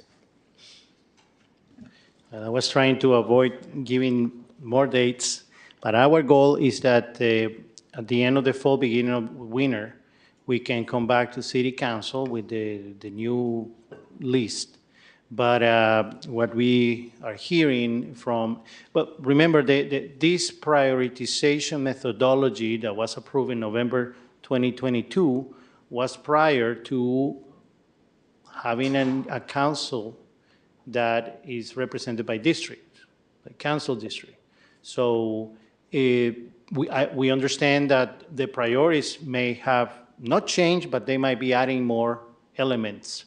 So we are going to have to work with the city manager and bring to you the new, after we review all these 300 inquiries. A lot of them are going to be maybe not related with traffic calming. It might be something related with sidewalk, maybe related with a pothole. So, okay, that's not traffic calming, that's out. Now, 20 might be on the same location, like Solano, for example, or in the same corridor. So out of those 300, maybe it gets reduced to 100. And then that's what we will bring to City Council. Hopefully will be brought up by the new engineer that is going to take the lead in this traffic calming program. And I anticipate a very interesting discussion about what's going to happen right after. So the way I see it is not that we're going to wait until all these 18 locations are complete. Is as they are in progress, there's going to be the next round. Right. Yeah. So that's the good news, is that we've established a queue. We're establishing a process to put new projects into that queue. They'll go through a prioritization because we actually can't do everything all at once. That's not a good way to go about running a city. And so we're going to establish a new queue. And so if you have advice for that young man who comes in about the stop sign, you know, how can he make sure to get his project considered? What does he need to do, or what does this council person need to do in order to make sure it gets in the queue? Joseph, you wanna share the microphone with Joseph Munoz? And Joseph, even though he had a fun family weekend, he still has his voice. Yeah, still have my voice. But, yeah. So I think the answer to that actually is a combination of what Bana, Jimenez, and yourself has discussed. It's in parallel with creating a program, right? So whether it's one individual here who's coming specifically, whether it's child, adult, doesn't matter. It is an inquiry, it is a concern. But we do have a queue right now of 351 to be exact. We did hear Zepeda on March 5th asking about the districts, and we do have that breakdown now. But with all these breakdown of this data, it's really how do you analyze it? And we did meet with a couple of you guys to discuss that next step approach, like the future of transportation. We're hearing that, trust us. But right now the focus is to implement the 18, but simultaneously answer the call to the immediate concerns that are coming forward, and we are trying to do that simultaneously. So for those that are inquiring, and we're directing you guys, please, use the website. We've directed the website through your guys' advice. Last summer, we created that. Now we have this data, 351 to be exact. Perhaps 2 of those Solano ones are new ones. It becomes 353. But the reality is the program needs to happen, so we're doing that. The 18 locations need to be completed. We're doing that. But these individuals, their concerns are heard. They are warranted. They are coming from various districts. So what we're saying in the end is, it's not really a queue because of what we're saying is a prioritization. So it has to be this new model that we work, like I stated last time, in conjunction with the city manager's office, with council, with the community on how this new program looks like. And I don't think we're at a position to say, this is how it's going to look like, but more so we're hearing you guys, we're meeting with you guys. I believe we had a successful meeting the other week. I think it was 2 Mondays ago. But these are the things where I don't think it'd be premature to say this is exactly how it's going to be done. But each thing we've done has built it, now moved it forward, moved the pendulum forward, so that you can respond appropriately to, whether it's the residents, the citizens, the business owners of these concerns. So I think it's a combination of everyone's opinions here, great ideas, including the ones, of course, within Public Works, and we've heard from different committees. So it's not really a queue. That's what I'm trying to get at. Please don't say that. Yeah. It is a queue, but it's a queue. prioritized queue. Because what's queue, correct. great about a queue is that it can move and it can move along.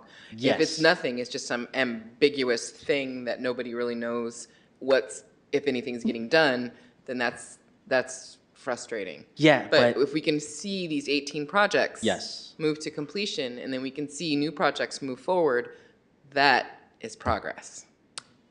Yes, I concur, and Okay. I think that queue, though, is something we all need to work together to decide how that prioritization looks like, because as stated, and I think another example from one of our council members was, what happens if an emergency happens or something else happens? Well, that queue now shifted, Yeah, right? for sure. That response that needs to happen. it's a So prioritized queue. I want to work together to get that. Yeah, and so my question about the budget, Yes. to bring it back to the budget, is Public Works, do you all have what you need to move this program forward in this budget? Is there something that's missing that you would like to bring our attention to so that we can actually keep moving in a successful direction to address our traffic safety issues? At this point, yes, but it's a program that is going to be constantly improving, constantly changing. Right now, we have a budget, as the city manager mentioned. In the future, it might be that the city council decides we're going to allocate a specific amount of money or funds every year, and we're going to do as many or address as many inquiries as we receive. And just talking about inquiries, if we have, for example, receive inquiries every single day of the year, so we're going to have to analyze, compare all the time. Like, for example, in other cities, what they do is something that we are inclined at this point, we may change our mind, but inclined is that we open a window once or twice a year in which we receive all the inquiries, then we focus on the analysis, and then we focus on the prioritization, and then we bring it to City Council, and then City Council give us direction, and then we continue, and then the next round we do the same thing, and so forth. That being said, that those that were not part of the couldn't fit in the budget that we have, that doesn't mean that we forget about it. They kind of, there might be one item at prioritization is if it's a repeat location that hasn't been addressed for 3-4 years. I'm just saying it's just a possibility. It could take a different ranking, for example. Right.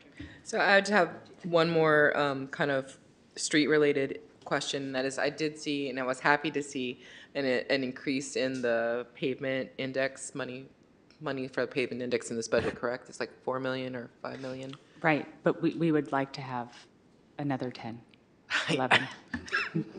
Definitely.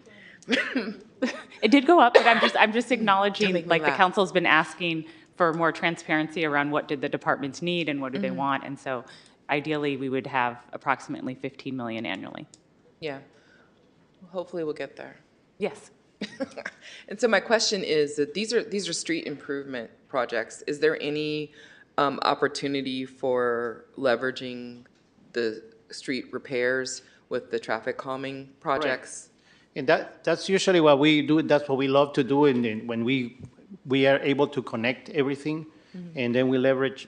For example, if we have, but when we talk about the pavement program, we're talking about maintaining the level of service of the asphalt, right? So that there are no potholes. So to put it very simple, but that program is not not to change to do a road diet, for example.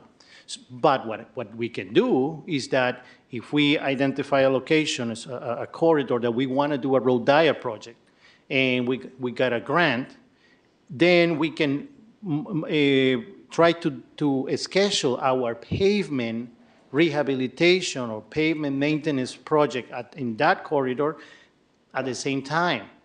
So that way we can leverage the funds for paving, right? And the cost of the paving project would be lower. The cost of the road diet project would be lower. So in those cases is when you say, well, we need a match of 30% for this grant. Well, we can use it here. However, to get to that point, since we are rebuilding the department, you ask us for that, it's like ask us to build the roof when we're just doing the foundations. Yeah, we're gonna get there, but we need some time to build all these programs and present to you information so you give us direction. So all that is a piece of in the puzzle that we need to be able to maneuver in that way, to leverage other programs. So you need a little time to build the department to get to that point. Say it again? You need a little time to build the department Yes. to get to that point. Yes, that's Okay. the patient portion that I Great. mentioned the other day. Thank you. I appreciate you listening to all the meetings, and I think what we have now is something that we can really be accountable to residents around and check back on. I have a couple more questions, just, they should be quick. One of them was I noticed that the parks and restrooms for the ARPA funds, did that increase? It's 7.7 million? And did I miss something? That's for the parks, and so council did allocate some additional funding at a previous council meeting. I At think the it was previous April council meeting? 16th Okay. meeting where there we had ARPA recap and reallocation and reshifting I of thought the it was, I funding. thought it was like 4 million or 3 4 point million was something. what we were anticipating having still in unspent funds from last fiscal year. But since we have a growing list of requests related to the built environment, we wanted to try to wait for the year end to close and to see where those numbers wind up, because the documentary transfer tax has been trending so much lower. So it is 7.7 million Yes, right now, and that's currently. for the soccer field and bathroom improvements and That's that for list of stuff? all of the park improvements at Shields, Reed, Wendell, and Borman. Borman? And MLK. MLK, yeah. Okay. And then I saw We that have four Nystrom. things that are, 4 bid packages that we're trying to get out before you all go on recess. Yeah. I saw that Nystrom Village was on the list, and I just wondered if that work has actually begun. I know we were gonna put the ARPA money towards doing some of the background work. I'm sorry, did you say Nystrom Village? Village. Yes, so I actually asked staff about that because I was wondering if, if the council was going to be like as these new priorities are coming up where we have more projects that that we need additional funding for. But the way that the ARPA funding works is that there can be an agreement between the city and the housing authority, and then those funds can be encumbered and allocated. So that will remain a policy question for the city council. We've set aside the $2 million for Nystrom. If that's how the council wants us to continue to preserve that funding for that project, we can. And I guess my question, and we could just have this answered offline if we, I know it's late, is, as I remember it, it was to do studies and other things in order to move that, expedite that project, move it along, so Yes. that when we do get the next developer for the project, they have a head start on Yes, it. that is in progress, and when RHA presents their budget, we'll make sure that there is an update included on that. Okay, great. And so the last question that I have has to do with staffing. I just want to reiterate too that I also support if there is additional funds for staffing to make sure that we have the people on, not just the people who need to design the things or whatever, but the people on the ground who are going to cut those medians that look kind of crazy right now, and kind of keep things under control. I know in my district around the wellness trail, it's really ridiculously weedy. Weeds are kind of like waist high. I know we're not alone. It's in many places. And so just having enough staff to be able to really care for our city is really important. And with that, I know that the Urban Forest Advisory Council came forward with some really thoughtful proposals around staffing and trees. We know we have a problem with trees, and I don't see any increase in staffing to take care of that. It seems like the same kind of protocol where there's a lead and then possibly some floating kind of part-time-ish people who might help. And that there's like 3, I think, staff who are dedicated to our 60,000 trees right now. And that's just worrisome that we're not hearing the concern and seeing it reflected in the staffing. Yeah, I think that you're making really good points. I think for us. Before we have a reply, we need to suspend the rules. We need to just extend the meeting. Extend the meeting, I'm sorry. I second that. I haven't made a motion. I just said we need. I made the motion then that we extend the meeting to 11:30. Right, okay. I'll second. We have a motion by Vice Mayor Jimenez, second by Councilmember McLaughlin, to extend the meeting to 11:30. Councilmember Bonner? Yes. May I Vice respond Mayor. to? Oh, I'm sorry. Vice Mayor Jimenez? Yes. Councilmember McLaughlin? Yes. Councilmember Robinson? Yes. Councilmember Zepeda? Yes. And Mayor Martinez. Yes. The motion passes with Councilmember Willis absent. You may proceed. Oh, thank you. So Councilmember Robinson, we are waiting to hear back from, and council from Chevron regarding their payment once the settlement agreement expires relative to the what they're due to pay under Measure U. So at the last meeting, I mentioned that right now we just have the $4 million in the budget for the settlement agreement payment. And so when they let us know, if they let us know ahead of time what that payment will be, we will be able to plug that in, and that'll give us an opportunity to address a lot of the concerns that have been raised by the council. We hear them, we're writing them down, but at the same time, we want to present a balanced budget. And so hopefully Chevron will get back to us before the budget is adopted with a placeholder number that we can budget for. And if not, they pay in December. And so that's when we would become aware of it. And so my plan is to continue to make myself available to meet with you all, to understand your budget priorities, and then per the charter, I'll meet with the mayors to finalize the budget. But it is definitely our intent to continue to utilize an equity framework in the adoption of the budget process, and understanding that there are significant needs in the built environment that we need to continue to address that require more staffing. One last thing to bring forward, and that is just worries about code enforcement staffing. I just wanted to mention that you know, definitely had some meetings recently with Lena Velasco and Ava around code enforcement, and found out that they're woefully understaffed at the moment, some having to do with, you know, people on leaves and whatnot. But I just want to make sure that I know that we have a calculation around vacancies, but if we want to properly deal with the smoke shops and deal with all the code enforcement issues that we have, like, that's going to need to be a priority too. At least it's a priority for me.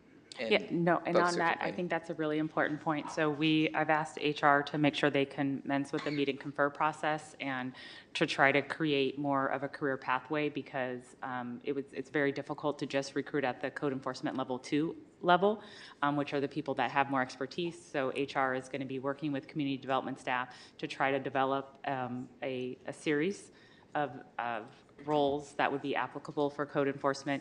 And we are working with police to also do some co-recruitment, because code enforcement, you have to pass a background check. And so those pool of applicants that are usually highly qualified candidates for positions in police could also potentially be applicants for code enforcement. So there's been an agreement that the police department and HR, they're going to work collaboratively to also try to assist in filling those positions, because we know they're important. Yeah. And just for the public record, for people who may not already know this, you know, as I understand it, code enforcement is funded, or there's allocations for 6 positions, but currently we have 2.5 that are actively filled.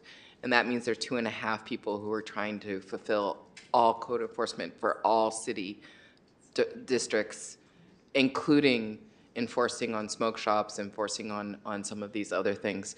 And it just feels like that is a really terrible work environment for those 2.5 people. An intense amount of pressure. Yes. And similar to, but not at the same kind of level of stress as the kind of police and fire when they were so understaffed.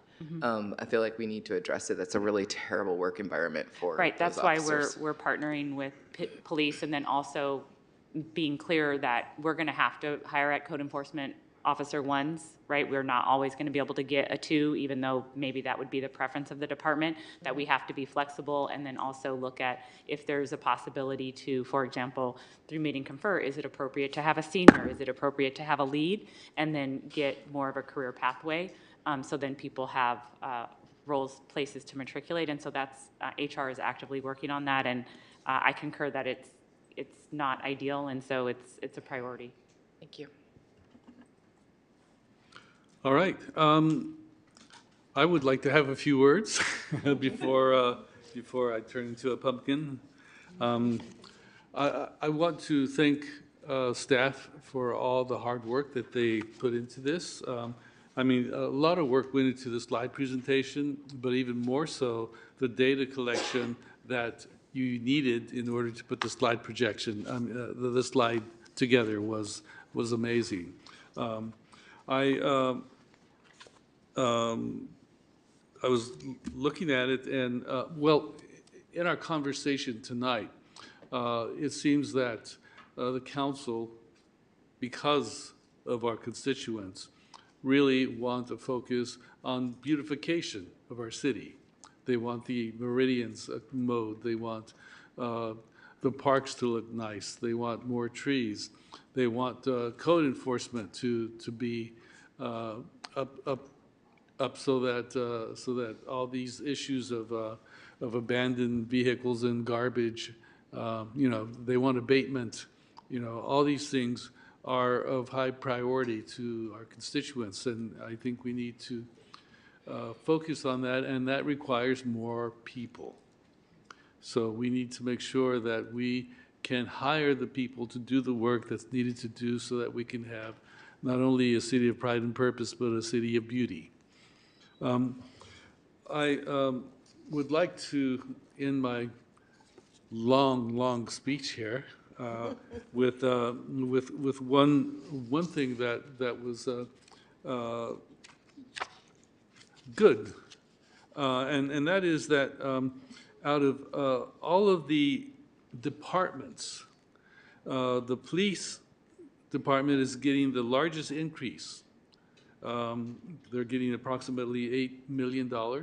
So people who like to promote the myth that we're defunding the police, just need to look at the budget and see that we're actually doing the opposite. That's it. Yeah, go ahead. Yeah, I just had a couple more questions. One is for Daniel, and I asked the mayor, but when you were up there, but if you could just come up and just answer this quickly for me. So the whole discussion about the queue, and we're going to have, once the queue starts moving, you'll be coming back with some other projects that could be the next set of projects. So in the meantime, I've been sending the traffic calming link to residents. And so can I assure them that this will get on the list, whether or not it comes with the next queue or not, or the next set of projects? I can't say at this point, but all of those, all of those projects, as long as they're truthfully traffic calming projects, are things that will be considered. Yeah, they will be in the list. They will What I be on cannot the promise is if they're going to be part of the next round, because I don't know in which ranking they're going to be Right, I and understand what that, yeah. decision the city council is going to take. But Okay, because I know I've had a couple of residents talk about Plumas Avenue. I think I've sent them to Robert, and this latest person is, I'm going to be actually meeting with her in person, but I did send her the link. So that will be, if it's not already in the queue, it will be in there. yeah, So- unless they're family members of mine, they have priority. No, I don't have any. Unless they're what? I missed that. Just- Okay, okay. All right, no family line, all right. Okay, thank you. And then the other thing, I'm sorry, because sometimes when council members ask something, it triggers something. Do we have an arborist on board in parks? We do not currently have an arborist. That's maybe Tawfiq? I know we used to have an arborist, but currently I heard do we Tawfiq not? was going to obtain professional development and become an arborist, in addition to being an engineer. Just kidding. All right, all right. Good evening, Mayor and council members. Tawfiq Halabi, Deputy Director, Public Works. We do not currently have an arborist. However, we have several on-call tree companies who employ arborists, and we do work with them to get arborist reports for individual projects and individual trees that we're looking at. Okay, all right, all right. I have more questions, but I don't want to take up more time, so I think that's it, Mr. Mayor. All right, so we were asked to provide direction to staff, so I'm not sure, well, we gave a lot of direction, but I'm not sure how clear the direction was. I thought the questions were very clear, and it definitely seems like there's cohesion with the council around priorities for, we have different names for it, but traffic calming and street safety and complete streets. Also. Code enforcement. And code enforcement. So I feel good in that, like, some of the requests are in motion. And so we're not starting from scratch, and we'll need to go back and sharpen our pencils. Right. And then we'll meet with you, Mayor. Yes. And make some additional refinements for the meeting on the 4th. And more self-care for people who like to party too much. Yeah, I don't know about those people. I have one more request. Go ahead. So talking about the arborist, I think the city does need to have an arborist because not every project is about vegetation management. I would like to request the city or the fire department have one more inspector for the residential areas. As you know, the city of Richmond, thanks to Councilmember Gail McLaughlin is a member of Wildfire Prevention Working Group right now, or coordinating group. And they just started the work, so I'm sure there will be plans for fuel reduction, vegetation management, inspection. So it'd be nice to allocate some budget for that, so the entire East Bay moves toward wildfire safety. We did make an appropriations the council approved earlier this year to add 2 temporary increases for inspectors. And so that staffing up did happen and there's training happening. You may recall that we had some folks that were out and we had a real dip in staff. So you allocated 2 additional than you normally have. So I can confer with the fire chief and get back to you. As far as I know, no inspection happens right now in the WUI area. We need. Well, I'm not debating the merits of that. I'm just saying that I'll confer with the fire chief and then I'll respond back to your inquiry. Thank you. Mm-hmm. So we have 18 minutes left. In those 18 minutes, do you think we have enough time to pack up and go home? I certainly hope so. Because sometimes it seems like it takes more than 18 minutes to get people out of closed session Okay, into well, open session. I think you have flowers tonight, so it should be a good evening. All right. Wait, Mubin has something to say. We do have an item for the master fee schedule, and our consultant is here that was Oh, continued yes. from last week. if We may. skipped ahead. Yeah, well, Okay, let's do it. yes. So how much time do you think the master fee schedule will require? As little or as long as you would like. But we do need to get this adopted before the budget is adopted, so hopefully the fees can be active. But if the council would not like to hear this item this evening, we would have to see if the consultant can come back. Yeah, well, let's. We can power through it in 15 minutes, yes. They're saying 15 minutes, Mayor? Okay, let's, yeah, because that's actually what we have. KCRT, can you pull up the presentation, please?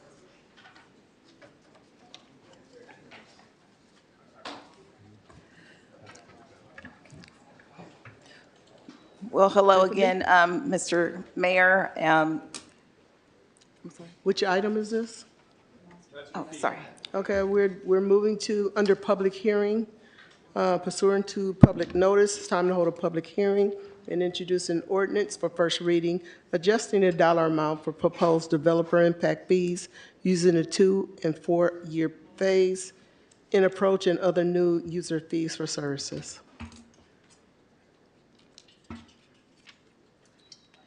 All right, good evening. Andrea Miller, Director of Finance. I will just queue up and introduce the item for the master fee schedule update.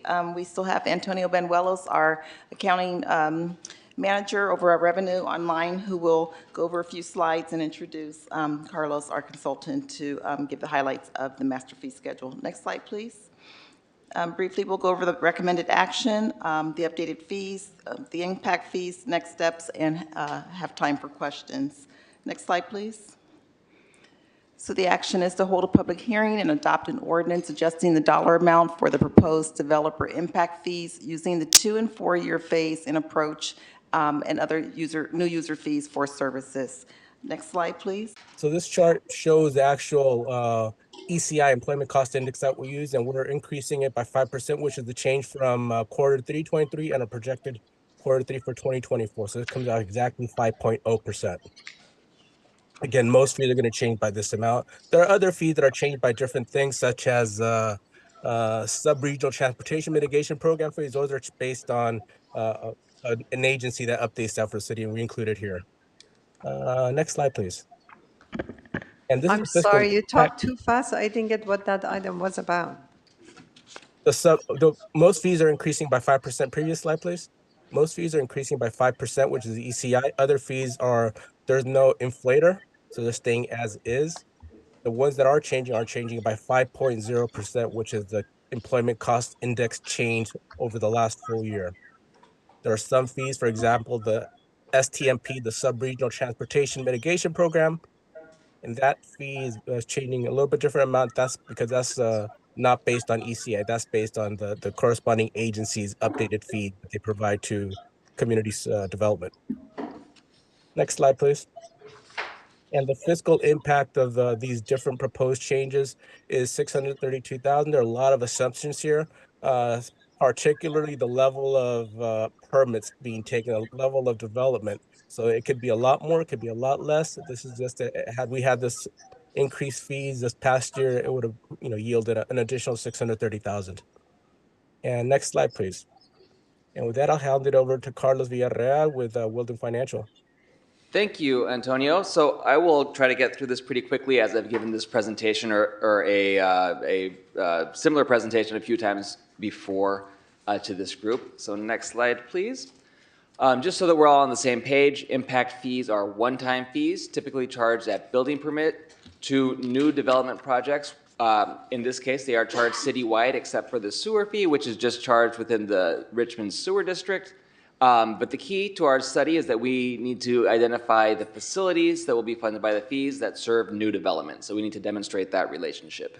Next slide, please. In California, it's the Mitigation Fee Act that lays out how a jurisdiction would calculate and implement impact fees. Our study needs to make several key findings. First, that the new development creates the need for facilities.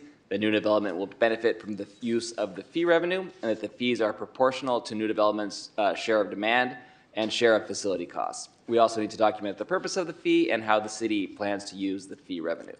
Next slide, please.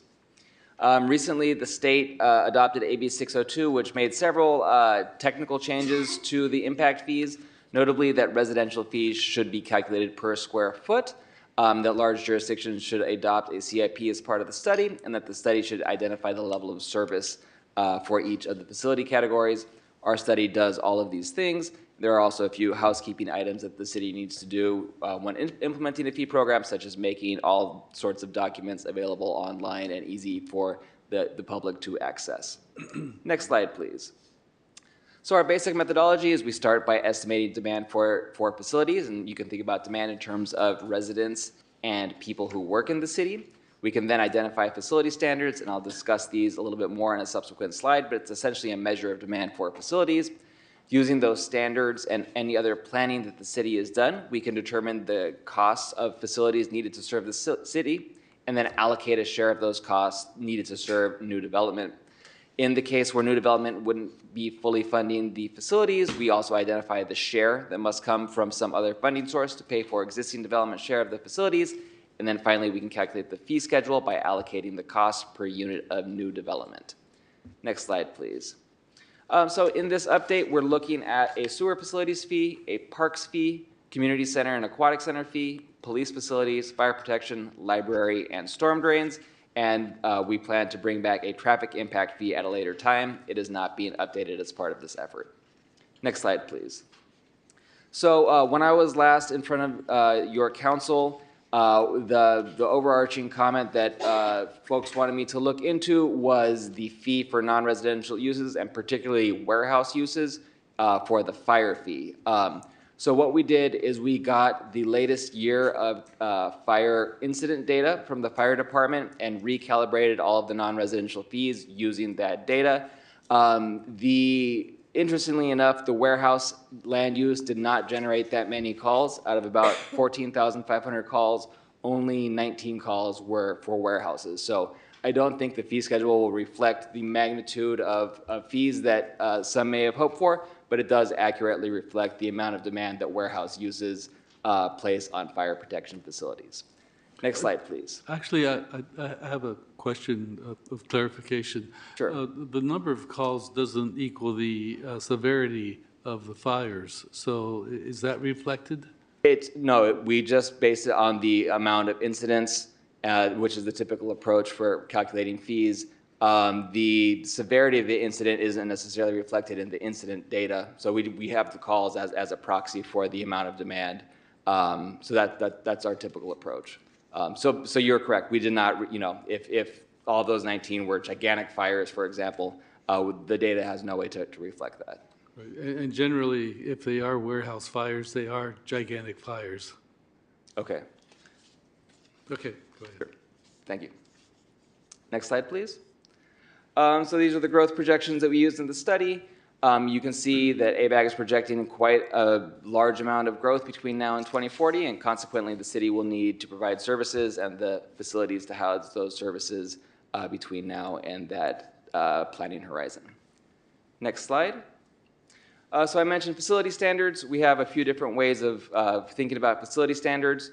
One approach is the existing inventory approach, where we seek to maintain the existing level of service. This was, for example, used for parks. We can quantify the existing facilities, compare that to the existing demand, and get a cost per unit of demand to drive the fee calculation. Under the planned facilities approach, we have a list of identified planned facilities that is needed to serve the new demand, and we take the cost of those facilities and divide it by the increase in demand, and that cost per unit of demand drives the fee calculation.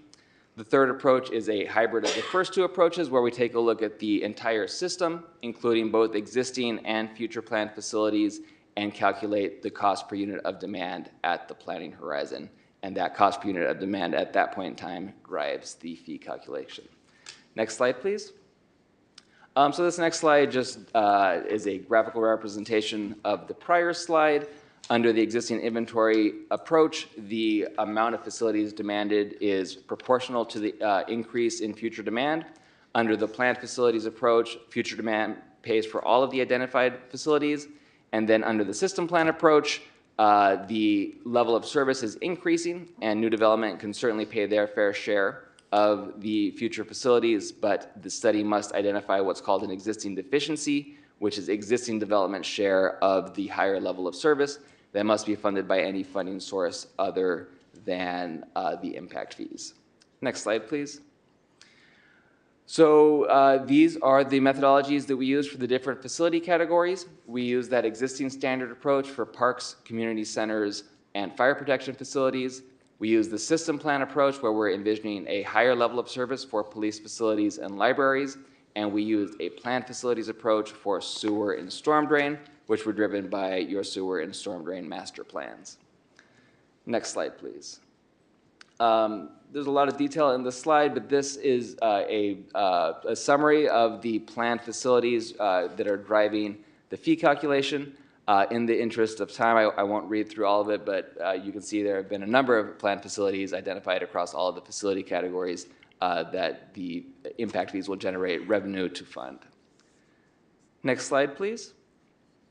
So I mentioned existing deficiencies and essentially a non-fee share of the future projects. This next slide shows the project cost across all of the different impact fee categories. It shows the projected impact fee revenue if your council were to adopt the fees at the maximum justified level. And the difference between the two of those, the additional funding required column, represents existing development share that must be funded by funding sources other than the impact fees.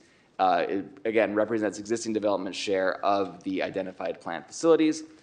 So that amount would be, between now and 2040, about $421.2 million. The impact fees would generate about $636.9 million in that same time frame. Next slide, please. So this next slide demonstrates the maximum justified impact fee schedule. Across all of the impact fees, it would be $22.20 per square foot for infill residential development, $22.49 for subdivision development on the residential side.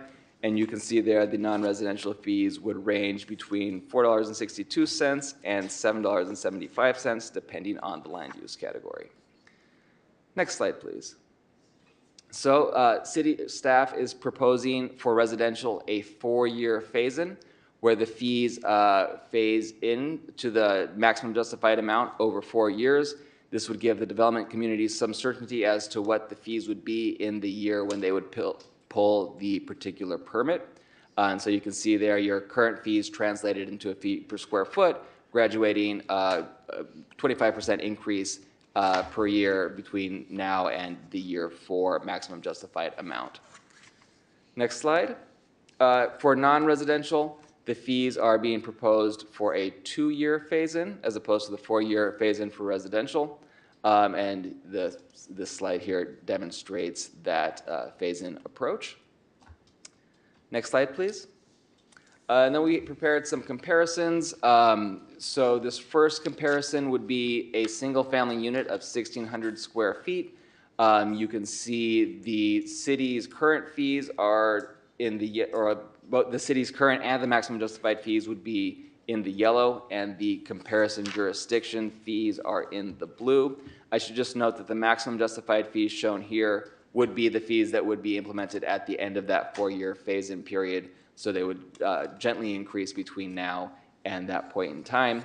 And another note is that some cities have fees that vary depending on where you're building in the city. So that's why you would see a low and a high fee scenario for some of the neighboring cities. Depending on where someone might be building, those fees would fall somewhere within that range. Next slide, please.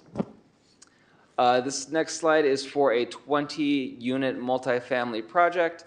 And similar to the prior slide, all the same caveats apply here. The current fees are, amongst the highest fees in the comparison jurisdictions, and the maximum justified fees would be the highest. Next slide, please.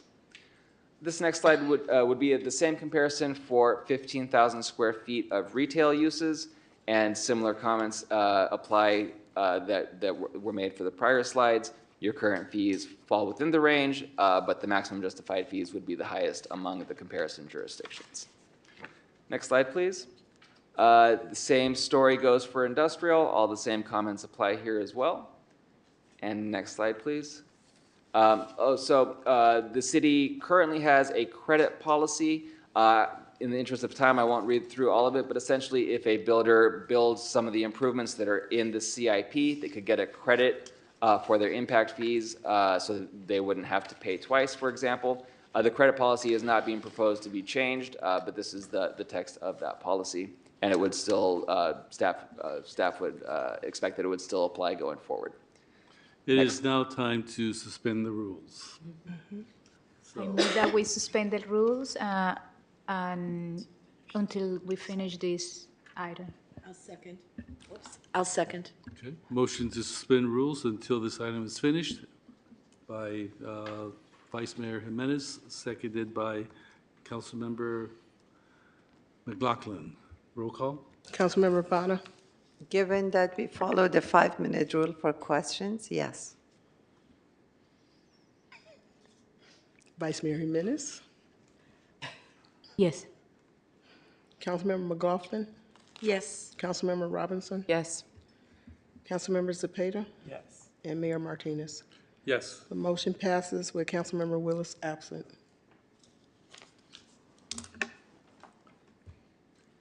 All right, you may continue. Thank you. Next slide, please.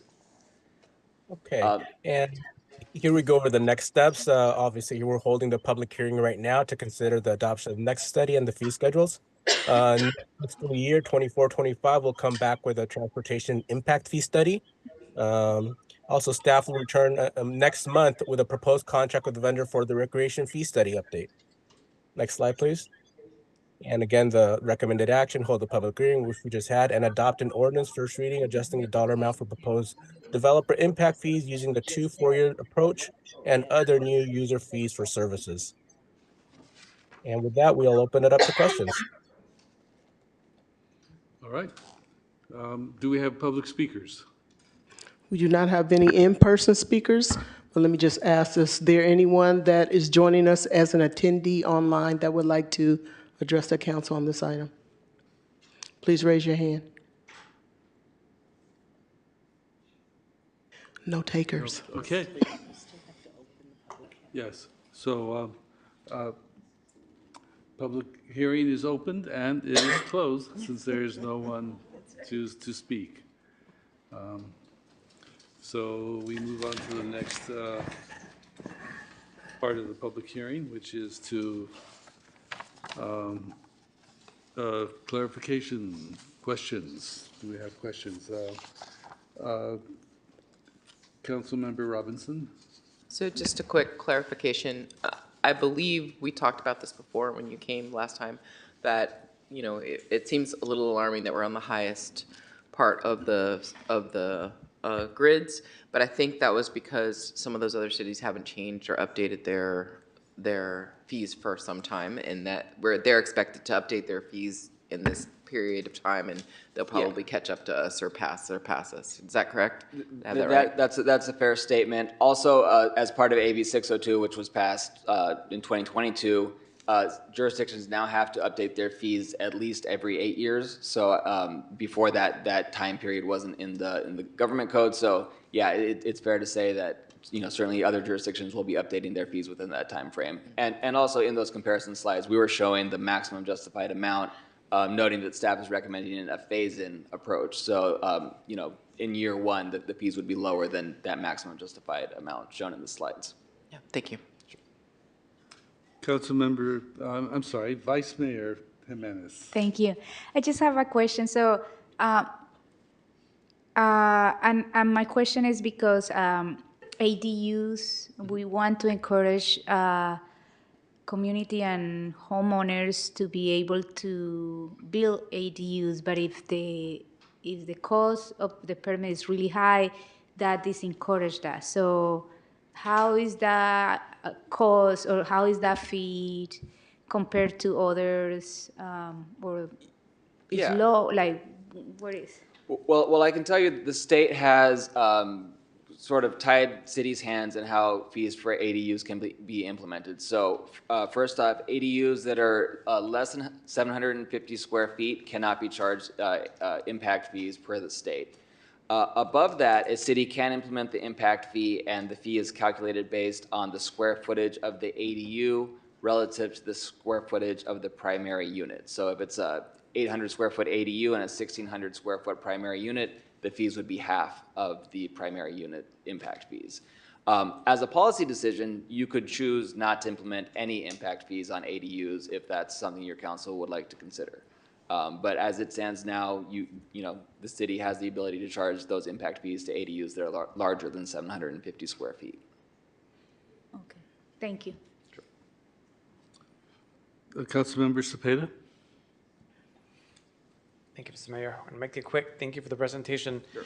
What is the math that tells us how much we should be charging for how many residents and how many facilities we need?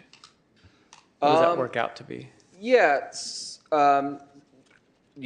Is this for a particular fee or just sort of generally? Just in general, Hilltop, for example, is about to create a small little city in that new development up there. So we're trying to see what facilities do we need? And I see the impact fees here.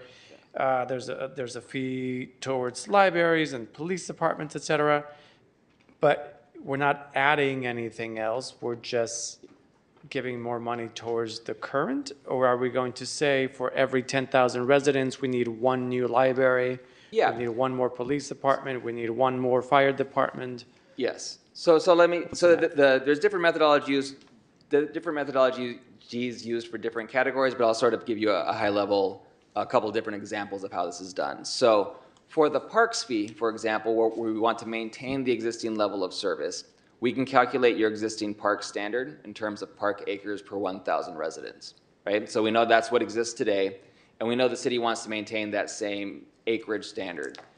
So we can calculate your park standard today. We know roughly how much it costs to acquire an acre of land. We know how much it costs to turn that acre of land into a park. So we can take your park standard, multiply it by those costs per acre, and get the cost to serve 1,000 people. Then divide that cost by 1,000, you get the cost to serve a single person. And then we also know how many people on average live in a home. So we can say, and I can tell you the exact number based on the American Community Survey, let's see here, that there, on average in the city, there are 2.72 residents per dwelling unit. So if we know the cost to serve one resident, we can multiply that figure by 2.72, and that's the cost to maintain your existing park standard for a average sized home. We also have an estimate of the average size per home. We divide that fee per average home by the average square footage per home, and we get the cost per square foot that drives the fee schedule. So that's sort of a high-level look at how it was done for the parks. For other fee categories, such as police, we use the city's existing CIP, where the city is planning and has been for some time on an $80 million police station. Currently, I understand the city leases the police station, and there's been plans for a new facility that would serve both existing and new development. In that case, we take a look at that police station basically serving all of development, both existing development and that future development, and we can calculate that cost per person, not today, but based on the growth projections, we can calculate that cost per person in 2040 once new development has occurred and once that police facility has been built. And then the same math applies there. We know how many residents per dwelling unit there are. We know how many square feet per unit there are. That ends up driving the fee per square foot. So that's sort of a high-level look at how it's done. There's some wrinkles, for example, for the sewer fee. Rather than looking at the cost per person, we look at the amount of sewer flow generated per single-family unit compared to, for example, 1,000 square feet of industrial space. There are different sewer flow generation factors that we can use to drive that proportionality in the fee schedule for the different land uses. So that's a high-level look. Happy to dig into the numbers more if you have more specific questions, but that's generally how it's done. Thank you. And the other question in regards to the other cities around, do you have any data from any cities that you might be doing business with that are looking at also increasing, that are on the list that you showed us? Let's see. Are we going to be the first ones to take that jump after this new law that went into effect? Are we in line with others? So I am not currently working for any of the other cities on the list. So within this group, if you were to adopt the fees tonight, you would certainly be the first to adopt their fees this year. I do know that Oakland has not updated their fees in some time, so they will probably be looking to update them soon, but I don't know if they're under contract with another provider. And if I may, Mayor, Councilmember Zepeda, the reason why the fees are important, it was also one of the recommendations from the state auditor, so that we continue to update our fees in a timely manner. And then the fees also assist us with our cost recovery departments, which reduces the subsidy from the general fund that's needed, where applicable. Thank you. Thank you. Okay, no more questions for right now. Thank you.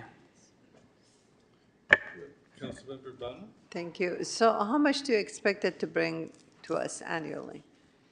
Annually, I can't say, because annually depends on the amount of development that occurs every year. But for the entire program, there was a slide that shows the total amount, and let me... Roughly based on current year development was 650,000, I believe. But that's a lot of assumptions going into that. The same level of output this past year can be a lot higher, can be a lot lower. Okay, 600,000. I'm wondering if it's worth the impact it may have on additional housing and businesses coming to the city and development. Also, if we pass the Chevron, if the Chevron tax gets passed, then we wouldn't need this money. Well, Right. at this juncture, since we don't yet have that information, the council could always decide later to change your mind, but in the short term, it would be helpful, given the requests that were made this evening. Can we make a decision that we approve for the first year, but then the numbers for second and third year, you come back depending on Chevron tax gets approved or not, we make a decision later on? Yes, but also the Chevron tax, I think the way I understand that it would work, and Dave could opine on this, is that usually it's not resolved right away, and then the money is in an escrow account. So it's not like we'll have the revenue next fiscal year. And then the Chevron tax is doing a whole different thing than what this is doing. This is the theory that as development occurs, it should pay for its impact on the community. Chevron involves a bunch of different issues. It's a revenue-raising measure, but you wouldn't raise revenue from Chevron and not charge developers the cost of what they're doing to the community. Because they're bringing the residents in that need the services. I understand, but The question is how much of services we can provide. And did you say that ADUs would be exempt, or it applies to all the square footage? So ADUs that are less than 750 square feet are exempt. ADUs larger than that are charged proportional to the size of the primary unit on the lot. If it would be helpful, we can ask Opticos for the designs that they're doing for the ADUs to include options that are less than 750 square feet. I'm not sure, Ms. Velasco, if that's still possible. So that would be a workaround. So you may recall that we have Opticos that is working on a series of designs for residents to be able to use the plan set. So we can offer a plan set that will be less than 750 square feet, so then this wouldn't be applicable. But I didn't understand what you just said, that it would be proportional to the square footage of the main house, not the ADU that's being built. Why? That's the state law. You take the square footage of the ADU, you compare that to the square footage of the primary unit, and that proportion is the amount of impact fees you can charge the ADU. I thought it's based on a square footage, so the proportion has no units. How is it charged then? I mean, it ends up being the same fee per square foot that you would charge to everyone else. Stipulation mostly has to do with when cities still charged fees per dwelling unit. So there was a way to divvy up, a flat fee per single family unit compared to what you might charge to the ADU. Your traffic fee is still charged per dwelling unit. It's not being updated right now, so that proportion would still apply. So again, if you had an 800 square foot ADU and a 1,600 square foot primary unit, you would charge them half of that traffic fee. It's mostly, if I may, applicable, like if you're doing new construction where you're building a new single-family home, right? And then also an ADU in his circumstance. In our circumstance, we're talking about primarily people coming in just for ADUs. Okay. But we're providing also a free plan set, right? That's what's in the work. So that is the way that we can stimulate and get people through the process faster, is because they can pick from a menu of options, go to the planning counter and say, oh, I would like the Spanish style, or oh, I would like the Craftsman. If they pick that design, then they can just go right through the process. Instead of like hiring their own architect and making it be a protracted process, they'll have Yeah, but that's to streamline the process, make it faster, easier, more accessible, not, giving But it them- reduces cost because then you don't have to hire an Yeah, architect. but then we add the cost a lot. Well, Anyway. we are, this is a cost recovery department, so unless the city council would like to provide a general fund subsidy, the state auditor suggested that we increase fees to cover the But cost. we increase it to the maximum amount. We're at the end of the range. Okay, can we be like within the range, 80%, 90%? Why is it 100%?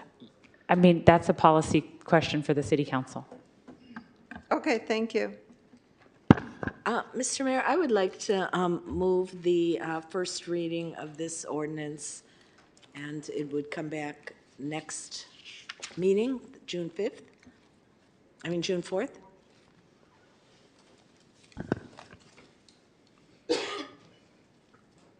Do I hear a second? A second. Okay. To move the first reading of this ordinance on the master fee schedule. Motion by Councilmember McLaughlin and seconded by Councilmember Robinson. Councilmember Bada, Yes. Vice Mayor Jimenez, Yes. Councilmember McLaughlin, Yes?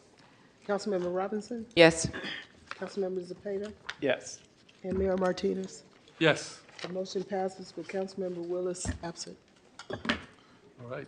So do we have any memorials, dedications for the adjournment? If not, then. Did we already do it for Bill? We did for Bill? Bill Okay. Pinkham at the last meeting, yeah. Bill Pinkham. Oh, yes. Okay, in that case, this meeting is adjourned.